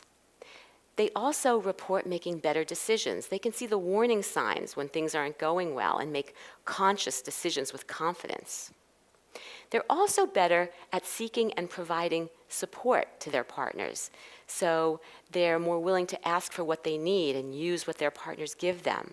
And they're better at providing helpful support when needed. And this isn't just what they told us. We actually observed them doing this in our laboratory when we asked them to talk with one another about a personal problem. Young people who were more romantically competent also were more satisfied in their relationships. They were happier. And again, they reported fewer depressive symptoms and also fewer anxiety symptoms. So overall, being romantically competent at a young age is associated with greater, more adaptive relationship functioning and greater individual well-being. And this brings me back to my point that we need to be teaching people how to have healthy relationships. So, like I said earlier on, we may know what a healthy relationship looks like, but most people have no idea how to get one, and no one teaches us how to do so. And this is a problem. We need to help people genuinely know what they want and need in a relationship. We need to help them select the right partner. We need to help them make good decisions and deal with the challenges that relationships bring. And we need to help them build and use skills right from the beginning. This is what the notion of romantic competence is all about. It's all about using insight, mutuality, and emotion regulation to reduce the behaviors that lead to unhealthy relationships, like fighting and poor support and hostility and criticism and contempt and violence, and create the things that lead to healthy relationships, like intimacy, security, respect, good communication, and a sense of being valued. And wouldn't all of our relationships benefit from this? I think they would. Thank you.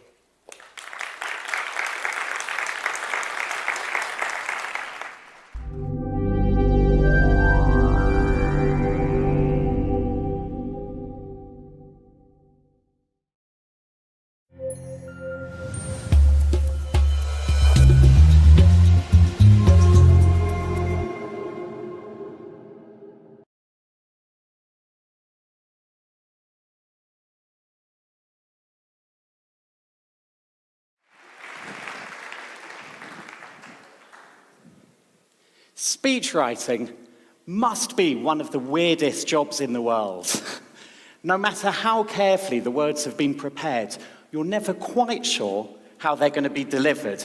Yesterday, I was in London, and I was watching one of my clients, who's a big Australian businessman, deliver a speech that I'd written for him, and I'd written for him this passage, kind of with Winston Churchill in mind, about how we've got to fight for our future, fight to protect our position, fight our competitors, and I'd forgotten about the Australian accent, and I watched from the back of the room with horror as I saw him go, "We've got to fight for our future, fight to protect our position, and I'll tell you what, folks, when I wake up every morning, there's one thing I know for sure I'm going to do that day.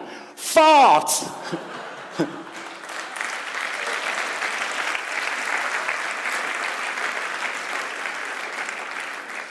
So today, I'm going to share with you some speechwriter secrets, because I don't know whether you know this, but there is a secret language of leadership. A secret language of leadership that we all used to be taught at school, ancient rhetoric. This was a core part of the curriculum in ancient Rome, part of the trivium. In London, right the way through to the 19th century, it was possible to get a free education in rhetoric, but not in mathematics, reflecting the importance that was placed on the topic. Today, teaching in rhetoric is restricted to a powerful, privileged few. So what I'm going to do in my speech is revive this ancient art of rhetoric and share with you 6 techniques so that you can all speak like leaders.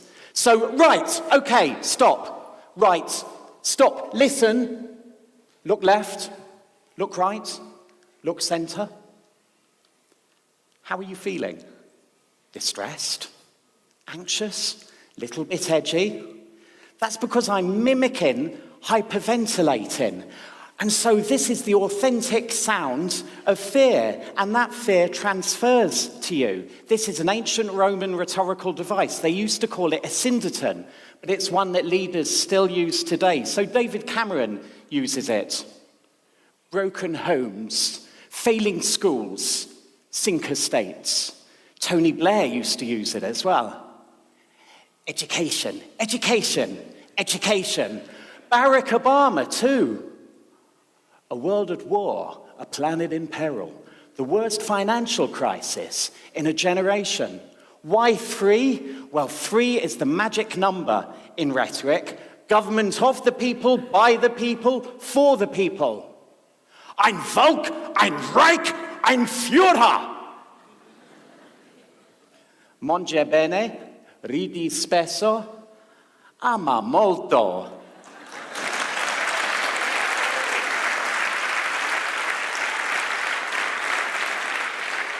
That was the hardest part of this speech to practice, so thank you for the applause. This is also an ancient Roman rhetorical device. They used to call it tricolon, which makes it sound like a peculiar part of the digestive system, but it's just put things in threes. You put your arguments in threes, it makes it sound more compelling, more convincing, more credible, just like that. And so we find the rule of 3 here, there, and everywhere. And so indeed you can tell the history of Verona through nothing more than the rule of 3. If you think that Caesar used to come here 2,000 years ago, veni, vidi, vici. 400 years ago, Shakespeare wrote Romeo and Juliet, which was set here. Romeo, Romeo, wherefore art thou, Romeo? But of course, far and away, the most momentous event in Verona's history, today's TEDx. Reinvent, rethink, relay. Right, let's move on. Number 2. 3 sentences in which the opening clause is repeated. Now, this is what Winston Churchill did with his "We shall fight on the beaches, we shall fight on the landing grounds, we shall fight on the fields and in the streets." Of course, he could have said this a whole lot quicker, but he wanted to communicate his emotion, so he repeated it. When we're emotional about things, our perspective distorts, and this then manifests in our speech, and so this is the authentic sound of passion. I love Verona. I love Italy. I love pasta. I love tiramisu. I love all of you. I love the excitement. I love the energy. I love the enthusiasm here in this room. Are you feeling my passion? You should be, because I'm a speechwriter and I know how to make a point. It sweeps people away. And this is why this is a technique which is used by slick salesmen and by market traders. I'm not asking £20, I'm not asking £15, I'm not even asking £10. It sweeps people on to the next point, which is 3 balancing statements. Ask not what your country can do for you, ask what you can do for your country. There's nothing wrong with America that can't be cured by what's right with America. To be or not to be. If the sentence sounds as if it's balanced, we imagine that the underlying thinking is balanced, and our brain is tuned to like things that are balanced. Balanced minds, balanced diets, balanced lives. And so we're drawn to these kinds of sentences, we're attracted to them, even if that balance is actually just an illusion, like we're looking to the future, not the past. We're working together, not against one another. We're thinking about what we can do, not what we can't. Now let's move on to number 4, metaphor. Metaphor is probably the most powerful piece of political communication, but it's the bit no one ever talks about, the elephant in the room, so to speak, which is extraordinary because we use metaphor once every 16 words on average. So our conversation is littered with metaphors, scattered with metaphors. We can't speak for very long without reaching for a metaphor, and metaphors are very loaded. So you see, metaphors are all over the place, and they are political in that they are used by people to lead people towards things or indeed to make them recoil. And so we use beautiful images, images of people, images of love, images of family, of sunshine, in order to draw people towards things, and we use disgusting images, vermin, scary monsters, disease, sickness, in order to make people recoil. And they're all lies, and they're never challenged, and yet they have an enormous impact on the way that people behave and respond. There's been research showing that changing nothing more than the metaphor in a piece of text can lead to fundamentally different reactions from people on questions raising from whether or not they'll invest in a company, whether or not whether or not they will back particular crime policies, to even whether or not they'll support a foreign war. And so this is really, really important stuff, and it's all around us. So let me just take 3 of the big metaphors. 3 is the magic number. 3 of the big metaphors that are around at the moment. The Arab Spring. You've all heard of the Arab Spring. You can't talk about what's going on in the Middle East without calling it an Arab Spring. The Arab Spring. Sun's shining, flowers blooming. This is a time of regrowth, rebirth, rejuvenation. And yet it's a big lie, isn't it?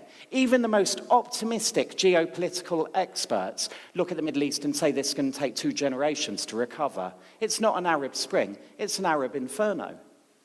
Take another one, the Calais jungle. Now, this is a phrase that has really taken root, metaphorically speaking, in the last year or so. If you Google Calais and jungle, you get 70 million results. If you Google Calais and croissant, you get just 500,000 results. And what's the image this is planting in your mind?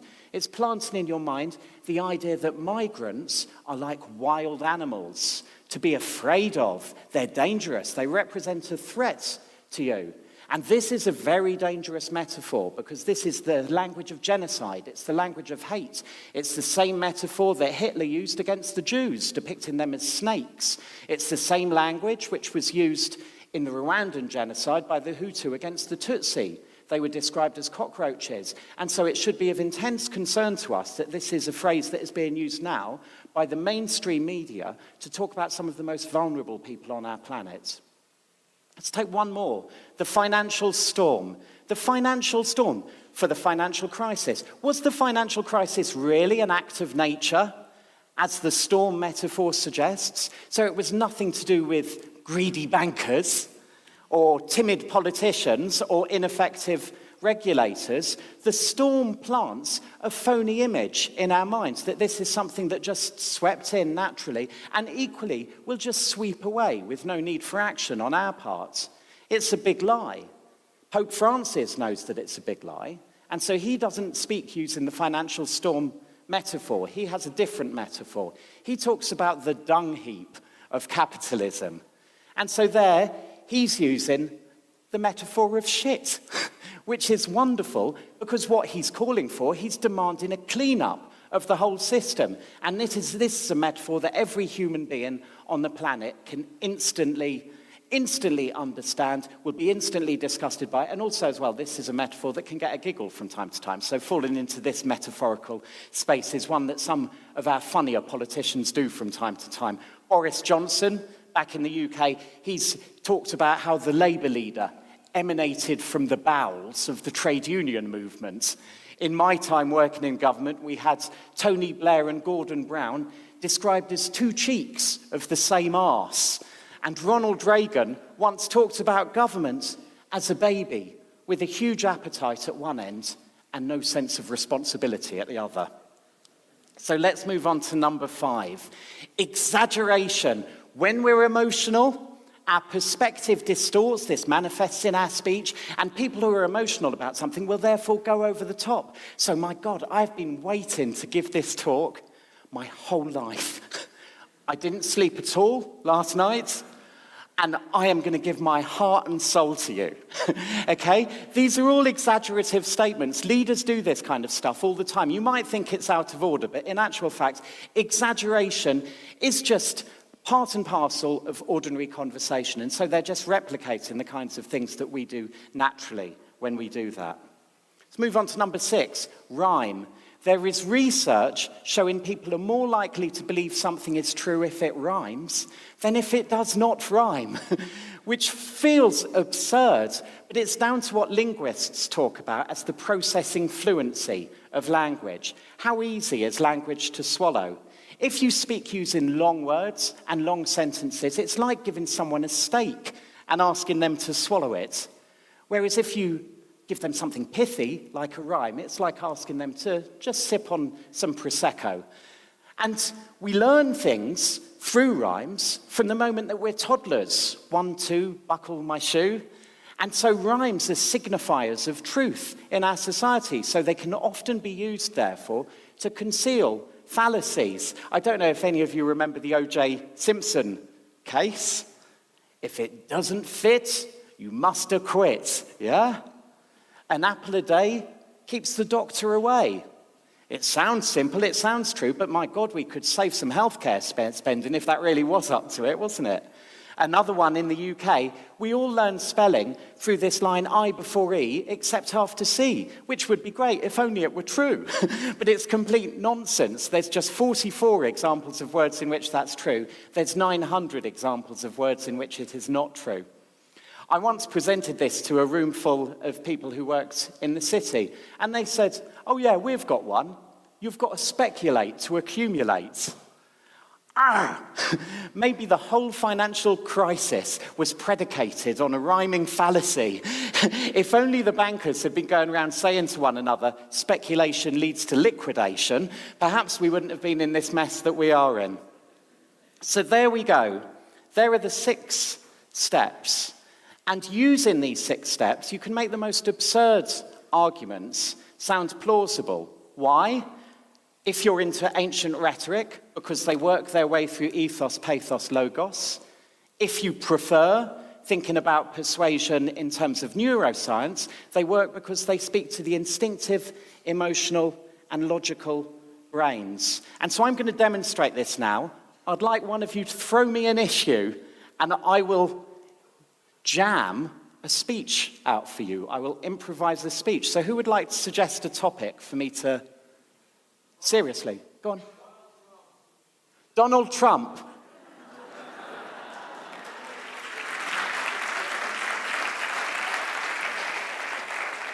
Do you want me to go for or against?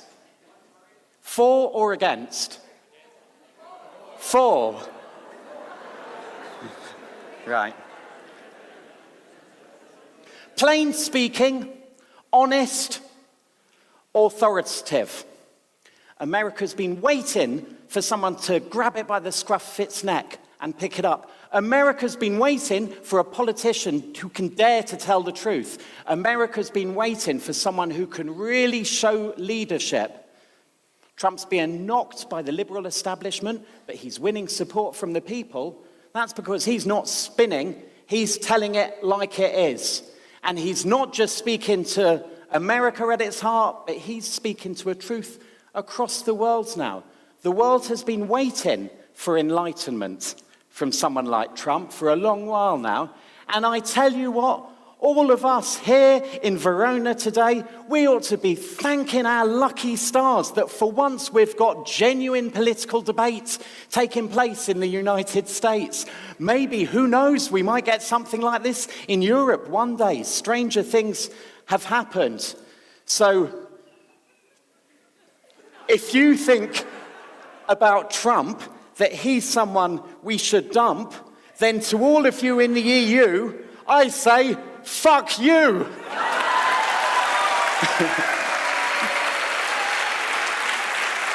Thank you.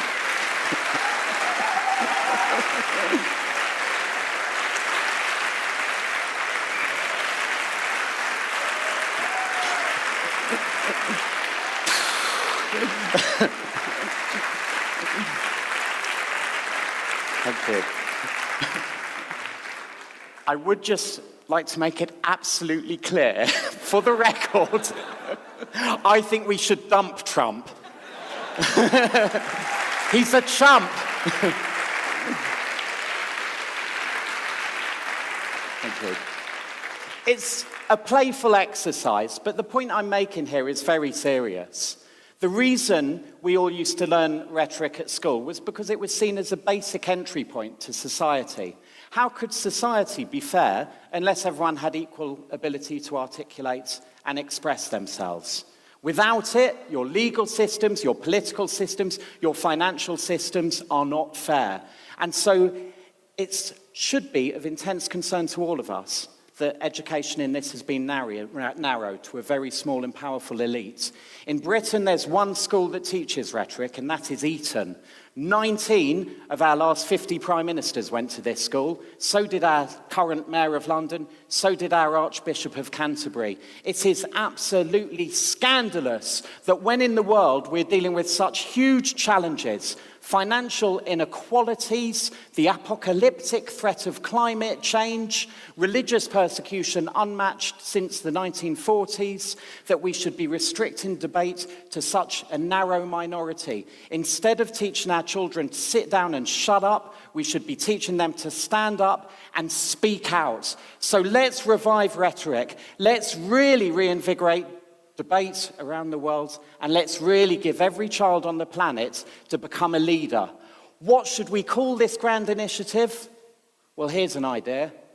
How about democracy?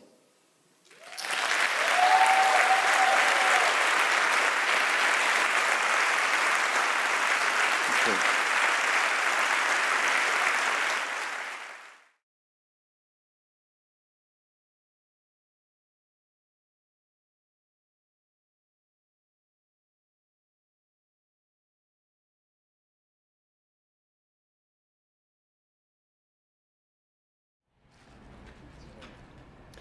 Would you believe me if I told you that self-doubt is one of the best things that ever happened to you? Seriously. Right now, some of you may be confused. Me too. But as I learned the truth about self-doubt, my life transformed forever.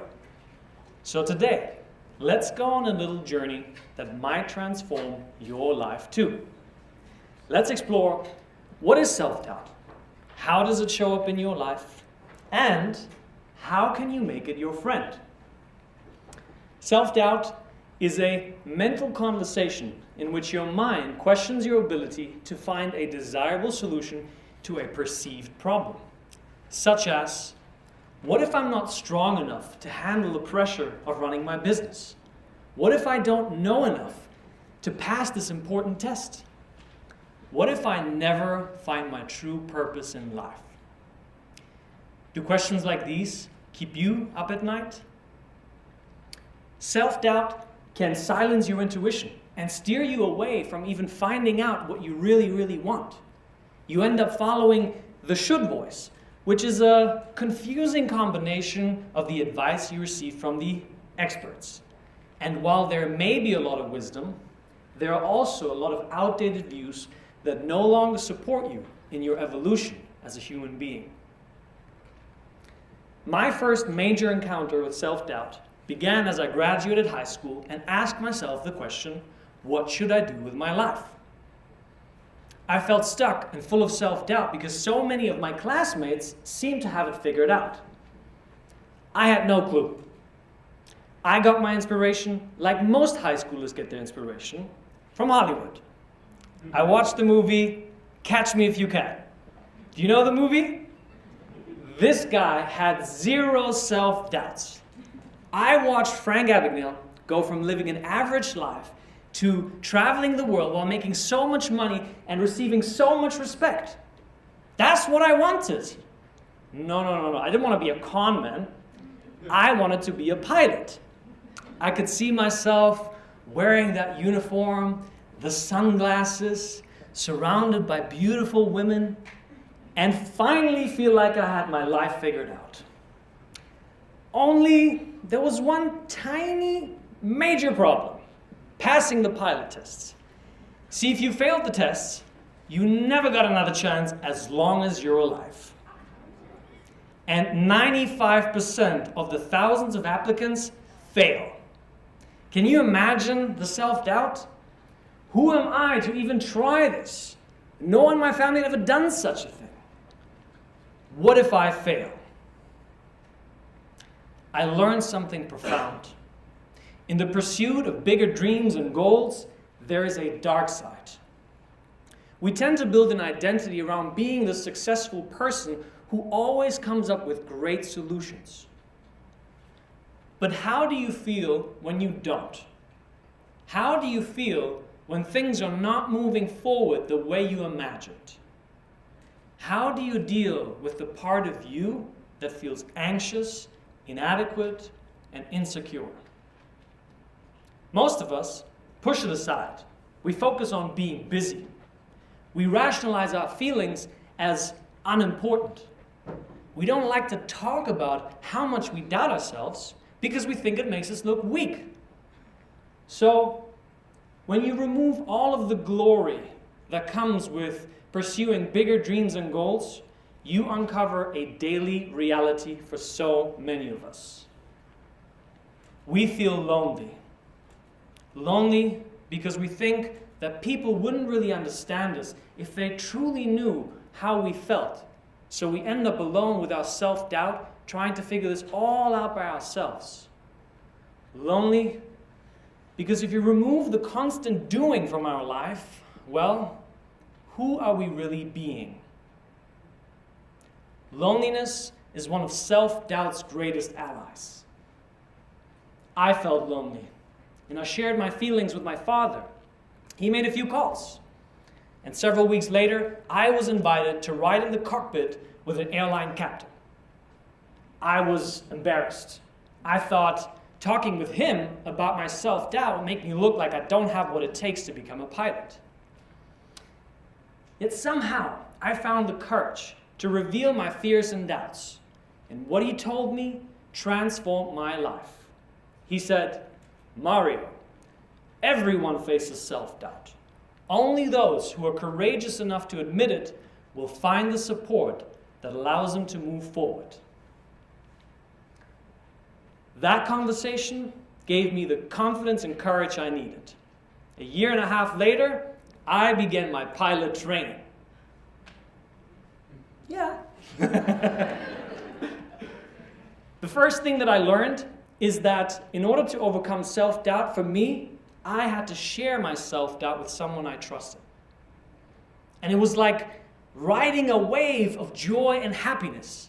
I was ready for takeoff.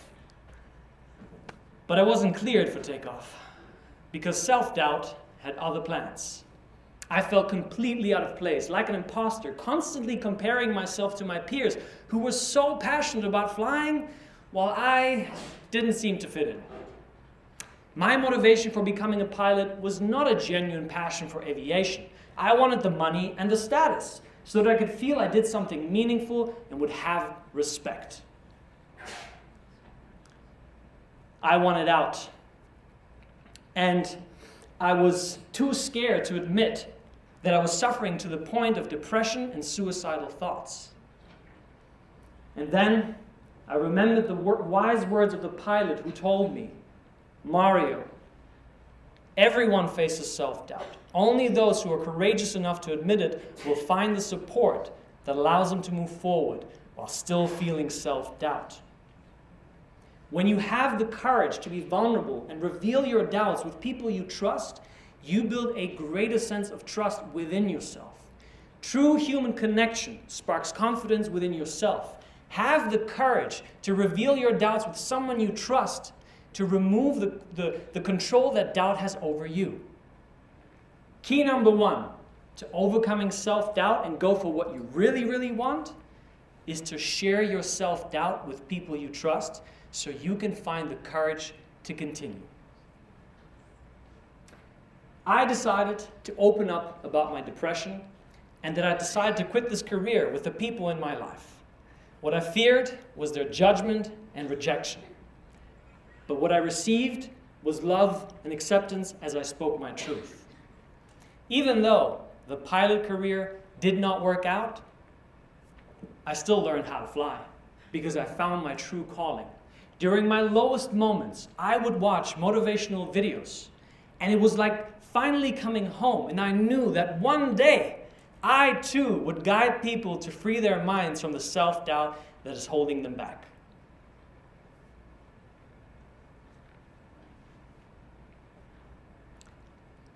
Here's something else I discovered. There's a big lie in the personal development industry. You must become fearless and remove all self-doubt from your life. You may have heard this one, and you may even believe it. Remember, we started with the idea that self-doubt is one of the best things that ever happened to you? I wasn't going to keep this to myself, so here it goes. There's nothing that has you doubt yourself more than declaring, "I should not doubt myself." It doesn't matter what your track record of success looks like. Heck, you might have even written a book on overcoming self-doubt. As long as you're living this human experience, fear and doubt will be a part of your life. And the more you resist the fact that you doubt yourself, the more power doubt has over you.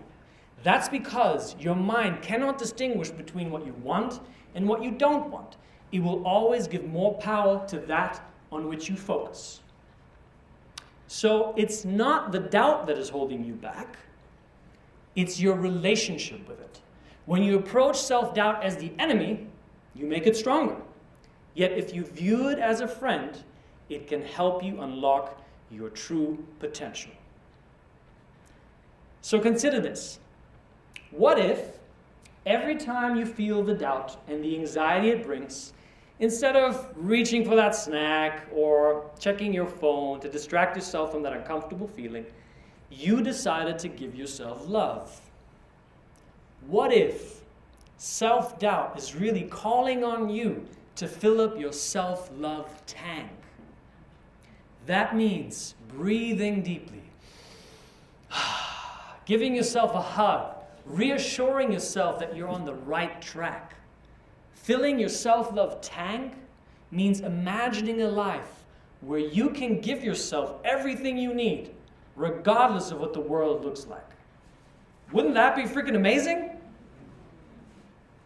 So, key number 2 to overcoming self-doubt is to develop a loving relationship with self-doubt so you can go for what you really, really want. Are you beginning to see how self-doubt may be one of the best things ever? You might not end up becoming a pilot. You might not marry your first love. You might not get that dream job. You might not achieve that lofty goal. You'll find something much more profound.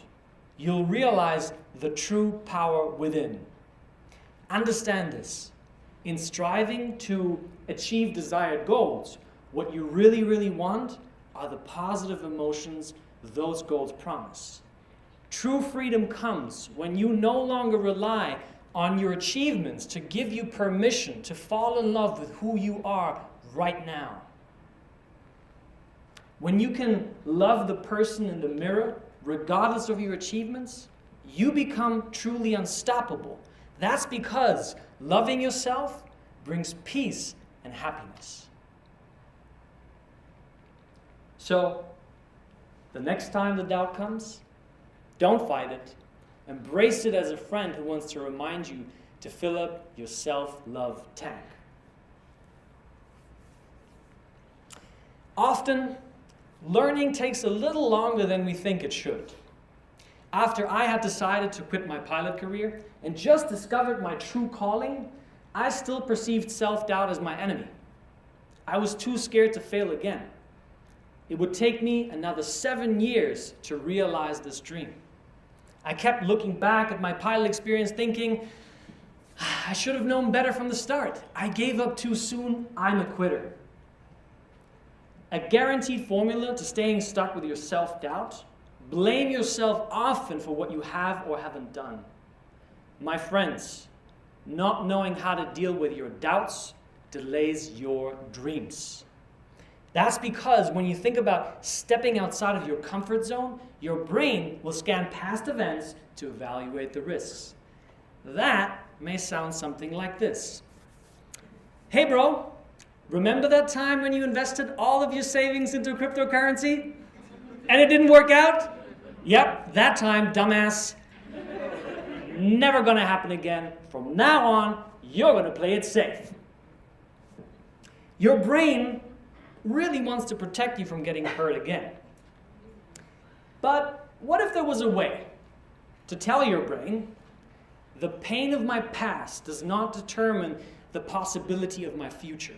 Have courage to proceed. There is a way. Forgive yourself for your past failures. Now, that may feel scary because forgiveness is misunderstood. You may feel that forgiveness makes you weak because you admit you let down your guard. As Mahatma Gandhi noticed, the weak can never forgive. Forgiveness is a sign of the strong. Forgiveness means no longer denying reality because your brain will tell you all kinds of false stories. One of the biggest being, I could have done something different. The fact that you acted the way you acted is all the proof you need to know that you couldn't have acted in any other way.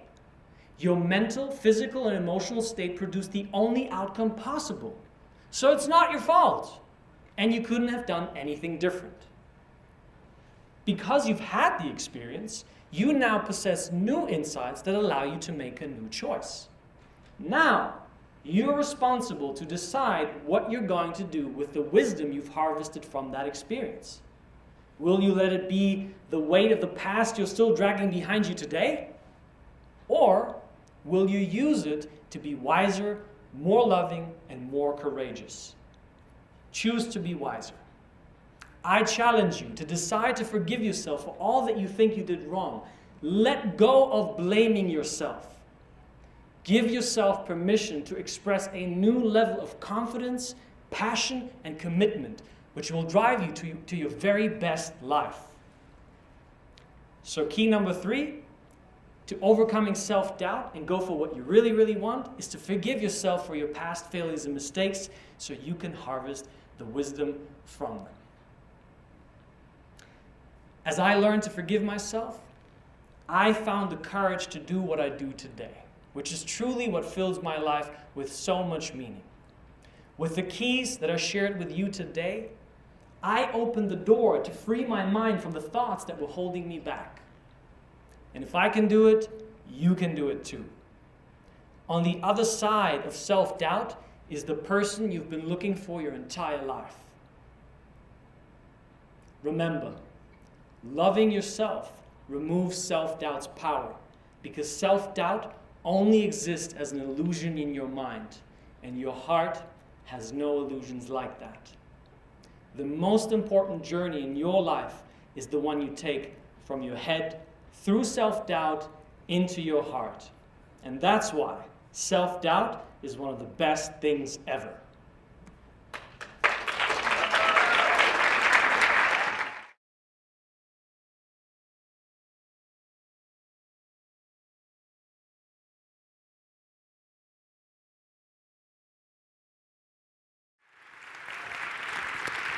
Thank you. Thank you. Beyond boundaries. What a theme, huh? Beyond. Now, when I think of boundaries, I think of rules, regulations, and restrictions. And I think of the parents and the teachers and the supervisors who hold us accountable with regard to those boundaries. Now, that's not a bad thing. I know if you're like me, I need supervisors. I need someone holding me accountable to do the right thing. But beyond boundaries is something different. I think of those leaders, those teachers, those supervisors, those parents who inspire us to go beyond the call of duty, to do more than we have to do it not because they tell us, but because we want to. I would like to share with you what the research says about how to make that happen. And not just for other people, but for yourself. Here's the deal. How can we inspire people and ourselves to be self-motivated? There's another word. It's called empowerment. You've heard that word, right? Now, the management definition of empowerment is get her done. Just get her done with fewer resources and less time. I empower you. Make it happen. I'm talking about feeling empowered. That's different. Feeling empowered is when you're self-motivated. Now, if you want to know if you feel empowered or if your child, your student, your worker feels empowered, ask them 3 questions. And if they say yes to these 3 questions, they will feel empowered. And by the way, this is not based on common sense, it's based on research. But you've all been there, so it'll feel like common sense. Question number 1, can you do it? Albert Bandura calls it self-efficacy. Do you believe you can do it? Do you have the time, the knowledge, and the training to do what we're asking you to do? If you answer yes, good. Second question, will it work? Do you believe that we're asking you to do the process will work? Albert Bandura calls that response efficacy, believing that the behavior will lead to the ultimate outcome. By the way, that takes education, right? We have to show them the data. We might show them some theory. We show them, teach them why this might work. I just used the word education. Earlier, I used the word training. Is there a difference? In elementary school, we call it education. Middle school, education. High school, education. College, higher education. Then you go to industry. What do you call it? Training. You have your training department. There must be a difference. Well, you know the difference. Do you want your kids to have sex education or sex training? And your kids might answer the question differently. Because you know that training means you do the behavior and you get feedback. That's powerful. Powerful. Have you ever heard this word, online training? It's an oxymoron, isn't it? I mean, training is watch the behavior. Online training, it's like plastic silverware, jumbo shrimp, legal brief, country music. I mean, it doesn't work. Okay, so if you answer yes to it will work, third question, is it worth it? So we've had a training question, we've had an educational question, this is the motivational question. Do you believe the consequences? This is about consequences. B.F. Skinner taught us this, selection by consequences. Dale Carnegie quoted B.F. Skinner and said, from the day you were born, everything you did was because you wanted something for doing it. Consequences. Is it worth it? So you have to convince people that it's worth it. Now, by the way, if you answer yes to those three questions, you feel competent. Am I right? You feel competent at doing worthwhile work. You've all been there. When you feel competent at doing worthwhile work, you're more likely to be self-motivated. You've been there. No one has to be looking over you. You feel. Now, here's the challenge, leaders, teachers. How do you inspire people to feel competent? Well, you give them feedback. You give them recognition. You show them they are competent. Okay, I got one more, another C word. Choice. Your common sense will tell you. When you believe you have a sense of autonomy, a sense of choice in what you're doing, you feel more self-motivated. B.F. Skinner taught us that too.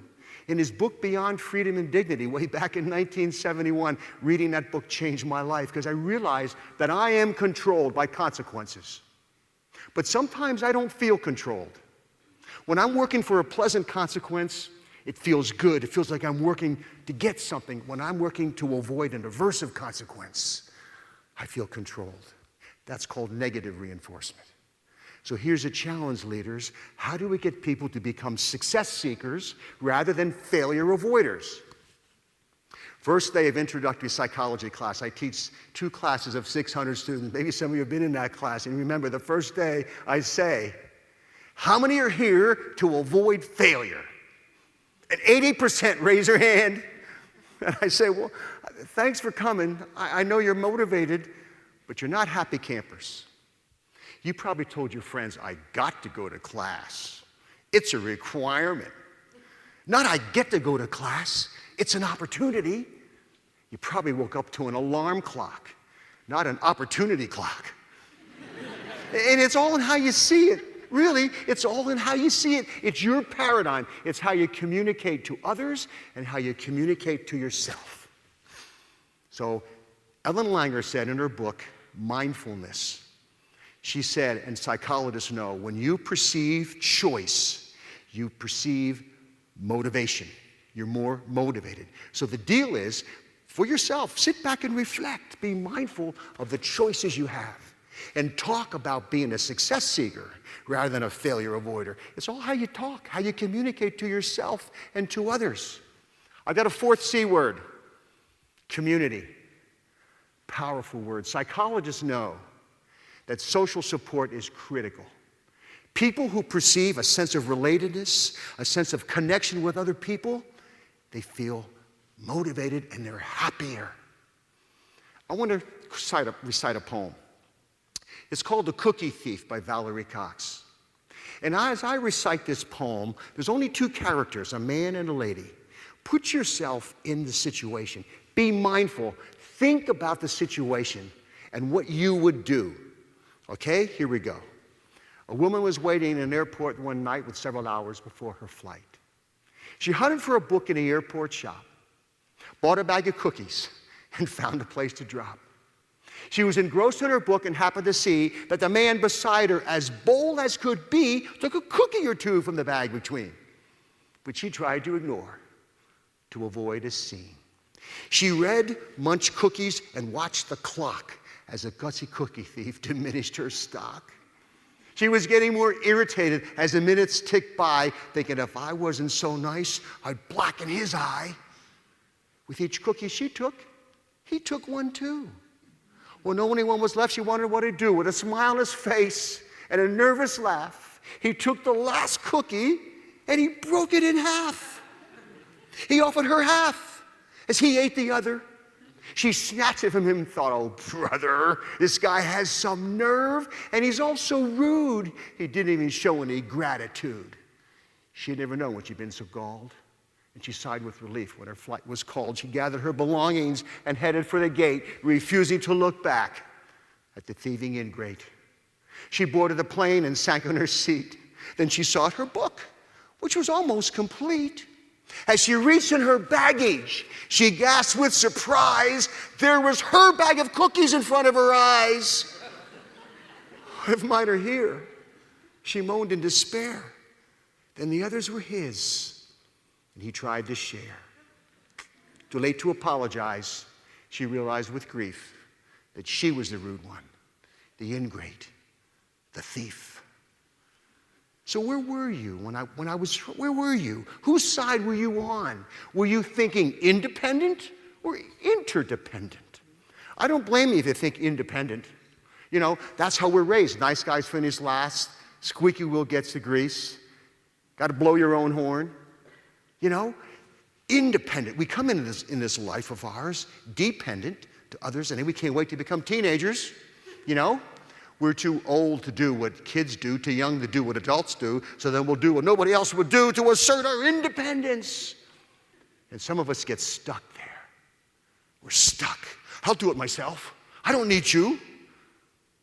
Not good. We need each other. We have to have each other's back.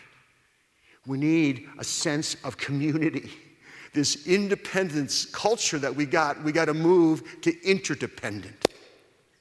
Okay, 4 C words that can fuel self-motivation and I think can fuel actively caring for people. Let me tell you a story to put it all together. It happened over 60 years ago. I remember it like yesterday. My parents asked me, hey, Scott, how'd you like to get drum lessons? How'd you like to play the drums? Oh, man, would I ever? I'm thinking of Buddy Rich and Gene Krupa. Most of you guys don't know those names, but they were the drummers. In those days, the drum was in the front of the band. They had white pearl drum sets, and I saw myself. That was my vision. I had a vision. Consequences, that was my vision. And I said, yeah, I want to take drum lessons. So the teacher would bring his drum and set next to mine. I didn't have a nice drum like this. My parents bought me a beat-up old drum at an auction. And they said to me, if you get better, if your teacher tells us you're getting, they're holding me accountable. Teacher says you're getting better, we'll get you a better snare drum and then a bass drum and then some cymbals, and that was my vision, and that kept me going. Consequences. So the teacher would come in and he would show me stuff. You know, this is how left hand, this is how Buddy Rich plays with his left hand and his right hand, and they would just do things like a flam. Can you hear that in the back? You okay? And this is a rim shot. He would show me stuff. I was just 10 years old, remember? And when he showed me stuff, I felt, wow. He showed me this little simple drum beat. Watch me, Scott. Watch this. And I practiced it, and I did it. I'm feeling competent. He showed me a paradiddle. Listen, paradiddle, paradiddle. And he said, you go home and you practice next week. I want to see your paradiddle. And I said, watch this. And I'd say, watch this. He said, that's a double paradiddle. We didn't get there yet. I'm reading ahead. Because I'm self-motivated. I feel competent. I'm walking through Muhlenberg High School, Allentown, Pennsylvania, and I see the music teacher, and he says, I hear you're learning to play the drums. I said, yeah, and I'm getting good. He said, you can march in the band. You can be the snare drummer. Whoa, that felt good. Another vision. Then the teacher comes into these were private lessons, by the way, $2. $2, that was a long time ago. She said, Scott, you ready to do a drum roll? I said, of course, I'm ready for a drum roll. He says, watch, Scott, here you go, watch this. Would you do that again? Scott, this is easy. Watch me. Now you practice that, and next week, I want to see a drum roll. He comes back the next week, he says, how's your drum? I can do a paradiddle. That's regression. I want to see a drum roll. Week after week, now we're talking about distress. Now we're talking about apathy. Now we're talking about learned helplessness. That's what psychologists call it. I remember walking through that elementary school and seeing a music teacher, and he said, so Scott, how you doing? How are the drums? Not so good. I can't do a drum roll. You know, like adults always say, never say can't. You can be anything you want to be, Scott. No, I can't do a drum roll. I've tried and I tried, and I've kind of given up. And he said, Scott, when you ever get overwhelmed, break it down. Break it down. Can you do a paradiddle? Yeah. Okay, what's the second beat? 2 beats. Yeah, well, that's a drum roll, Geller. It's 2 beats. You go home and you practice and you say, Dada Mama. Remember, I was just 10. You go, Dada Mama, Dada Mama, Dada Mama, Dada. It's a drum roll. That teacher came back the next week. Okay, Scott, I guess you can't do a drum roll. I said, watch this. He said, whoa, how'd you learn to do that? And I showed my teacher. I taught my teacher, 10 years old. He said, I had forgotten that I got into the habit of just doing this and forgot that it's 2 beats. You taught me how to teach the drum roll, Scott. There's a lesson there. We can always learn from each other. We need to have the humility to accept feedback and the courage to speak up. And we need to help each other feel self-motivated. How? Give them the perception of competence. Teach them about consequences drive us. You know, let them perceive choice, and let them know it's community. We're all in this together, and we need each other. Thank you.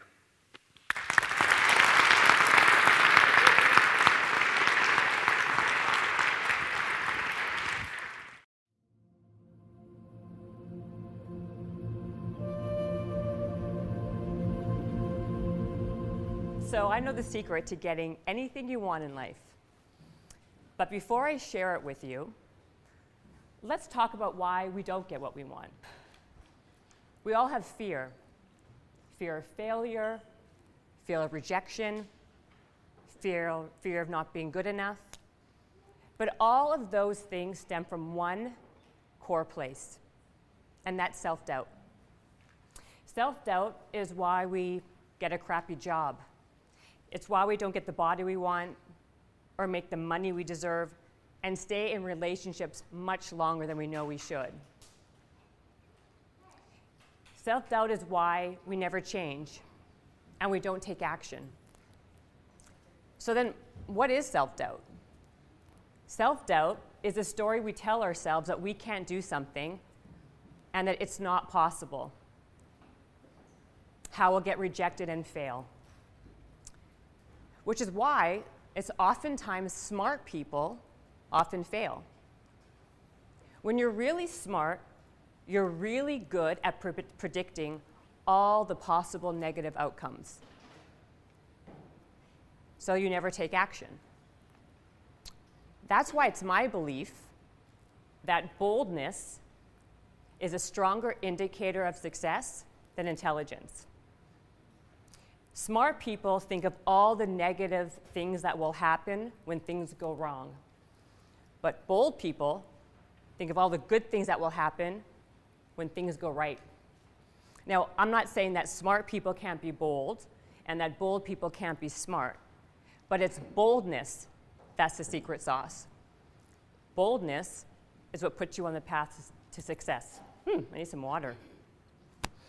So when I was 18 years old, I had a really big dream. I'm from a little small town in Canada called Winnipeg.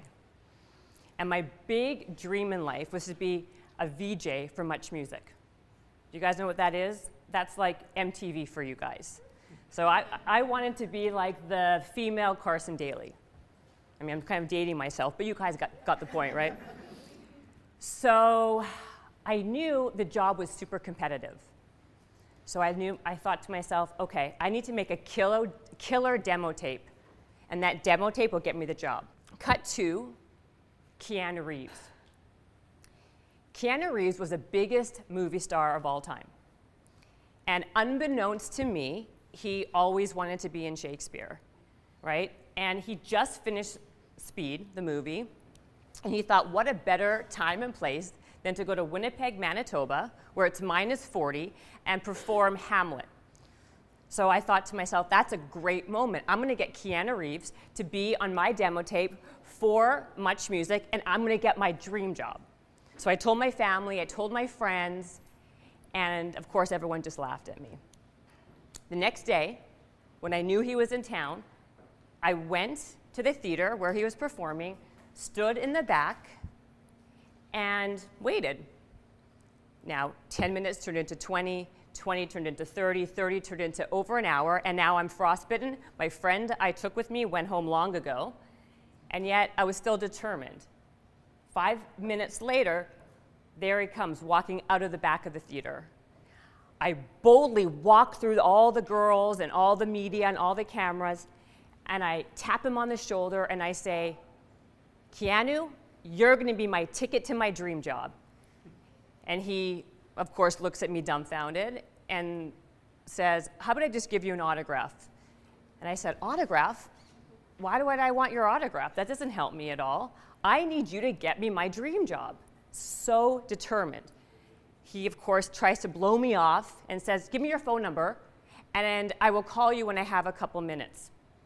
So I grabbed some girl who I don't know, and she had an eyeliner in her purse. I took the eyeliner, I took my gum wrapper in my pocket, wrote my number, I wrote my name, and I handed it to him, and I ran away.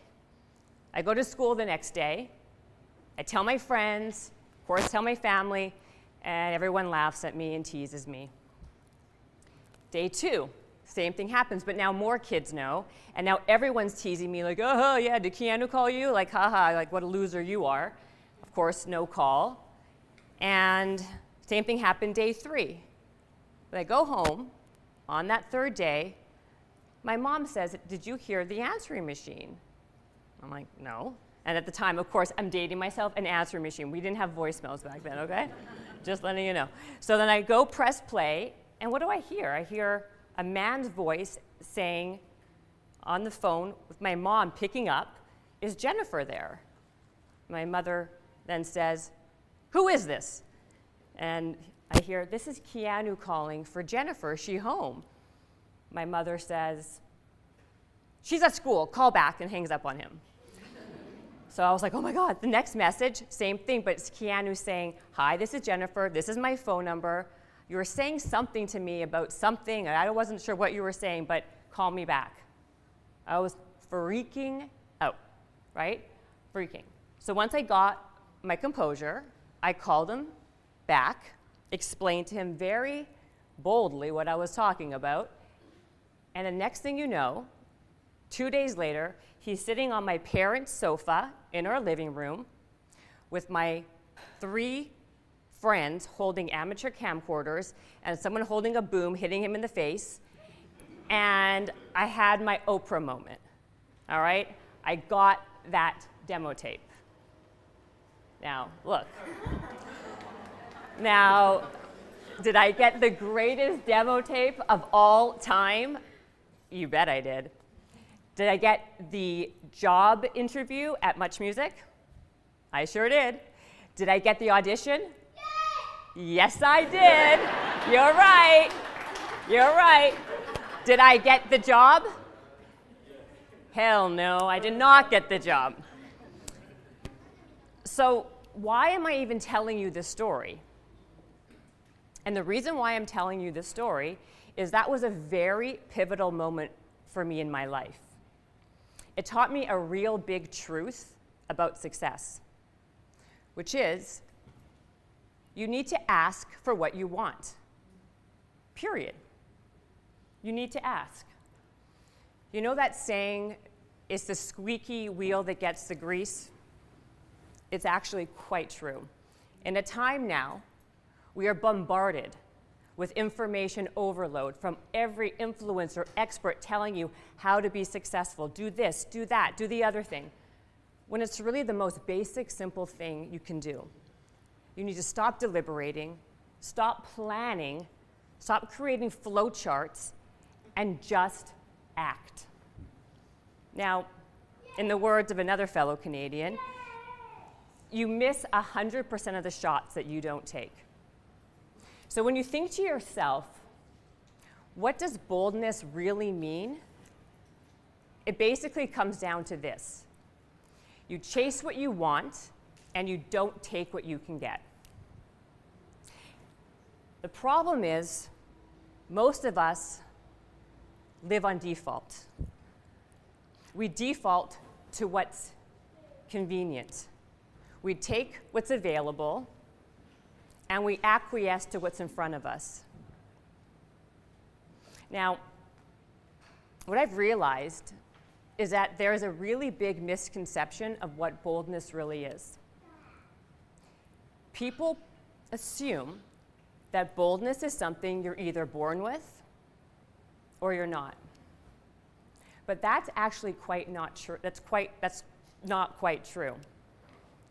Boldness is a skill like anything else. You need to practice it. You need to harness it to get better and better at it. There is a mindset that I developed, and it's called the 10% target. And what that is basically very simple. The idea is that whatever you want most in life, you make 10 attempts. The problem is most people don't make 10 attempts. The truth is most people don't even make one attempt. They call themselves out before they even try. And the purpose of the 10% target is to get very comfortable at failing 90% of the time. Now, I guarantee if you make 10 attempts at anything, one will be successful.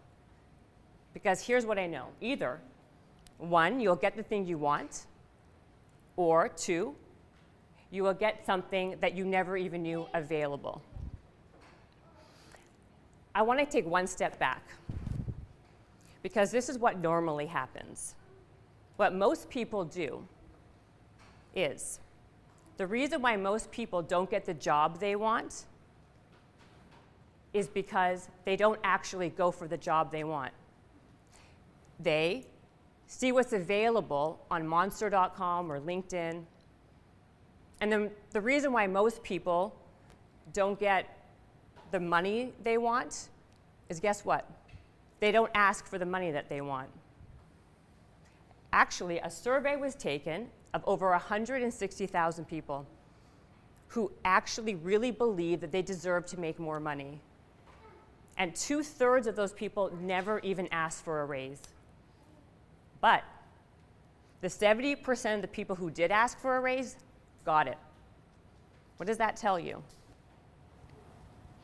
Now I want to go back, because I was making another point about the 10% target.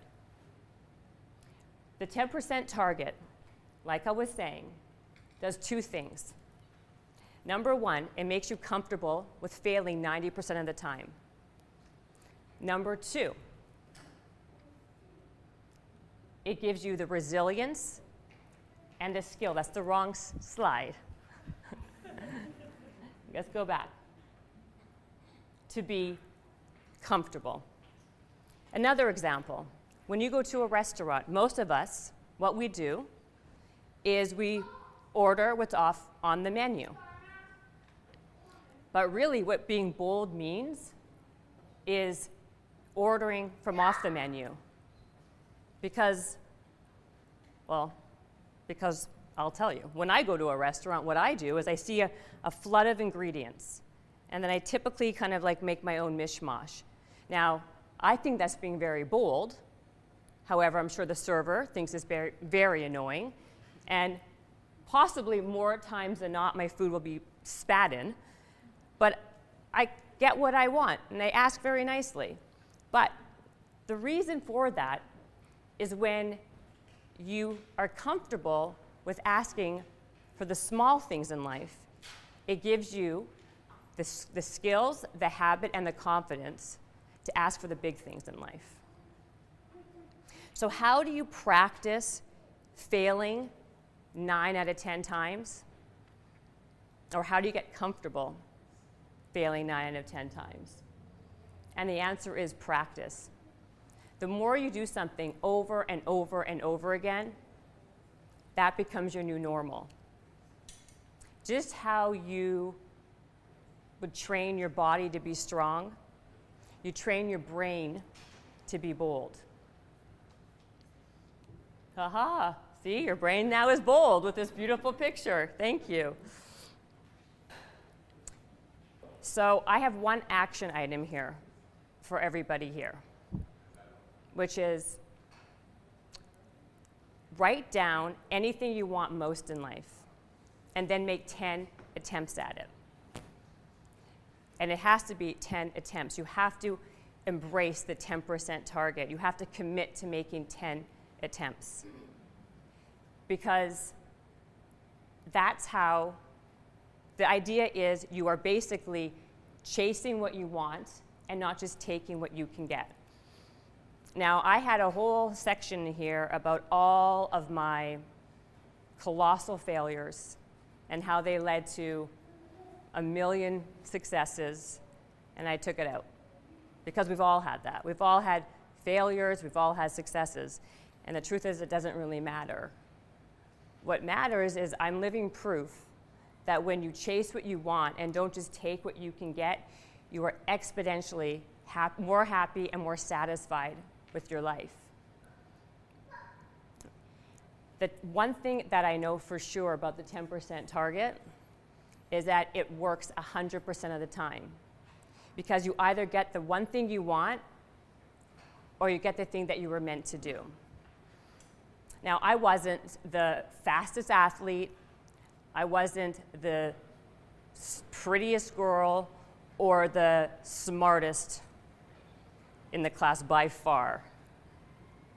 But I still became a best-selling author, an entrepreneur who sold companies for millions of dollars, co-founder of a breast cancer charity that raises thousands of dollars year after year, all by failing 90% of the time.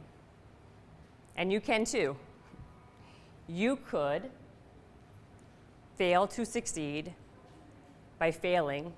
You can fail to become successful by just chasing what you want and not taking what you get. Thank you.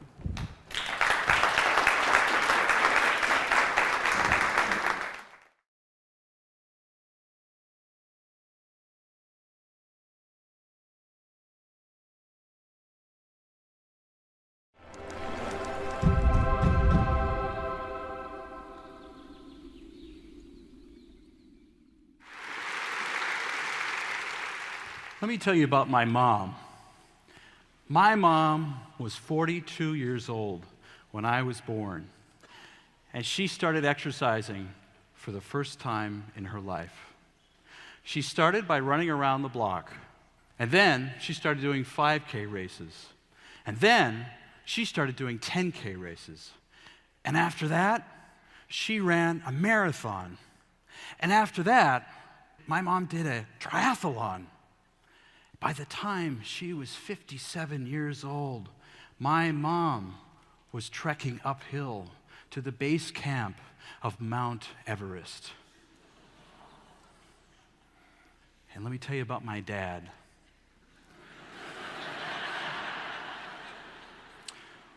When I was a kid, my dad used to take me to science classes.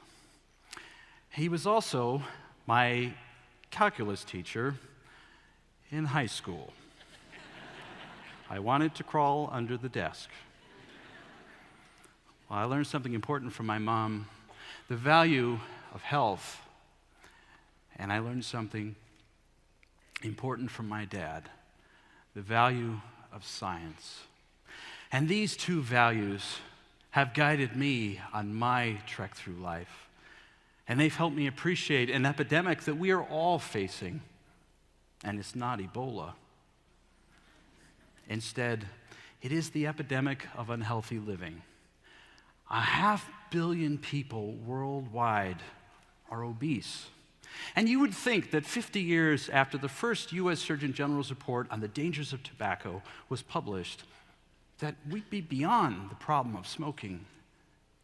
Today, 1 billion people worldwide use tobacco. Tobacco and obesity are two of the most preventable causes of premature death. Solving these problems is like trying to solve a jigsaw puzzle. We engage in unhealthy behaviors because of our genetics, because of brain neurotransmitters, because of environmental influences such as peers and the media. Each of those pieces of the puzzle are not things that you and I can solve on our own. But there is one piece of this puzzle that may hold the key: our choices about what we do with our cravings to engage in addictive behaviors like smoking or in overeating. Our choices. There is a new science of self-control that may hold the key to reversing these epidemics. It's called willingness. Willingness means allowing your cravings to come and to go while not acting on them by smoking or eating unhealthy. But actually, I'm not talking about willpower, and I'm not talking about power through your cravings. Instead, I'm talking about a different notion of cravings that looks like this: dropping the struggle with your cravings, opening up to them, letting them be there, and making peace with them. Now, at this point, you may be very skeptical.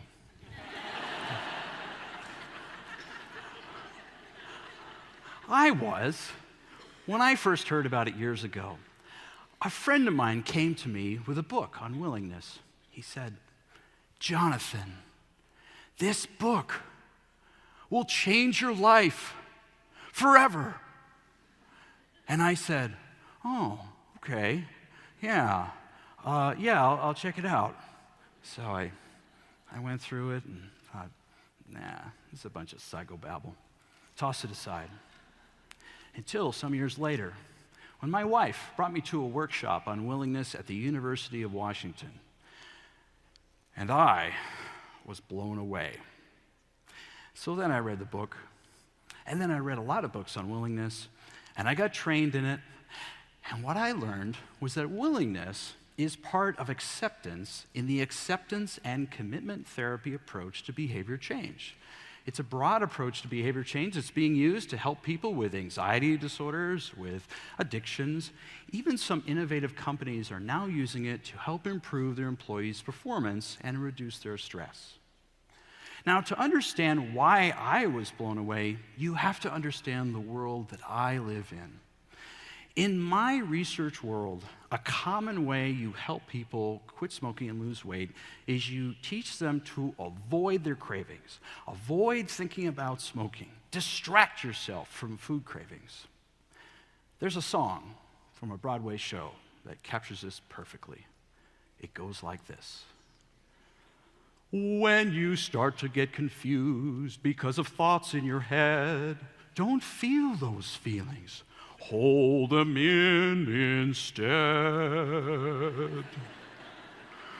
Turn it off like a light switch. Just go click. We do it all the time when you're feeling certain feelings that just don't seem right. Treat those pesky feelings like a reading light and turn them off.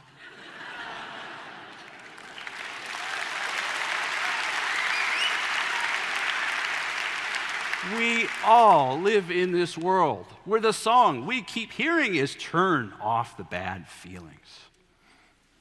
Now, let's take a look at these cookies. They just came out of the oven. Oh, they are so good. Oh, they're so delicious. Just feel that craving to eat those cookies. Oh, they're lovely. They're so good. Now, turn it off. Turn it off. You want those cookies even more now, right? You see the futility of trying to turn it off. You can't turn it off, and maybe you don't have to. Maybe you can leave the light on. Here is how. My research lab at the Fred Hutchinson Cancer Research Center here in Seattle is conducting randomized clinical trials to see if showing people how to be willing to have their cravings is effective for quitting smoking. We are conducting trials in face-to-face interventions, in a telephone quit smoking hotline, in a website called webquit.org, and in an app called SmartQuit. These technologies have the potential to reach millions of people with interventions that could save their lives. That's pretty amazing. And let me tell you about the data. When you pool together the results from 6 clinical trials, all 6 that have been published to date, including trials conducted by our colleagues, what we see is that for the people who were assigned to the avoidance approach, avoiding your cravings, some of them quit smoking, and it varied depending on the study. However, for the people who were randomly assigned to the willingness condition, twice as many quit smoking. Very, very encouraging. Now, of course, the data only tell us one small part of the story. So to help you see willingness in action, I'm going to weave together experiences I've had in counseling people for quitting smoking. And I'll together refer to them as one person that we'll just call Jane. So as is typical of people who come in to want help for quitting smoking, Jane was a 45-year-old person who started smoking when she was a teenager. She tried to quit smoking several times, was not successful. So she was very skeptical that anything new was going to be helpful to her for quitting, and yet she was really hopeful that this time would be different. So the first thing that I showed Jane was to be willing, that is to be aware of her cravings in her body. So to notice where she felt cravings in her body. And what I did is I asked her to journal that, and just to track the intensity over time and to see if she'd smoke afterwards. So in the middle of explaining this, she stops me and she says, "What are you talking about? I don't have cravings. I just smoke." So I said, "Well, why don't you try it, and we'll see what happens, and if it doesn't work, we'll try something else." So she came back a week later, and she said, "You know, I've been tracking my cravings. I've been tracking them all the time. And now, I can't stop thinking about smoking. What am I supposed to do?" Well, before I tell you my answer, let's look behind the scenes. Now, what was probably going on here was that Jane was having cravings all along. And like a lot of us, she was living on autopilot.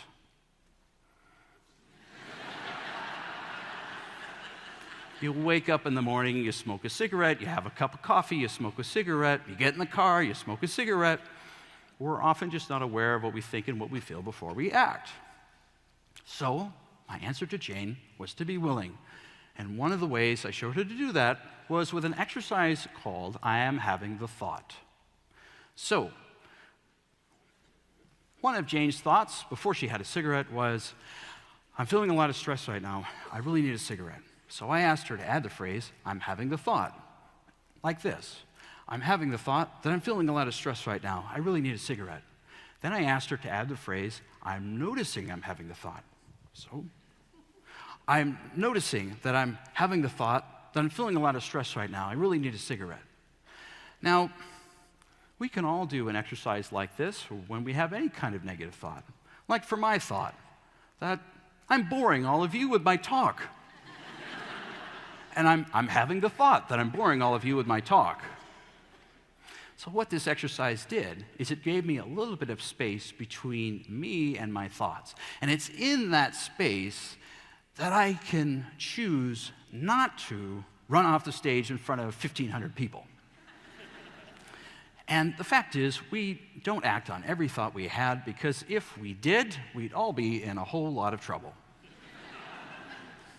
So this was helpful to Jane, but there was something else that was really difficult for Jane, and I felt a lot of compassion for her about it. And that was the judgment that she felt from people when she would be outside smoking a cigarette. The criticism from her husband for being a smoker, and the self-loathing that she developed about smoking. And she dealt with this shame by having a cigarette, which gave her relief temporarily until the shame came back. So I said to Jane, what would it be like if we tried to honor this feeling of shame as part of the human experience? If you had a close friend who was feeling shame about smoking, I said to Jane, what would you offer this friend as words of caring and kindness? And could you then offer those words to yourself, Jane? And she looked up, and she had this look of this temporary respite from the shame, which made it just a little bit easier next time not to act on the craving. So here's the secret to self-control. The secret to self-control is to give up control. Because otherwise, we get into a tug of war with a monster, a craving monster. And the craving monster says, come on, smoke a cigarette. Come on, have that cookie. Come on. And you're on the other side saying, no, craving monster, I'm going to distract myself from you. I'm going to ignore you. No, no, no, no. And craving monster says, no, no, come on, you know you want it. And you're just back here, and you're going back and forth and back and forth, and pretty soon the craving monster overpowers you. You have that cookie, you have that cigarette, until the craving monster comes back. And then you're in the tug of war again, doing what we've learned how to do, unless you drop the rope. And what you discover is if you just allow the monster to occupy a space in your body, you discover in a few minutes that the craving monster is not as threatening as he appears. And sometimes he even goes away. As we break for lunch, we're going to have choices of what to eat.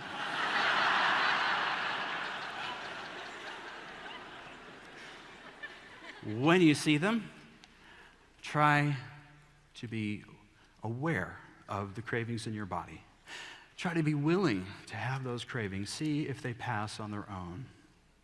And whatever choice you make, try to bring a spirit of caring and kindness to yourself. For that is the mountain that we are all climbing. Thank you very much.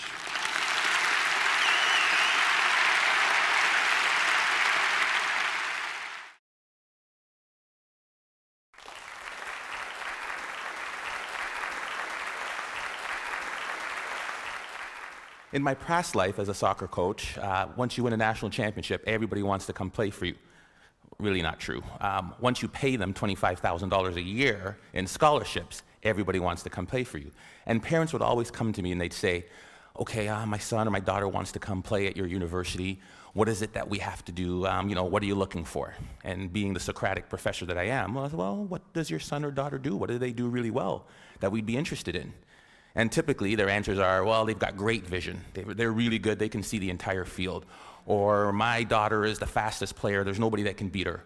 Or my son's got a great left foot, or really, really great in the air and can head every ball. I'm like, yeah, not bad. But to be quite honest with you, those are the last things I'm looking for. The most important thing, self-confidence. Without that skill, and I use the word skill intentionally, without that skill, we are useless as a soccer player. Because when you lose sight or belief in yourself, we're done for. I use the definition of self-confidence to be the ability or the belief to believe in yourself to accomplish any task, no matter the odds, no matter the difficulty, no matter the adversity. The belief that you can accomplish it. Self-confidence. Some of you are saying, great, I don't have it, I'm so shy, I'll never do good. And you start to drag all the way down here. But I use the word skill because I believe it can be trained. And I'll show you a couple of ways in which we do. Hopefully I won't run out of time. I don't use any slides because my speech always goes here, here, or here. So we'll see which way we get to. The easiest way to build self-confidence. There's no magic button. I can't say, hey, this plane is going down. Who can fly it? Put your hand up. I can. I'm confident. Repetition, repetition, repetition. Right? What does Malcolm Gladwell call it? The 10,000-hour rule? There's no magic button. I recruited a goalie from Colombia, South America one year. Big, tall, 6'3" man. He had hands like stone. I thought he was like Flipper. Every time I throw him the ball, down onto the ground. I was like, oh my God, we're in trouble.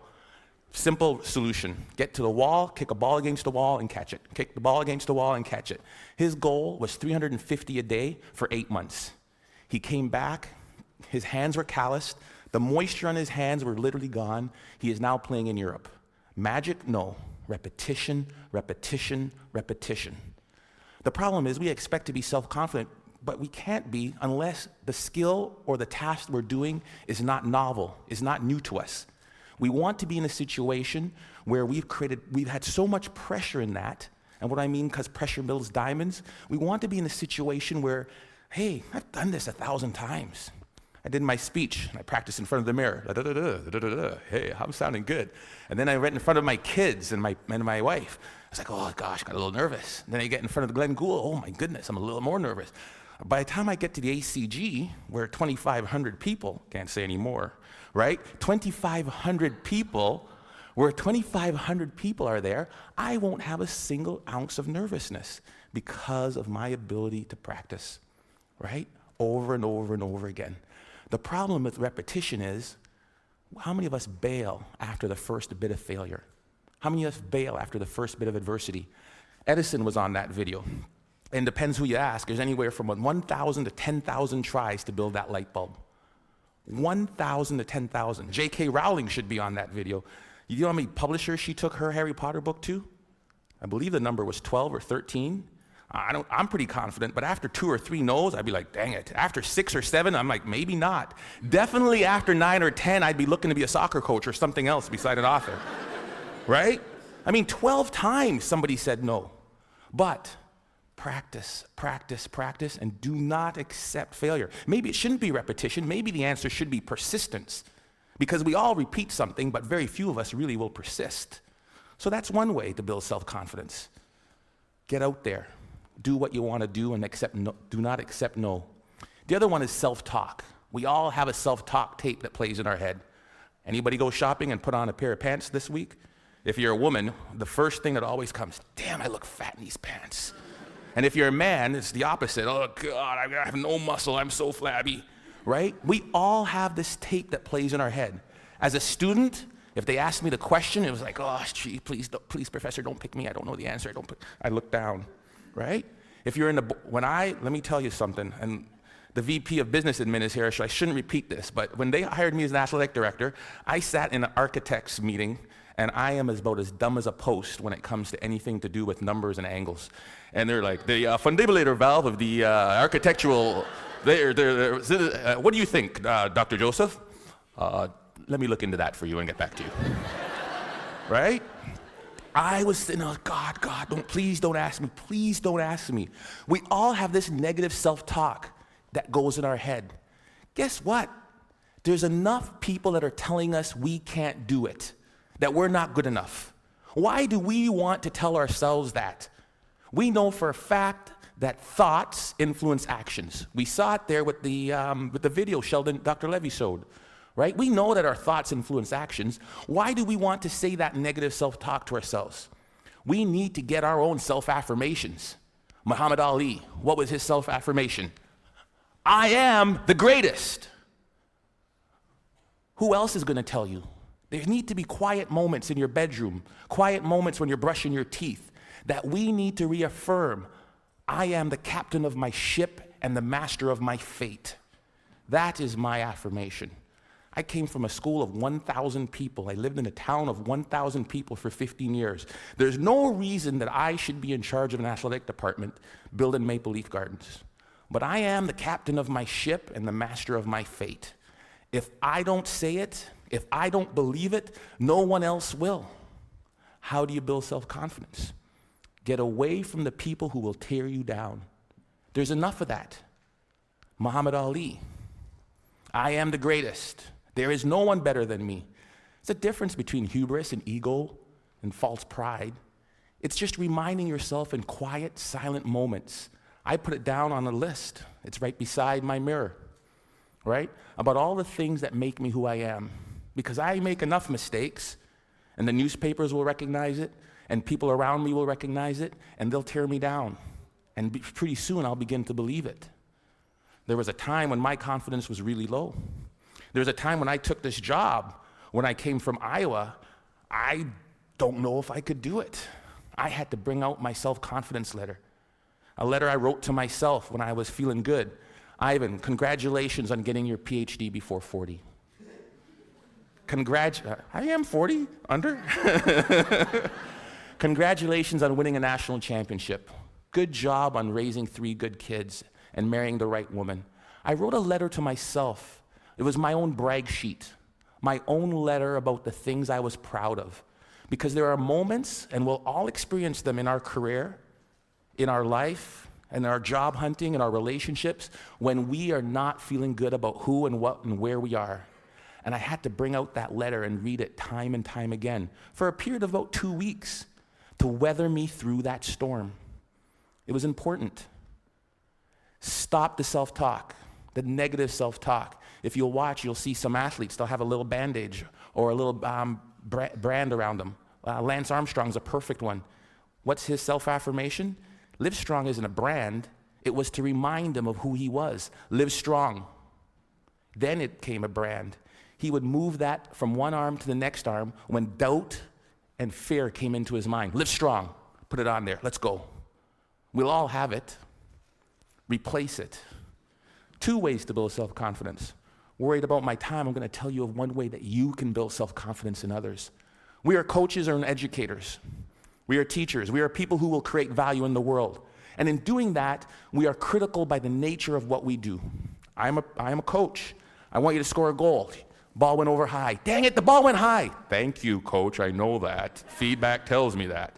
So what do? I need you to put your elbow or here. I need you to put your knee over the ball. I need you to follow through. Boom, land, great. Notice I never made it as a professional. What can we do? We fix mistakes. When I'm fixing that mistake, Johnny, this is terrible. You need to bend your knee. You need to do this. What have I done to Johnny's self-confidence? Bend your knee. Think of this. Next thing you know, Johnny's crushed. Ignore what Johnny does wrong and find Bob or Sally or Frida over here.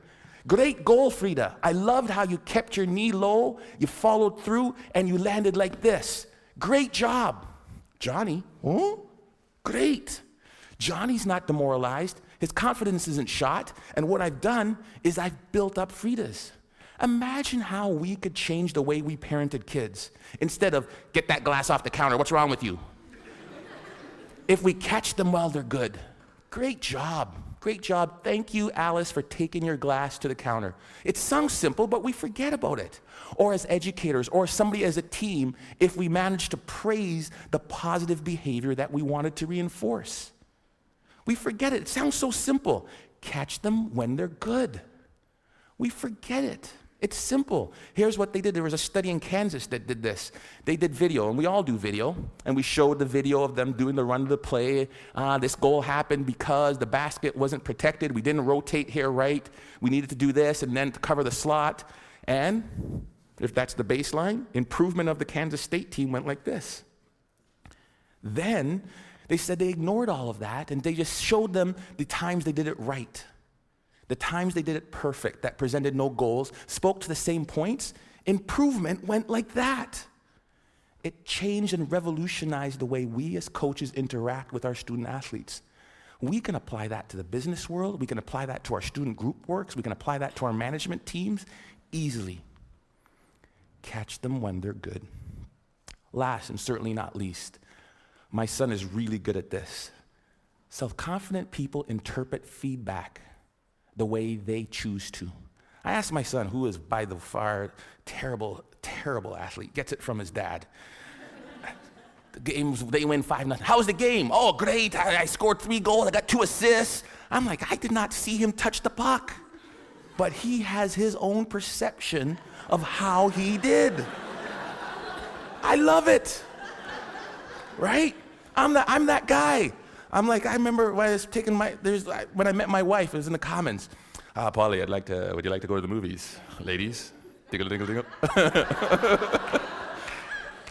And she goes, no. I ask her again, because I think that she just hasn't seen me in the right light. Maybe that's not the wrong shirt on, right? Because I'm interpreting that the way I want to interpret it. Finally, I ask her out again. She gives me this one comment, right? Or she sent it through her friend, because that's the way you did it back then. She wouldn't date you unless it was the last person on Earth, that hell was freezing over, there was a small chance we had to save the planet Earth. Some people's like, there's no chance. I'm like, you're saying there's a chance. Right? Because that's how I'm going to interpret it. If I could give you one thing to take from this, it is, no one will believe in you unless you do. Listen to the words of that video. Here's to the crazy ones, the misfits, the rebels, the troublemakers, the round pegs in the square holes. We're supposed to be different, folks. And when people look at us, believe in yourself. Thank you.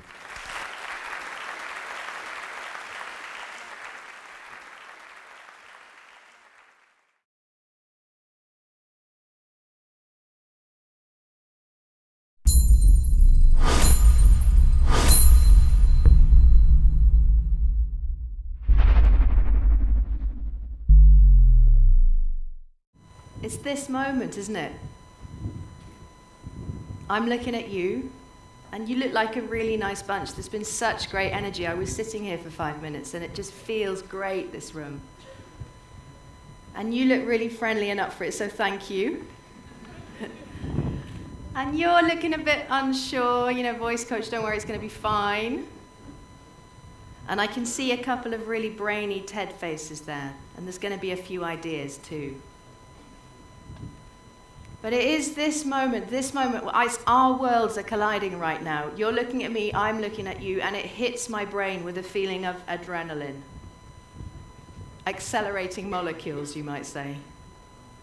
And different people deal with this moment differently. Some of us go, hey, there are people who are confident, they cope with this moment totally fine. And then there are other people and not so confident, and it stops them speaking this moment. Makes them feel anxious, makes them feel maybe they're not up to it. And that is not the case. Actually, all of us have confidence within. And what I want to talk about today is the idea that we can find more confidence within us if we know where to look. And where do we look? We go within. We look under the bonnet. And that's where we're going next. And the reason I want to talk about this is because many years ago, I stood in front of an audience this big, bigger, at Central Hall, which is by the Houses of Parliament, a really big Methodist space. And I was super excited about that moment because I knew that it was my big moment as a rookie voice coach and that I was going to be able to speak. And I stepped up in front of that audience, and what happened was everything that could possibly go wrong did. I went too fast, I lost my words. It felt like such a horrible experience. And just as I thought it couldn't get any worse, the microphone broke. And I looked out across the room, and I said in my big voice coach voice, there wasn't this much wind at the time, I have to say, and I said in my big voice coach voice, "Can you hear me at the back?" And someone said, "Speak up." And I just felt this feeling of absolute shame. That feeling of an audience looking at you and a feeling of judgment which cripples us. And I left that venue and I thought to myself, never again. Now that clearly didn't work because I'm here. I also thought I'm going to do it differently next time. I'm going to make sure that the next time I stand up to speak, it feels good. And where I had to go was within. Now, we live in a really visual culture. We spend a lot of time, if we think about two worlds, we spend a lot of time thinking about the outside, maybe especially for women. And actually, confidence doesn't exist on the outside. It exists within, in the visceral stuff, in the bits within you that we don't see. And we're going to go to those bits. And when I was thinking about this idea 3 months ago, when I got asked to do it, I started to feel nervous about this moment. I started to think about a quote that the director Peter Brook had said, which is that we open new drawers in the self. And I started to think about a chest of drawers. And then I came across this really cool maker called George McCallum, who's actually sitting there. And I said to George, "Can you make me a chest of drawers?" And he did. Now you might be wondering what this object is. And what this object is here is what George made. But when you ask a maker to make a chest of drawers, they don't always do what you think they're going to do. Do you want to see what he did?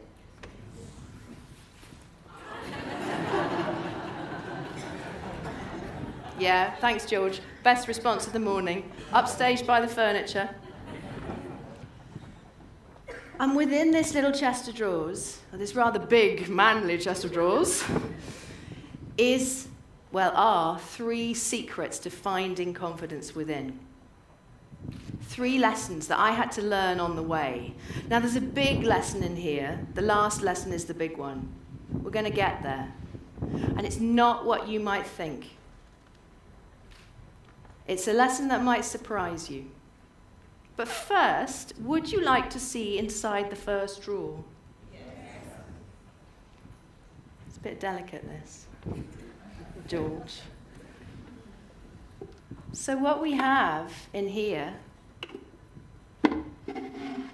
is an instrument. Because as you've just been hearing, the voice is the most amazing instrument. It's magnificent. And how often do you think about how yours works? Because like this little guitar, it has a string and it has a hitter. Where's the string of your voice? Should we put a hand on it? Here, give it a shake, it's your larynx. Can everybody do that for me? And then the hitter is the air. Now, when you know that your voice is an instrument, what does that tell you? You know, people come to me and they say, "Oh, I've got a bad voice, I'm not a good speaker, I get worried about this kind of moment, I hate meetings, I hate presentations, can't do it." The voice is an instrument. There's no such thing as a bad saxophone, is there? Because when we hear a great saxophonist, and he's probably somewhere down here, what we know is that they've practiced a lot. That not only do they have talent, but also that they have worked and worked and worked to get a great sound. Now, if you ever doubt the sound of your voice, let me tell you, all you have to do is practice. And when I was worrying about that moment that I'm going to call my central hall of shame, because it was, what I remembered was the story of a guy in ancient Greece called Demosthenes. Now, it's a bit of a big old name, so we're going to call him the Greek dude from now on, which actually is also a bit of a big word, so we might just call him Dave, I think. Now, Dave was speaking at the assembly, which is like the O2. We have Simon in the room. It's like the Brixton Academy of the Greek, ancient Greek world. And he was feeling pretty nervous. He wanted to be an orator. Orators were the rock stars of their day. And so he geared himself up for this big moment at the assembly. And you know what? He bombed. They said he was uncouth in his speaking and that he stammered. And so the audience jeered at him. They threw stuff. Please don't do that today. And he left that stage feeling so downcast when he got a bit of advice from an actor. Now, I'm sure Greek actors were pretty much the same as they are now, and I'm sure the actor was a bit like this. But what he said to him is, you need more expression in your voice. You're just not giving it enough welly, enough energy. And you also need to believe in yourself, because the message is good. So Demosthenes takes himself back home, and he goes for it. This is his rocky moment. He builds himself an underground cellar. He shaves his head, half of his head, so that he can't leave the house for 3 months, and then he practices for 3 months solid in front of a big shield that's polished like a mirror.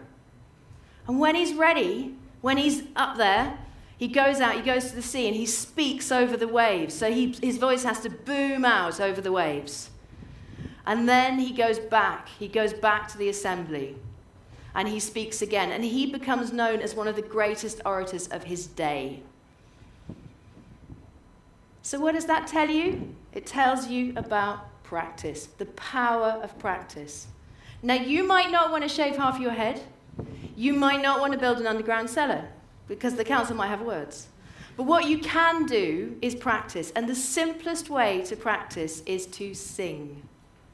You don't have to do a big ma voice coach warm-up unless you want to. But what I really recommend is that every day sing somewhere. Sing in the shower, sing in the car, sing on the tube if you feel brave.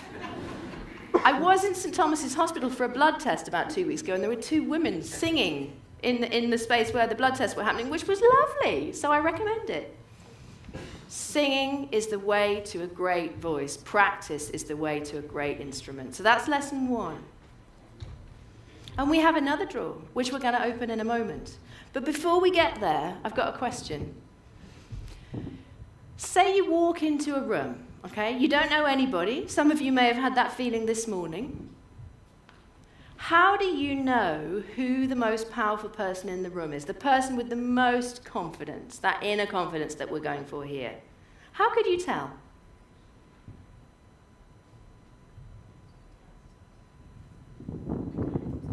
How they carry themselves. That's lovely, Lola. And you're in the same space, aren't you? Because you're a singer.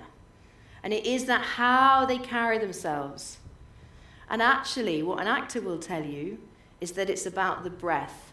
The most powerful person in the room has the most relaxed breathing pattern. And there's a well-known scientist called Paul Ekman who looks into emotion. And he said, which would make actors laugh because it seems so straightforward to them, but maybe isn't to science, that he couldn't understand why breath mattered for a long time, and his research has explored it, until he started to understand that the unconscious system, I can't control my spleen, it's just doing its own thing. But I can control my breathing. And if I get into my breathing, I get into the unconscious. I calm myself down.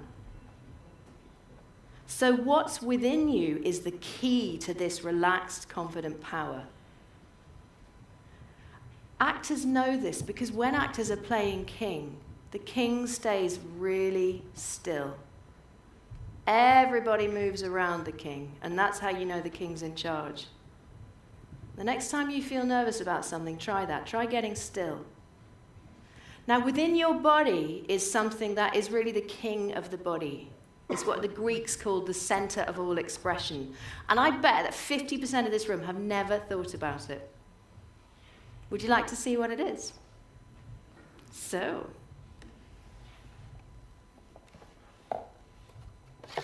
Thank you, my still handsome friend. So, okay, we've got our lungs, haven't we? We've got this, which is probably not an anatomical representation of a heart, but it's nice. But what's down here? What's this? Thank you very much, diaphragm. It is indeed your diaphragm. Now put your hands up if you have thought about the diaphragm recently. Put your hands up if you've thought about your diaphragm today. Thank you, singers in the room. Good. Or actors. Or saxophonists. Put your hands up if you haven't yet thought about your diaphragm today. Yeah, that is quite a large percentage. So we don't think about our diaphragms, do we? But the diaphragm is the key to regulating your system. It's how you calm yourself down in that moment where you stand in front of all the eyes. It will make you feel confident when you most need it and you least feel like it. Now, I didn't know anything about my diaphragm. I'd learnt about it. I knew what it was supposed to look like, but I didn't know how it felt. And then one day, I was feeling really stressed. I was breathing up in my chest. You know, I had that kind of squeaky, high-voiced adrenaline breathing up in the chest. Not good. And I walked into a yoga class, and the yoga teacher said, "You look really stressed," which is never a good start. He said, "Lie down on the floor." And he laid me down, and I closed my eyes, expecting some lovely, relaxing yoga thing. And suddenly, he put a gym weight on my stomach. And he said, "Breathe, lift that." And I did. I breathed in. And as I breathed in, I had to lift that gym weight with my stomach. And my diaphragm shuddered into action. And suddenly I got it. I got how it should feel. I got that I didn't need to breathe up here anymore, that I could breathe down. And I'd like to suggest that the diaphragm is the king of confidence. So should we find yours? We take a thumb? And take your thumb and just put it below your bra strap. Yeah, that's right, sir, you got it. That's it. And just thumb there and just gently push. Now, Laurence Olivier, when he was taught to breathe, Laurence Olivier, you know the actor, was taught to breathe by pushing a grand piano. Now, I certainly don't have a grand piano at home. London houses don't fit them these days, do they? But we can all practice the feeling of pushing a grand piano if you breathe in and push your thumb away. And now breathe out and feel it push back. So you're filling up an air balloon in your stomach. Now breathe in, push your thumb away. Now breathe out, push it back. Welcome to your diaphragm. And if you put your hands on your ribs, your diaphragm goes all the way around. You can also fill the rib cage as you breathe in. So feel the ribs open as you breathe and close as you breathe out. If you are ever nervous about one of these moments, do that. Your diaphragm is the key to your confidence. So we've got two lessons. We've got the power of practice. We've got the importance of the diaphragm. There's a third lesson, which is the big one. It's the one that really makes a difference. And I started to think about this lesson a couple of weeks ago, actually, because someone I'd worked with wrote to me. She wrote me an email, and she said she'd been through the worst possible thing that you can imagine happening to someone. She had just got married and was on honeymoon when her husband had a heart attack and died. And she had to go back to the church they got married in and speak a eulogy for this man. In fact, she also read a poem that she'd written when they first met. And she said, on the worst day of my life, I had to pull myself together. I had to find the energy of celebration for this man that I really loved. And the only way to do it was what you taught me, the skills of breathing low and slow, taking my time, getting the control, finding the inner confidence. It was the greatest gift I could give him. And there are moments in our lives where we have to speak, not because we have something to say for us, but because we want to speak for someone else, a wedding, a eulogy.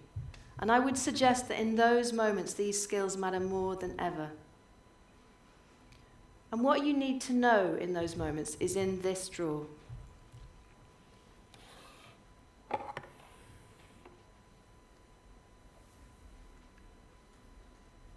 It's breath. It's air. And why air matters is because we breathe our thoughts. All speech is out-breath. All song is out-breath. And all in-breath is thought. Just put a hand back on that diaphragm for a moment and breathe out. And then feel the breath in, and as you breathe in, think of someone you really love. Now, if we were all to speak on that out-breath, it would be full of love. Now breathe in again, and breathe in a feeling of excitement for the day that's going to come, because it's going to be so good. And if we were to breathe in and then speak on that feeling, then we have excitement in our voices. So you can control your voice with the idea of breath is thought. And it's in Latin, the two worlds, ancient and modern. The Romans understood this. Inspiration and respiration have the same root. The Romans understood that we breathe our thoughts. And because we speak on the out-breath, all you have to think about is the in-breath. And you know the simplest way to think about the in-breath? Close your mouth. So who would have thought that the big secret I promised you was that if you want confidence in speech, all you have to do is know when to shut your mouth. Thank you.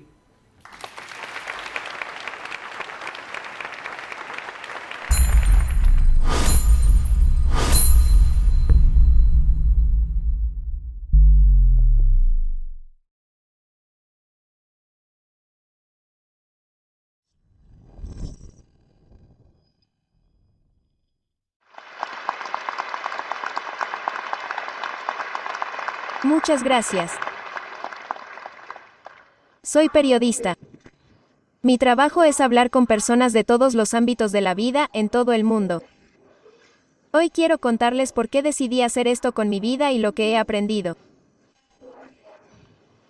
Mi historia comienza en Caracas, Venezuela, en Sudamérica, donde crecí, un lugar que para mí estuvo y siempre estará lleno de magia y maravillas. Desde muy joven, mis padres querían que tuviera una visión más amplia del mundo. Recuerdo una vez cuando tenía alrededor de 7 años, mi papá se me acercó y me dijo, Mariana, te voy a enviar a ti y a tu hermanita, que tenía 6 años en ese momento, a un lugar donde nadie habla español. Quiero que experimentes diferentes culturas. Habló una y otra vez sobre los beneficios de pasar un verano entero en este campamento de verano en los Estados Unidos, destacando una pequeña frase a la que no le presté demasiada atención en ese momento: nunca se sabe lo que depara el futuro. Mientras tanto, en mi mente de 7 años, pensaba que íbamos a ir a un campamento de verano en Miami. Tal vez iba a ser aún mejor, e íbamos a ir un poco más al norte, a Orlando, donde vivía Mickey Mouse. Me emocioné mucho. Mi papá, sin embargo, tenía un plan diferente. Desde Caracas nos envió a Brainerd, Minnesota. Mickey Mouse no estaba allí, y sin teléfono celular, sin Snapchat o Instagram, no pude buscar ninguna información. Llegamos allí, y una de las primeras cosas que noté fue que el cabello de los otros niños tenía varios tonos de rubio, y la mayoría de ellos tenían ojos azules. Mientras tanto, así nos veíamos. La primera noche, el director del campamento reunió a todos alrededor de la fogata y dijo, chicos, tenemos un campamento muy internacional este año, los Atencio vienen de Venezuela. Los otros niños nos miraban como si fuéramos de otro planeta. Nos preguntaban cosas como, ¿sabes lo que es una hamburguesa? O, ¿vas a la escuela en burro o en canoa? Trataba de responder en mi mal inglés y ellos simplemente se reían. Sé que no estaban tratando de ser malos, solo estaban tratando de entender quiénes éramos y hacer una correlación con el mundo que conocían. Podríamos ser como ellos o como personajes de un libro lleno de aventuras como Aladino o el libro de la selva. Ciertamente no nos parecíamos a ellos, no hablábamos su idioma, éramos diferentes. Cuando tienes 7 años, eso duele. Pero tenía que cuidar a mi hermanita y ella lloraba todos los días en el campamento de verano. Así que decidí poner buena cara y aceptar todo lo que pudiera sobre el estilo de vida estadounidense. Más tarde hicimos lo que llamamos el experimento del campamento de verano, durante 8 años en diferentes ciudades de las que muchos estadounidenses ni siquiera han oído hablar. Lo que más recuerdo de estos momentos es cuando finalmente hice clic con alguien. Hacer un amigo era una recompensa especial. Todo el mundo quiere sentirse valorado y aceptado, y pensamos que debería suceder espontáneamente, pero no es así. Cuando eres diferente, tienes que trabajar en la pertenencia. Tienes que ser realmente útil, inteligente, divertido, cualquier cosa para ser genial para la multitud con la que quieres pasar el rato. Más tarde, cuando estaba en la escuela secundaria, mi papá amplió su plan de verano y desde Caracas me envió a Wallingford, Connecticut, para el último año de la escuela secundaria. Esta vez, recuerdo haber soñado despierta en el avión con la experiencia de la escuela secundaria estadounidense con un casillero. Iba a ser perfecto como en mi programa de televisión favorito, Salvados por la Campana. Llego allí y me dicen que mi compañero de cuarto asignado está esperando ansiosamente. Abrí la puerta y allí estaba ella, sentada en la cama con un pañuelo en la cabeza.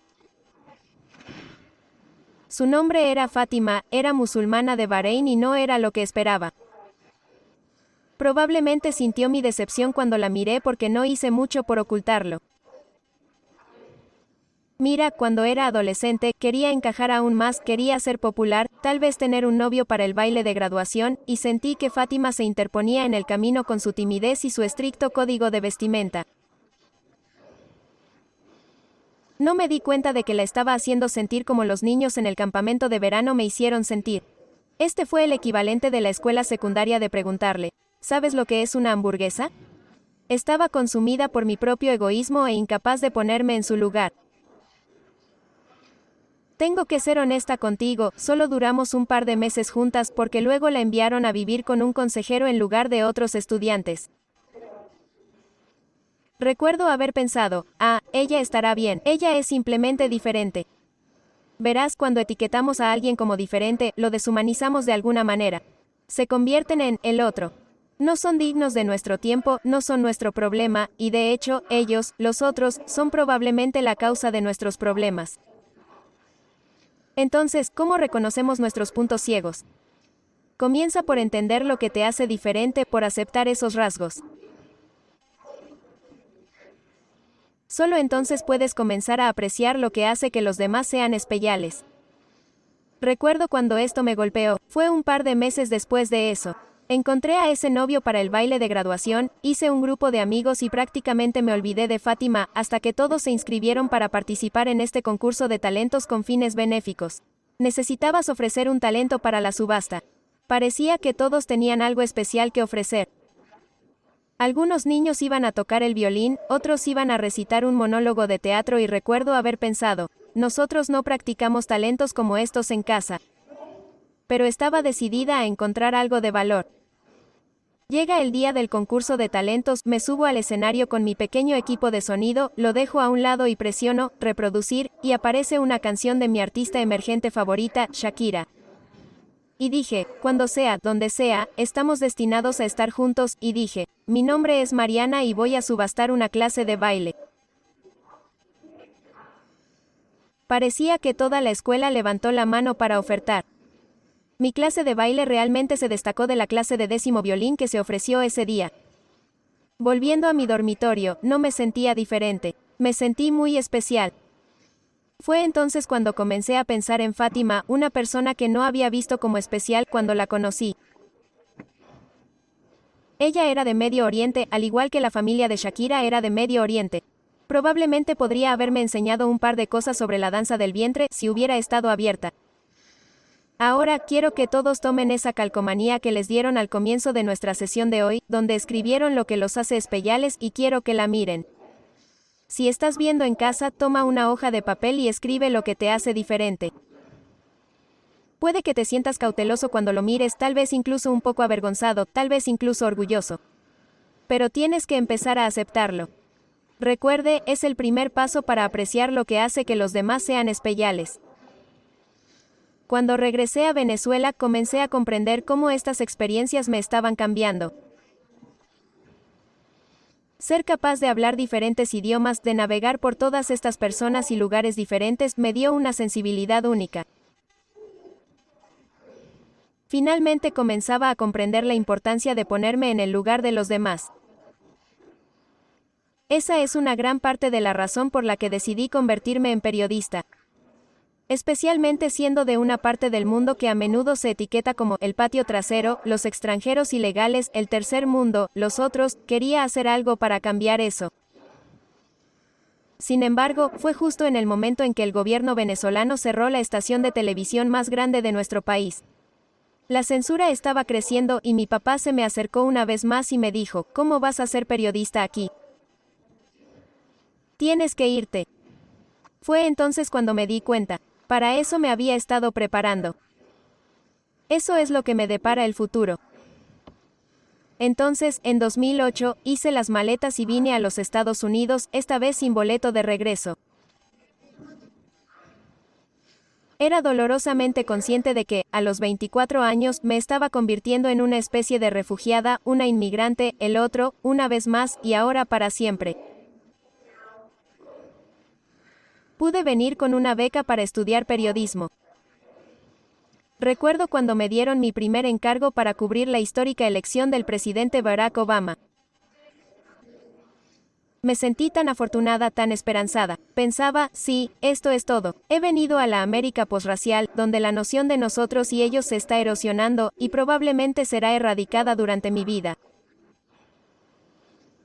Estaba equivocada, ¿verdad? ¿Por qué la presidencia de Barack Obama no alivió las tensiones raciales en nuestro país?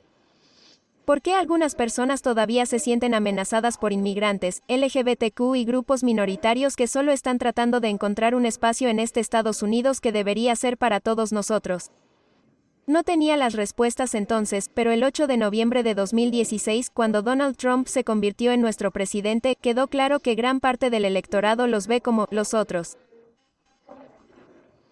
Algunos ven a personas que vienen a quitarles el trabajo o a posibles terroristas que hablan un idioma diferente. Mientras tanto, los grupos minoritarios a menudo solo ven odio, intolerancia y estrechez de miras en el otro lado. Es como si estuviéramos atrapados en estas burbujas que nadie quiere reventar. La única forma de hacerlo, la única forma de salir de ella es darnos cuenta de que ser diferente también significa pensar diferente. Se necesita coraje para mostrar respeto. En palabras de Voltaire, puede que no esté de acuerdo con lo que tienes que decir, pero lucharé hasta la muerte para defender tu derecho a decirlo. No ver nada bueno en el otro lado hace que el diálogo sea imposible. Sin diálogo, seguiremos repitiendo los mismos errores porque no aprenderemos nada nuevo. Cubrí las elecciones de 2016 para NBC News. Era mi primer gran encargo en esta cadena mainstream, por donde había pasado de la televisión española. Y quería hacer algo diferente. Vi los resultados de las elecciones con familias indocumentadas. Pocos pensaron en compartir ese momento con personas que no eran ciudadanos, pero en realidad tenían más que perder esa noche.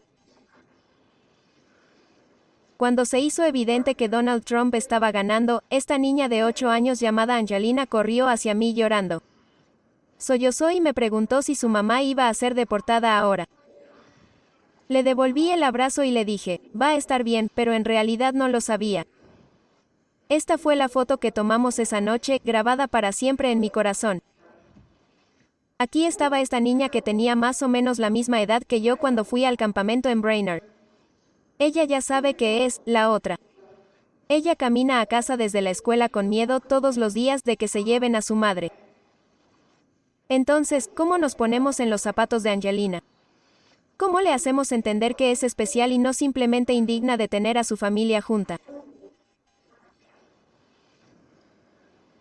Al darle tiempo de cámara a ella y a familias como la suya, traté de hacer que la gente los viera como seres humanos, y no simplemente como extranjeros ilegales.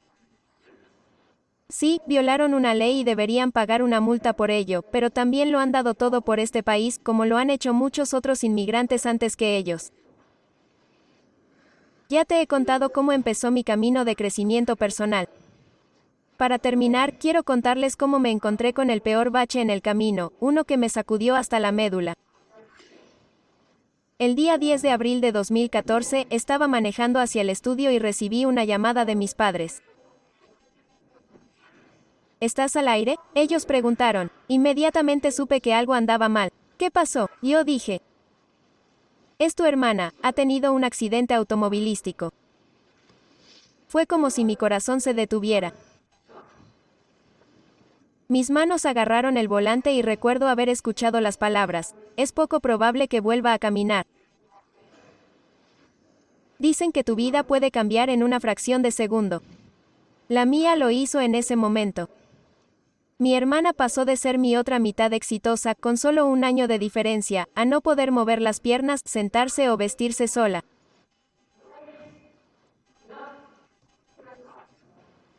Esto no era como un campamento de verano donde mágicamente podía mejorarlo. Esto fue aterrador. A lo largo de 2 años, mi hermana se sometió a 15 cirugías y pasó la mayor parte de ese tiempo en una silla de ruedas. Pero eso ni siquiera fue lo peor. Lo peor fue algo tan doloroso que es difícil expresarlo con palabras, incluso ahora.